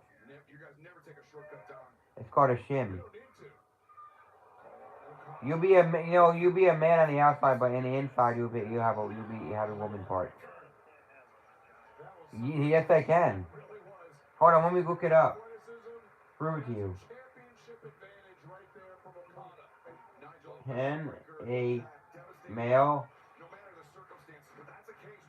have a vagina? It's called shim. I'm telling you that. What? Yes, a person with a male chromosome YX can be born with a vagina due to intersex traits between conditions known as different sexual developments. DSD. Yeah, see, I told you that. And some people can be born with 2 ears, or somebody can be born with a right ear and a right ear, or no left ear, or they can be born with a right ear and no left ear. And some people are born with 2 dicks. I'm serious. And then 2 babies can be connected. I know. And I know you'll be surprised what there is on this planet.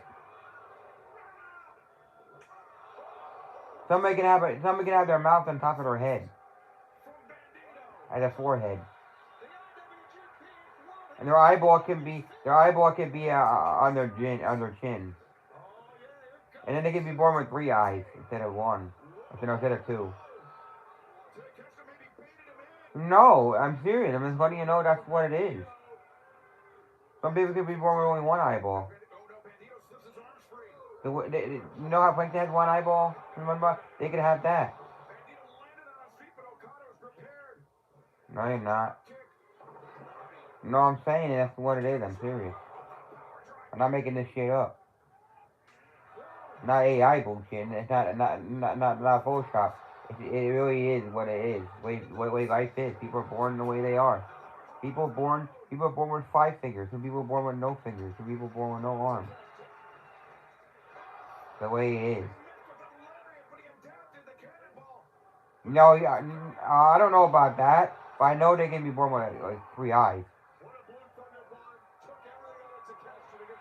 I know. I think it's when no it is. You ever see Popeye when Popeye was in the town with all the animals and there was two guys with two heads and they were squeezing him and he squeezed the spinach out of him and Pluto said, yeah. That they can have that. Yeah, they can have it like that. They sure can. So it's the way it is. It depends on where you're born. And the parents and the woman can't control them how they're born. They can, but because besides if they're drinking or smoking and stuff, but anything else they really can't they can control that. The way it is. Somebody can have a pair of toe on their head. Yeah, that's the way it is. I saw a little baby, maybe like 3 years old, born with no upper lip.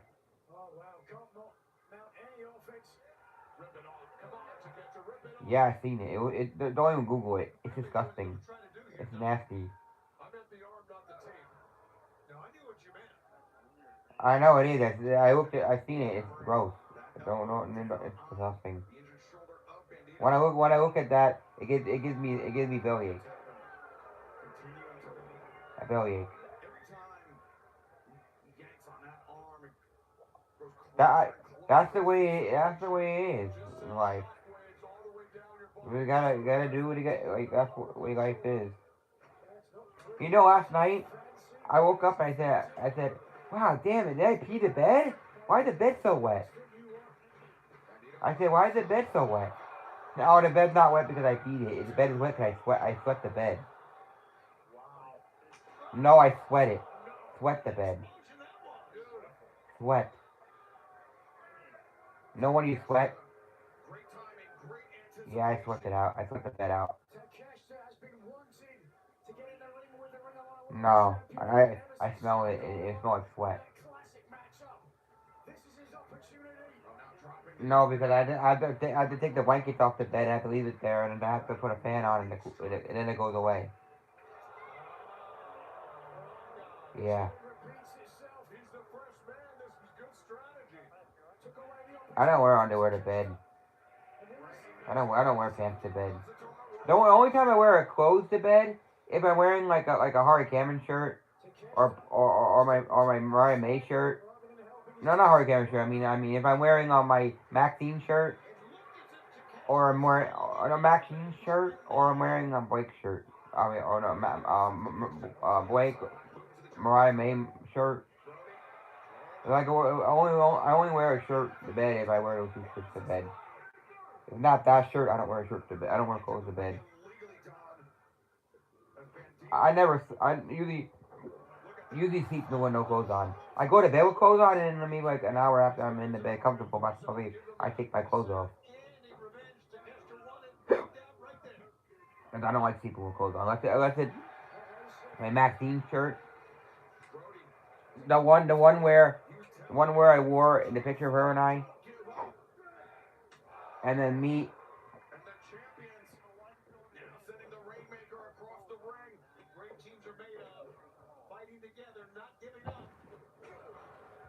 No. What I do is I sit on my bed for a little bit, and then I fall asleep, and then before I fall asleep, I take my clothes off. But I told you, the only time that picture of me and Maxine and Natalia? That shirt. If it's not that Maxine shirt, or if it's my Blake, my Mariah May shirt. That if it's not those two shirts, I don't sleep with shirt on. I told you I had to wear underwear since I got fired from my picture. Are you shaving? You shaving?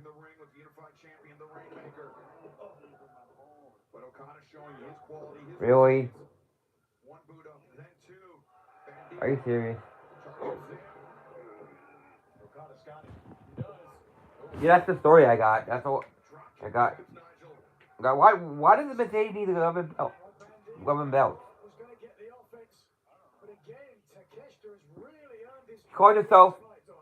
The Ultimo. You know, you ever heard a wrestler called Ultimo Drago? She wants to be a female version of him. No, but I really, yeah. So I can't physically live in the same house as Natty. I know I can't live in the same house as Cara Cameron. Takeshita, the legs are hooked. Brody gets spiked. And Takeshita not done yet. This will be a feat of strength.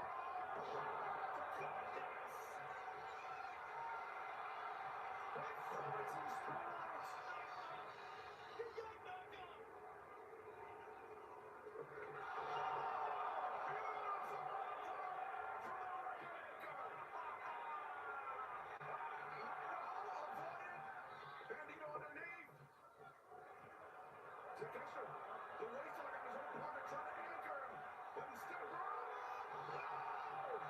Brody catches suplex 3. Not a superhuman feat of strength.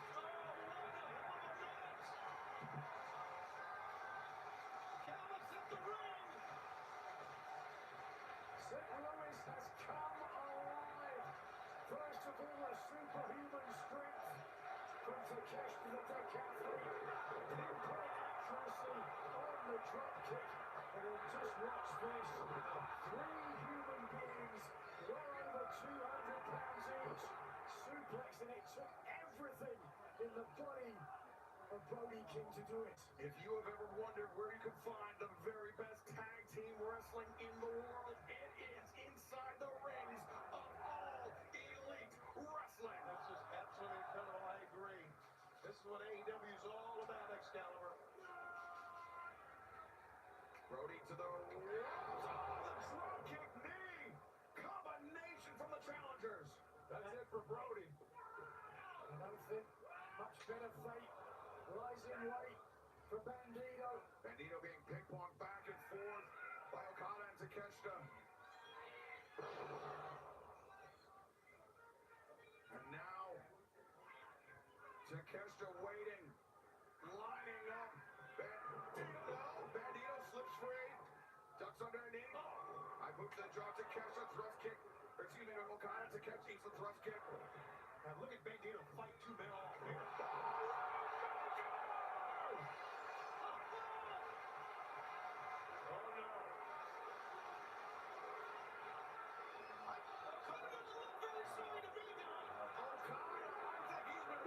Good night.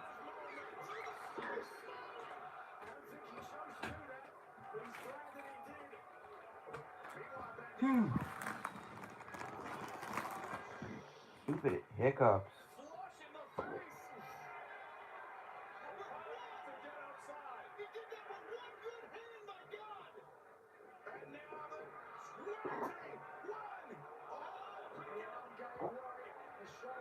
The shoulder gave way, you're right. Forget about a 21-plex. Rainmaker, no, Brody. There to intercept.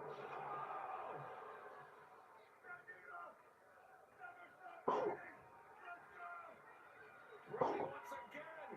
Never stop fighting. The words of encouragement. As Brody almost shoots Cena. Bandito, the 20.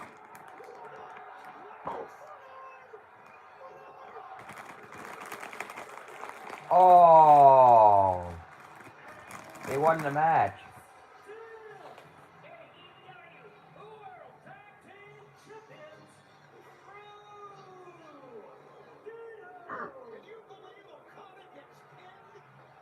Bandito has just pinned the unified champion. Don Callis is furious. The one-armed bandit, Bandito, earning the victory, defending the AEW World Tag Team Championship for his team tonight. Look at that. Little Bandito in the ring with him. Bandito Cito, I believe. That's the way to say it. Unbelievable match. Absolutely. Incredible tag team match.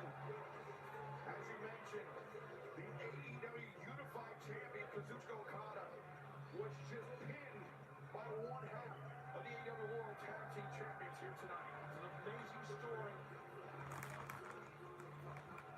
Look at that look on the face of Takeshita. I guarantee you he saw the smile on the face of Okada.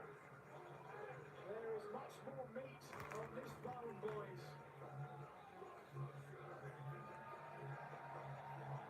Bandito, Rudy King remain AEW World Tag Team Champions in the face of incredible competition. Oh, but wait a second. Now is the time you can dance. Oh, Macarena. Tommy, sit down. Oh, man, seeing Brody throw the hips like that. Total opposite of Okada and Takeshita. What a victory for the champions, but right now, our colleague, the remarkable Renee Paquette, is standing by. That was an insane tag team match. It has been such an incredible Wrestle Dream thus far. One woman who's having perhaps a less than stellar night, Toni Storm, an unfortunate loss tonight against Chris Statlander. You were definitively not the better woman tonight. Where do you go from here?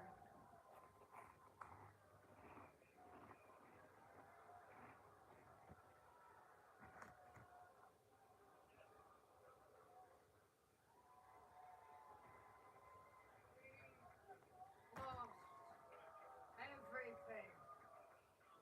Oh, no. We have each other.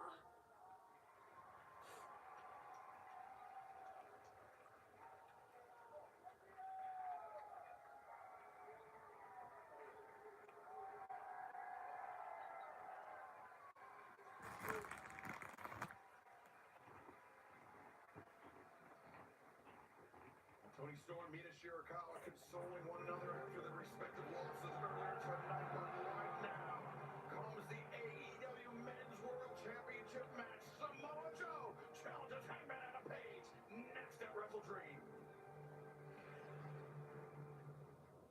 Without you guys, I would have never been able to win this world championship. AEW World Trios Champions having the back of Hangman Adam Page. Someone say this is a misunderstanding.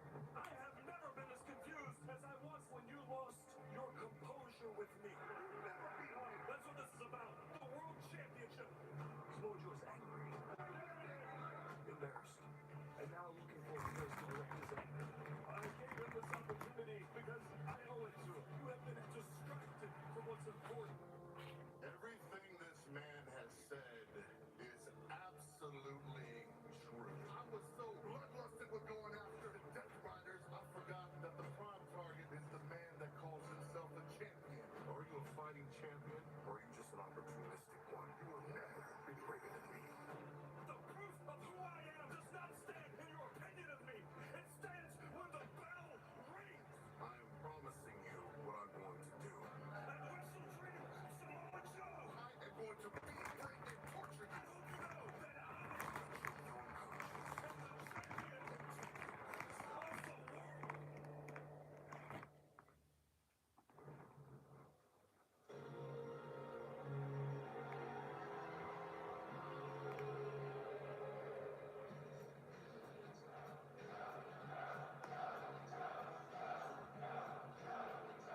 Samoa Joe has made a career of elevating people and titles. The Ring of Honor champion took the title and brand to a worldwide recognized, respectable level. For Joe being champion is about authenticity and credibility, and he feels his place is where Adam Page is. And Tony, Samoa Joe did the rounds of the media this week. He feels that he does not get the respect for the products that Michael mentioned. Well, he told CBS Sports about the championship that it's the standard bearer of the industry. We all agree in that. The very best the world has to offer. He said, it feels great still headlining pay-per-views. He told Forbes that. And he said he thinks the fans are clamoring for another Samoa Joe title reign. That's what he told Forbes magazine.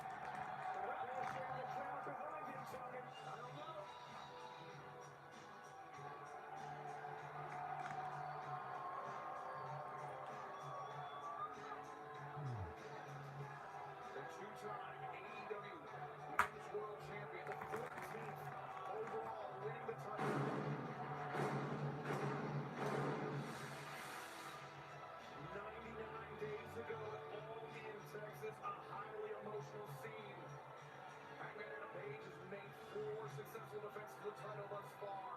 A rematch win over John Moxley, wins over MJF, Kyle Fletcher, and most recently Lee Moriarty last month in Pittsburgh. But now, perhaps his biggest test yet, the former champion Samoa Joe. That's right, because he's the facing the man. As Joe said, you've never beaten me. Well, to make this championship match official, let's head down to the ring.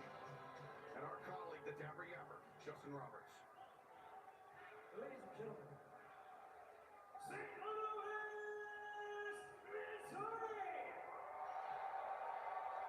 This bouncing on the ball with a 16-minute time limit is for the All Elite Wrestling World Championship!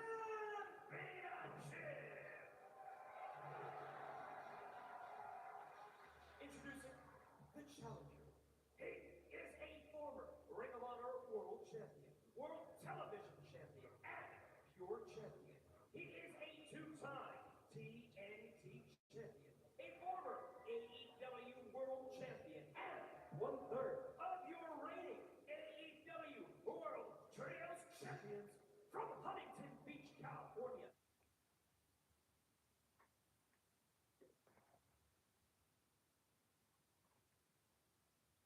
Huntington Beach, California, weighing 310 pounds. He is Samoa Joe!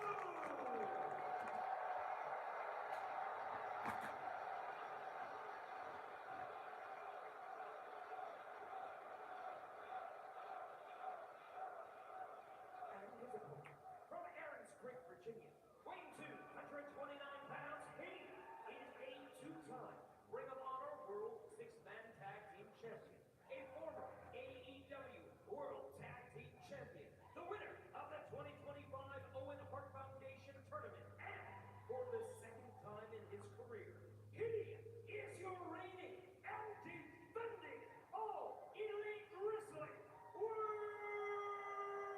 Champion,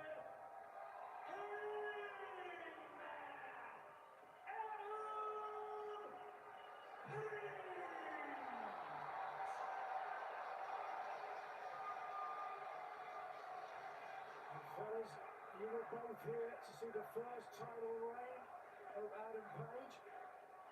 If you watch the latest AEW stories, documentary, The Good, the Bad, and the Hangman, Page really seems to have found himself this second time around. He's gone of the insecurities, there's a genuine happiness about the man. And it's been an arduous journey, certainly, to wear the title again, but he said, I'm now the man I should have been all along. And Hangman, in so many words, I believe during his first reign as champion, Nigel suffered from almost imposter syndrome. Didn't know if he was truly prepared to carry the weight of the AEW World Championship, both literally and figuratively. It can certainly happen. I would dare say we saw that with Daniel Garcia and his TNT title reign. But we have seen what those insecurities did to that young man. Page, perhaps, has more fortitude mentally to turn things around. But look at this opening. Just notice, I mean, this is such a big championship match. Joe is so calm and cool and so confident. Benefit of years in the game, years of being a world champion, holding that title, knowing what it takes. Nice move there by Hangman Adam Page, weaving underneath Joe. And Joe, oftentimes, Nigel, has that left elbow heavily taped up. It is a nagging injury that has plagued Joe throughout his career, and that is not a fact lost on our AEW World Champion Hangman Page. Could become a factor as this match continues. Certainly the match we just saw with Bandito's shoulder was certainly a factor in that matchup, as again the champion trying perhaps to get towards the bandaged elbow. Tony, while AEW only been in existence for a little over 6 years, we already have our history. We mentioned multiple times the occurrence of matches that have taken place inside this Chambers Arena in St. Louis. Nintendo. Joe just struck Hangman. Joe really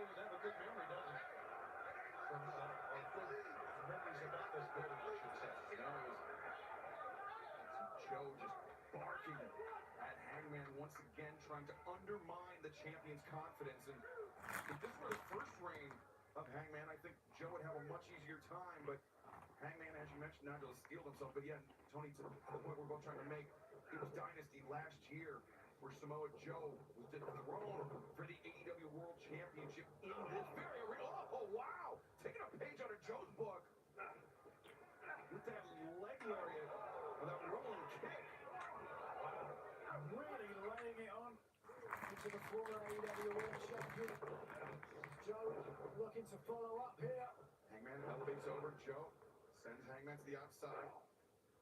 Chop down on the lariat attempt.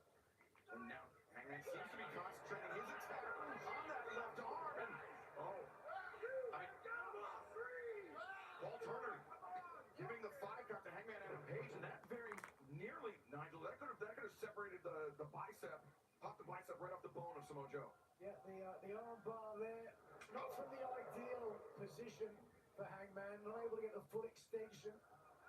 The tendons, the ligaments, the base of the bicep in the elbow there can be very weak. It doesn't take much, to your point.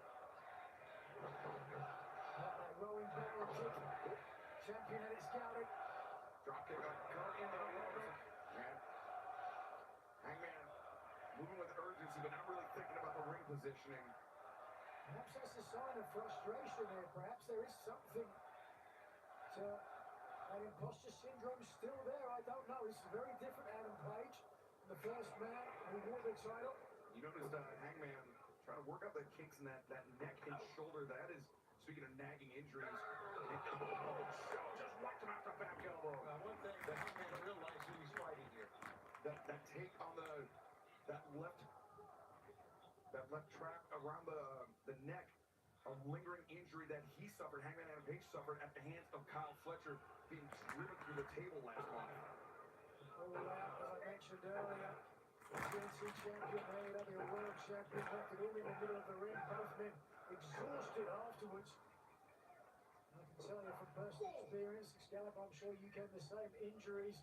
They stay with you for a while. Don't you expect, as a world champion, you're going to get the best shot regardless of who you face, right? Everybody's going to come out with everything they have. So he's going to have injuries as he moves on and continues, if he continues to become world champion after tonight. No doubt. Now Samoa Joe driving Hangman into the ring apron and into the barricade. Look at the way Joe has dominated the world champion. And Samoa Joe, he was very quick, very keen to remind Hangman Adam Page that you've beaten a lot of men in your career, but you have never beaten me.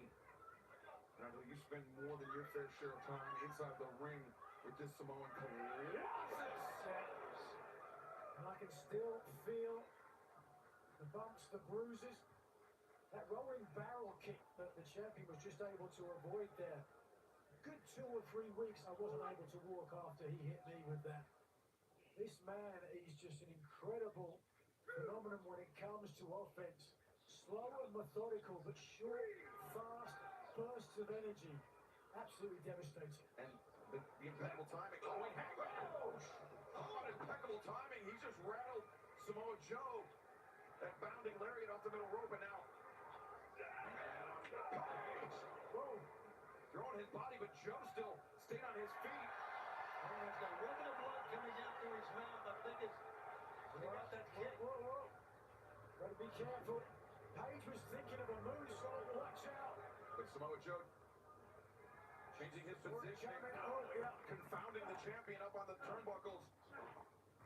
Samoa Joe is a man that, as we've seen, never saw a high crossbody he couldn't walk the way out of. Joe, low bridge. Challenger tumbles to the floor.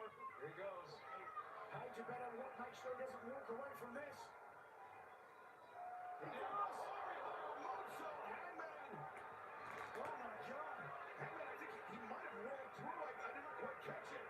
But Samoa Joe. Oh my God. Shotgun drop kick, and that caught Joe flush in the ribs, Nigel. Yeah, I think the camera angle, I'm not sure if we can get it from a different angle, but I think once that the champion committed to the moonsault, he saw that Joe had moved. He was able to adjust mid-flight and land on his feet. Either way, it gave him this opportunity.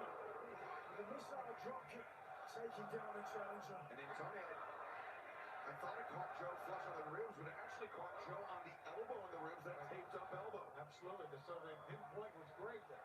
Once again, as we heard earlier tonight, both of these combatants, loved by the fans. Some are chanting Joe's name, some are chanting Hangman. STO in the corner, though. Split down the middle. We got to look, Nigel, at the trickle of blood from the mouth of Hangman Adam Page. It is very, very likely that he has bit through his tongue because of that barrel kick. Yeah, running right into a buzzsaw there. Oh. Now, washing the face. Yeah, Joe's going to take advantage of that, like right now. Joe, harkening back to the early days of his career, spent competing in Japan, Shinjiro Otani, the Japanese legend, a mentor to Samoa Joe, popularized those boot scrapes in the corners. They're just lying in wait. SGO, perfect execution as always. Joe, who, to your point, Excalibur, is certainly, you can see stylistic similarities to Hashimoto. Shinya Hashimoto, the late great Japanese legend, part of the Three Musketeers alongside Masahiro Chono. Oh, kitchen sink. And Keiji Muto. Shinya Hashimoto, Nigel, to your point, a former sumo wrestler turned pro wrestler, and somebody that Samoa Joe drew a lot of inspiration from. Hashimoto was known for the most brutal purveyors of violence in the Japanese game. And look at how the face of Hangman Adam Page is being compressed in the powerful arms. And toward the mouth.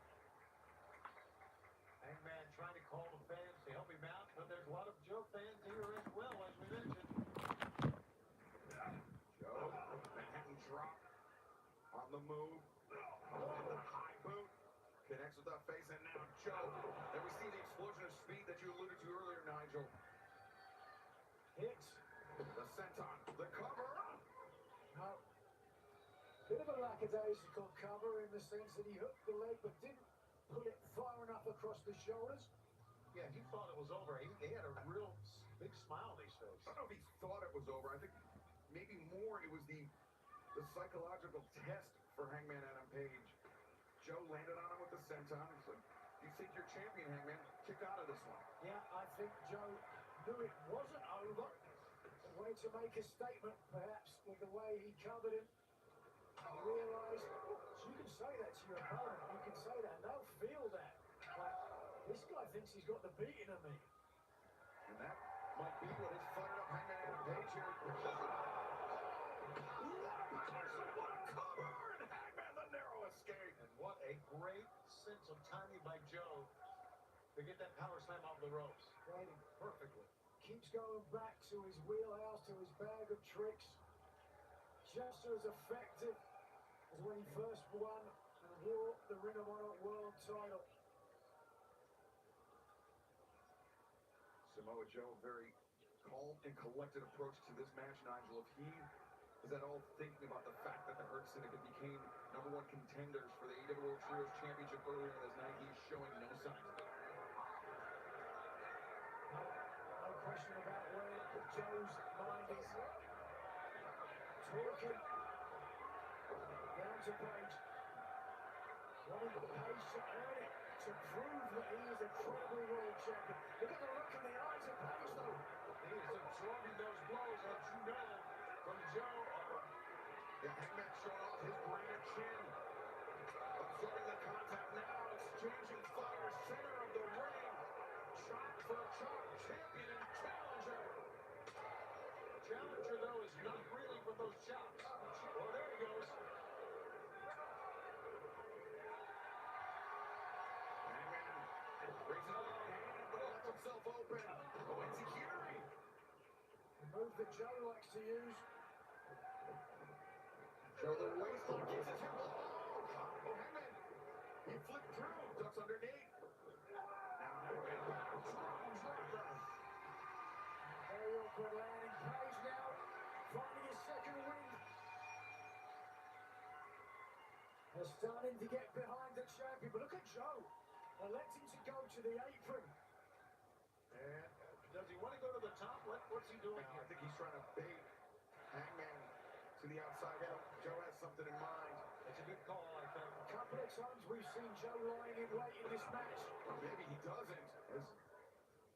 He just wanted a little bit of a respite, a little bit of a breather. Hangman, once again, good for the Orihara moonsault. Joe. Oh, Joe springs back into the ring. But Hangman, he was ready for it. Changes position. Moonsault press. Didn't get all of it, but perhaps enough. Whoa! The champion went a little bit too far on the attempt, but luckily for him, as he went through the air, Joe tried to roll out of the way, and in doing so, put himself at the potential pinfall opportunity. Hangman Adam Page, Tony, he knew coming into this match he would be in for the fight of his life. And right now, the AEW World Champion is rising to the occasion. Yeah, anyone who's gone against Samoa Joe knows they're in the fight of their life. Nothing new here. Every time I faced this man, it was the fight of my life. Did I know? Joe, the flurry of kicks into the face. And now the challenger. The stagger. Two, and Joe maintains control. Steps over STF center line. How about that? Textbook Samoa Joe, the power bomb, more than willing to let his opponent kick out, because this is what follows up. And look at the ring placement because of it. In the same place a year and a half ago, as we mentioned earlier, Samoa Joe lost his world title. He could be moments away from regaining it right here in St. Louis. Now abandons the STF. The crossface is locked in deep. Driving up there with his hips. Was the FTF removed, originally made famous by the late great Lou Thesz. He made a big career for himself in St. Louis himself. And now Joe, his third consecutive submission hold. All three initiated by that powerbomb. Joe, unabated, continues forward. He can chase it. He's been in this position arguably more times than Adam Page has. The chant of Joe here. So Joe now with Hangman up in the corner. Muscle buster perhaps. If we know it, Hangman comes into it, Nigel. Doing the right thing, trying to fight out of it. Damage to the neck and the shoulder that you mentioned earlier. Certainly not going to be helped by the muscle bust, but instead, what's Joe looking for here? Front face lock. He's just thinking about it, and that's given the champion chance to fight out. Not typically the domain of Samoa Joe to climb the ropes. And maybe paying for that right now is Hangman. St. Louis want to see it. Hangman poised to deliver. Joe breaking free in the last possible moment. I gotta tell you, Hangman, he was kind of spent on that cover. He's absorbed a lot of punishment. Takes a lot of energy for all the offense as well. And Samoa Joe is just such a big human being. You can see the way that the champion gingerly set up the sunset powerbomb there. He did not want to slip on the way through and have Samoa Joe land on top of him. As Hangman now once again looking for Deadeye. Joe counters. Quick kicks to the face. Come on, motherfucker! Don't need to explain that. Rolling elbow, avoided Kikina clutch. No, Hangman. It's got him captured. The pinball, no. A spark of life in Adam Page. Oh, Hangman to the outside, boot to the jaw. Joe back towards center. Hangman set it up. Shot, no. Kikina clutch. Oh, Hangman immediately fading. Braces is on as well. Oh, Well, it's got fans standing here ringside. As the former training partner of the UFC legend Tito Ortiz.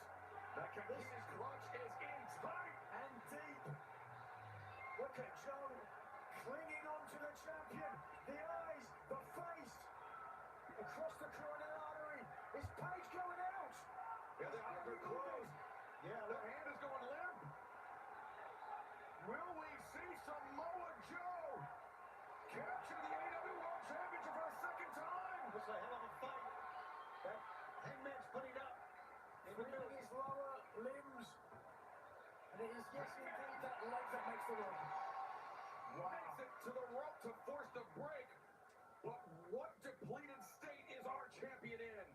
You've got to think now, cutting the oxygen off to the brain is going to leave the champion seriously impaired. Now look at that look. The eyes of a demon. A man who perhaps can feel the AEW World title coming back to him. Hangman Adam Page, since winning the AEW World Championship earlier this summer, he has not backed down from any challenger. Samoa Joe hoists him up. What's the buster now? Hangman finds his feet. Hangman.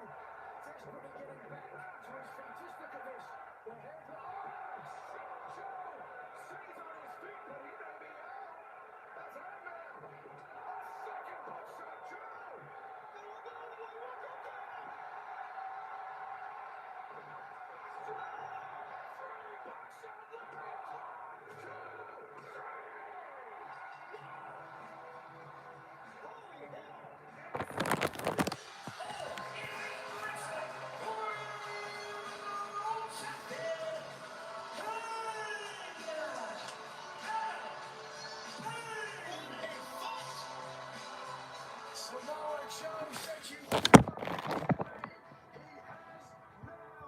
He called Page a pretender, a fraud. Page repents the title and is no fraud. Samoa Joe, the measuring stick by which all champions are compared. Let's take a look at how he did it. It took 3 times, and this, the crown, shaking down the big Samoa, and finally, Adam Page has exercised the ghost of Samoa Joe.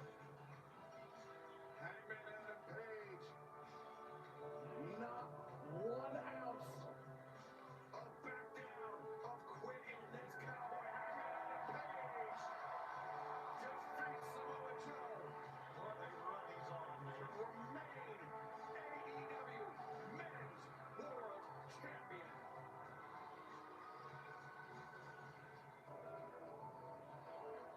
Fifth title defense since winning it all in Texas. And now, Powerhouse Hobbs comes your Shibata. Samoa Joe's fellows in the AEW World Trios Championship out to support their fallen brethren.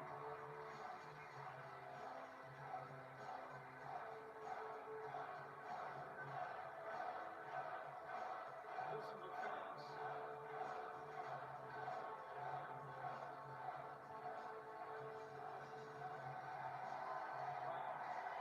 Remember it all in? What happened to him?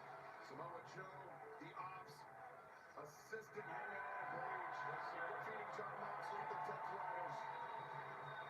What a battle, mate. I love seeing this, man. That's what. Yes, sir, brother. Trying to show respect and the seal of approval for Hangman Adam Page.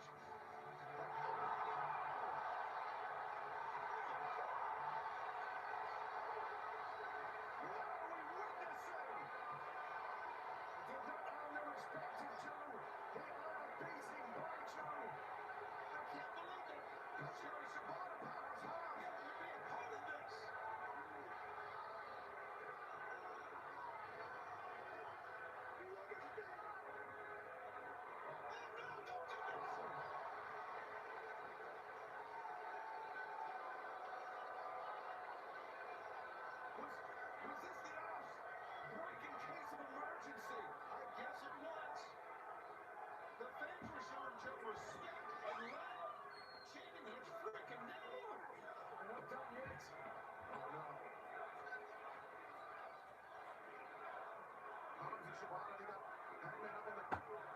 Why do they have to fucking do this?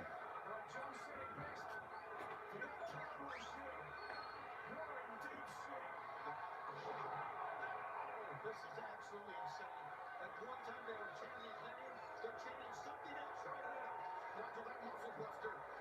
Dangerous under the best of circumstances. Disastrous on the AEW World Championship title belt. That Joe knows only too well. Look at the champion. Now we talked about the injury Joe suffered at the hands of Kyle Fletcher. And now, the neck targeted. You know, it could be that this arena has sent off Samoa Joe a year and a half ago, right? Two of the biggest losses in Samoa Joe's career coming here in St. Louis, Tony. May have pushed Joe past the brink.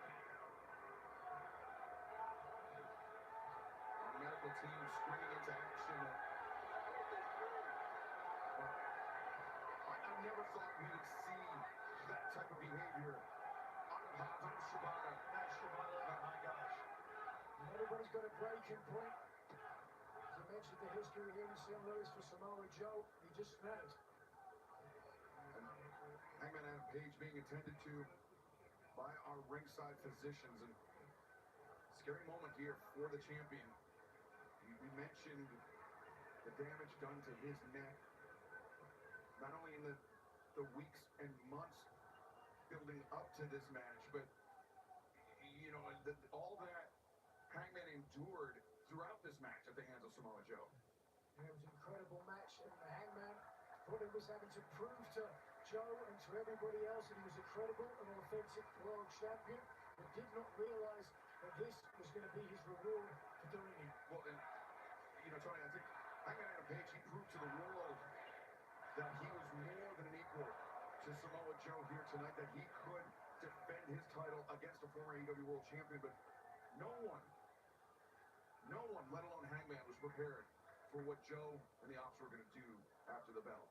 Joe just showed a lot of heart, a lot of determination, taking 3 of the buckshot lyrics before he went down, and we thought, man, what a great challenger. He'll get another title shot soon, we're sure. But my God, look what happened after that. Fans, we have to shift gears here. I understand the CEO, the TBS champion, Mercedes Moné, wants to speak her mind.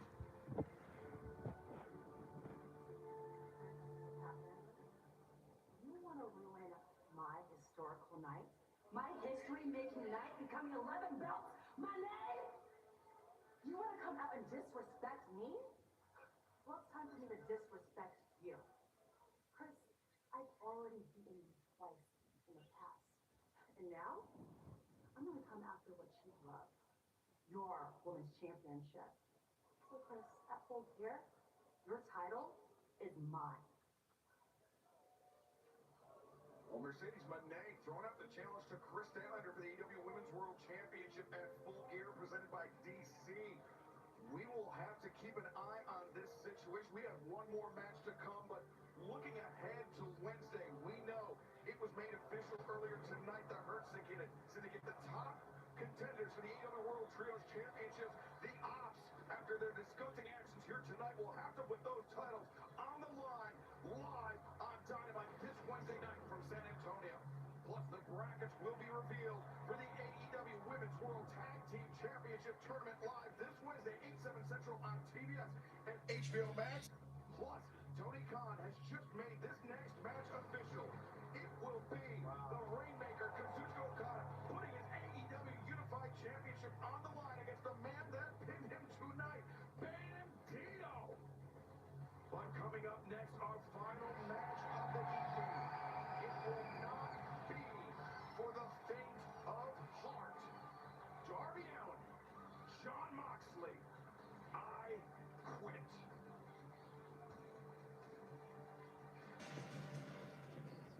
This I quit match between Moxley and Darby Allin. I'm scared at what these two men are going to do to each other. If you want to be on the right side of history, though, it is never too late. It is, John, understanding what it is you're trying to do. It's you.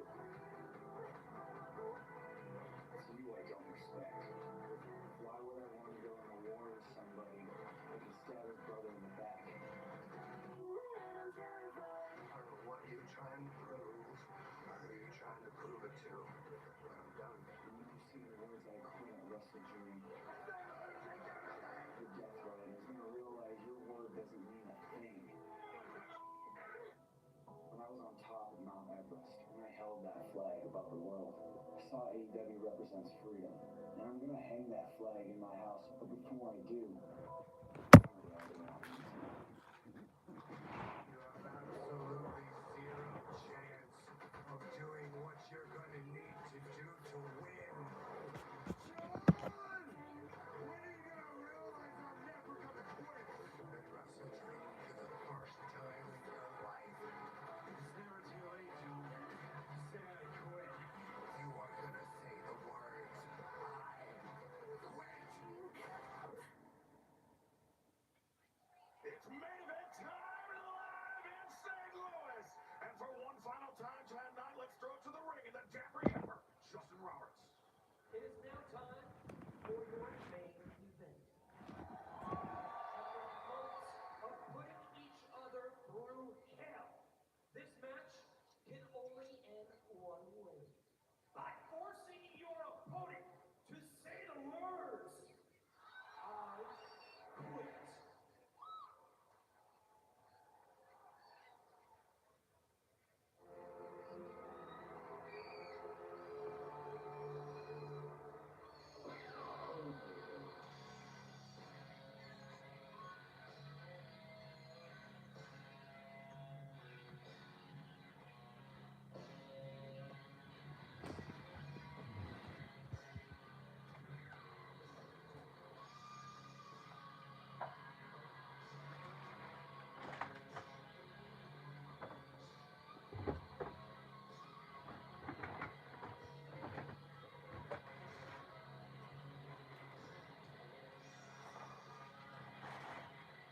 Introducing the participants first. Here coming from your leadership team. From Cincinnati, Ohio. Weighing 231 pounds.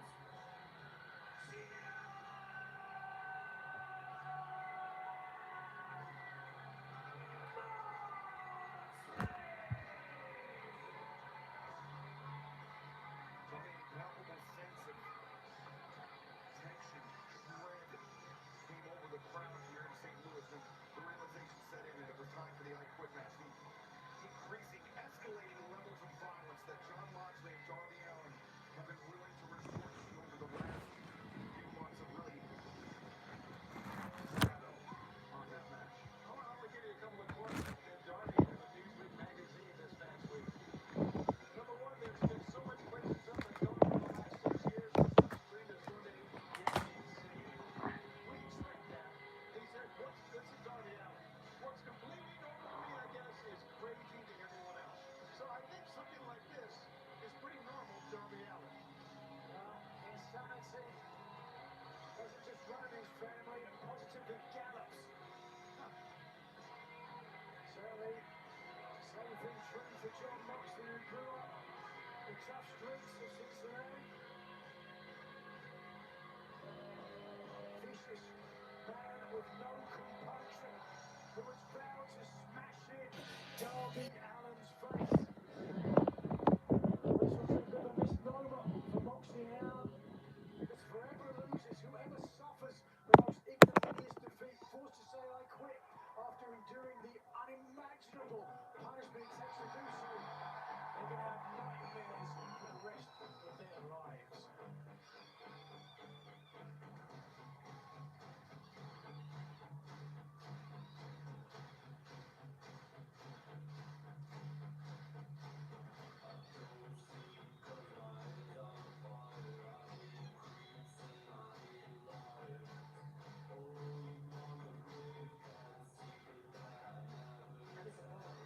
From Seattle, Washington, weighing 175 pounds, Darby Allin! I don't know about you guys, but this is one time I wish we had our own best match way up there somewhere. It certainly does feel that no one anywhere in the arena is going to be safe. Exactly. What's Darby Allin got in that bag? He's not going camping. Also, I think we should know, John came out here with only Marine and what he, as we know from the WrestleMania tailgate brawl, all the rest, the Death Riders are here. And they are never far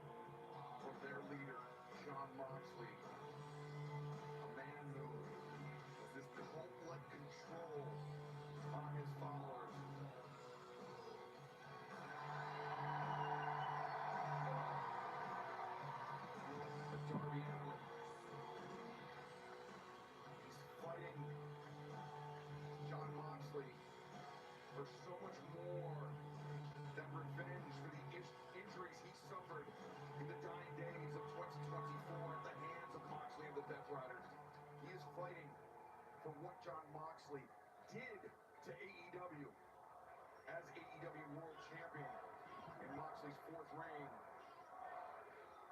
He is fighting for how Jon Moxley ended the career of Bryan Danielson. He is fighting for every injustice Jon Moxley has done in the last year. There's been plenty. And said to Moxley, you want to burn AEW to the ground, don't be surprised when I pull you into the fire.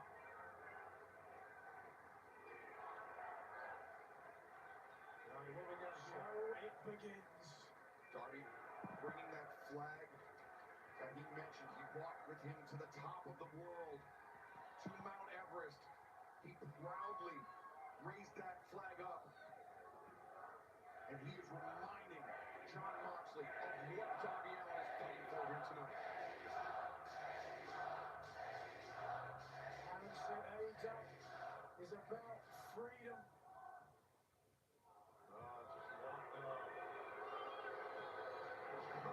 Well, here we go. The madness is the only freedom. You know, in a completely sane world.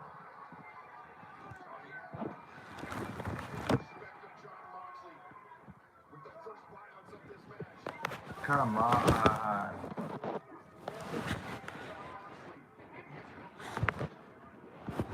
That's the toughest battle of his life now. Period.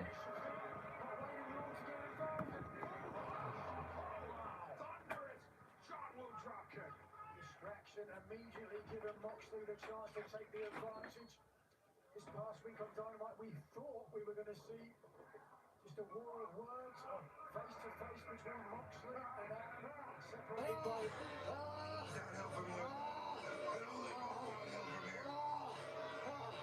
separated by a glass window in a brick wall. Both men vowed they would not say I quit. Darby better check his teeth, Nigel. Now, the chain around the hand, the right hand of Jon Moxley after the middle rope was kicked into the teeth of Darby Allin. Rope, as we always mention, Nigel, a misnomer. It is actually a high-tension steel cable. Very little tape around that cable. Jon Moxley attacking the face, the jaw of Darby Allin here. If Jon Moxley breaks the jaw of Darby Allin, how is Darby going to even say I quit? It's a great point. They can mumble it, and I think the official might take that. But now, Darby, it started early. Blood understandably leaking from the mouth of Darby Allin. Might be time to send Grandma to bed. I mentioned this was not going to be a fatal fall. And vitriol history between these two. Darby Allin, who took the lead on a number of occasions. They're firing up Moxley here. That's the thing. Despite everything that Jon Moxley has done at his core, he believes he's doing it for the right reasons. Right? Yes. It's a great point. It's Moxley that said, nobody has more love. Oh, no. Nobody has more love for Darby Allin than I do. His ear is bloodied. I tried to help him. Not my fault. So I tried to help him, so it's my fault. And this is not going to help him. Darby going his ear very easily, Tony. And you have, of all people who have seen this in your career, his ear could have been sheared off by that rope. Oh, absolutely. It doesn't take much. It really doesn't. Nor does it take much to break a man's back. If there is anyone in AEW who can absorb the most ungodly punishment that we've seen in professional wrestling, it's Darby Allin. Yes. Now we're going back. How you want to do it? We're done here all night, Darby. How far did it take, okay? How far you willing to go? How far you willing to go? We're gonna have some fun. Let's fight now. We're going back to your earlier point. Jon Moxley being a firm believer, a fervent believer. in what he has done in the last few years. History is littered with believers that have done dastardly things. Yeah, you don't have to look far in the world to see people who, as you said, you can tell what they did. But you got to understand why they did it. Right now, a simple standing armbar. Yeah, that's going to lead to something else, as you can see. Moxley ordering Marina Shafir. Once again, there's a palpable discontent in the arena now. An eerie anticipation. Marina. What is this? Oh no, walking. Oh no. Oh, we've seen these before, I believe. Oh, the skewers. Oh, don't do this. this is going 1 and 3. Keeping the rest in his back pocket, quite literally. He's gonna stick it.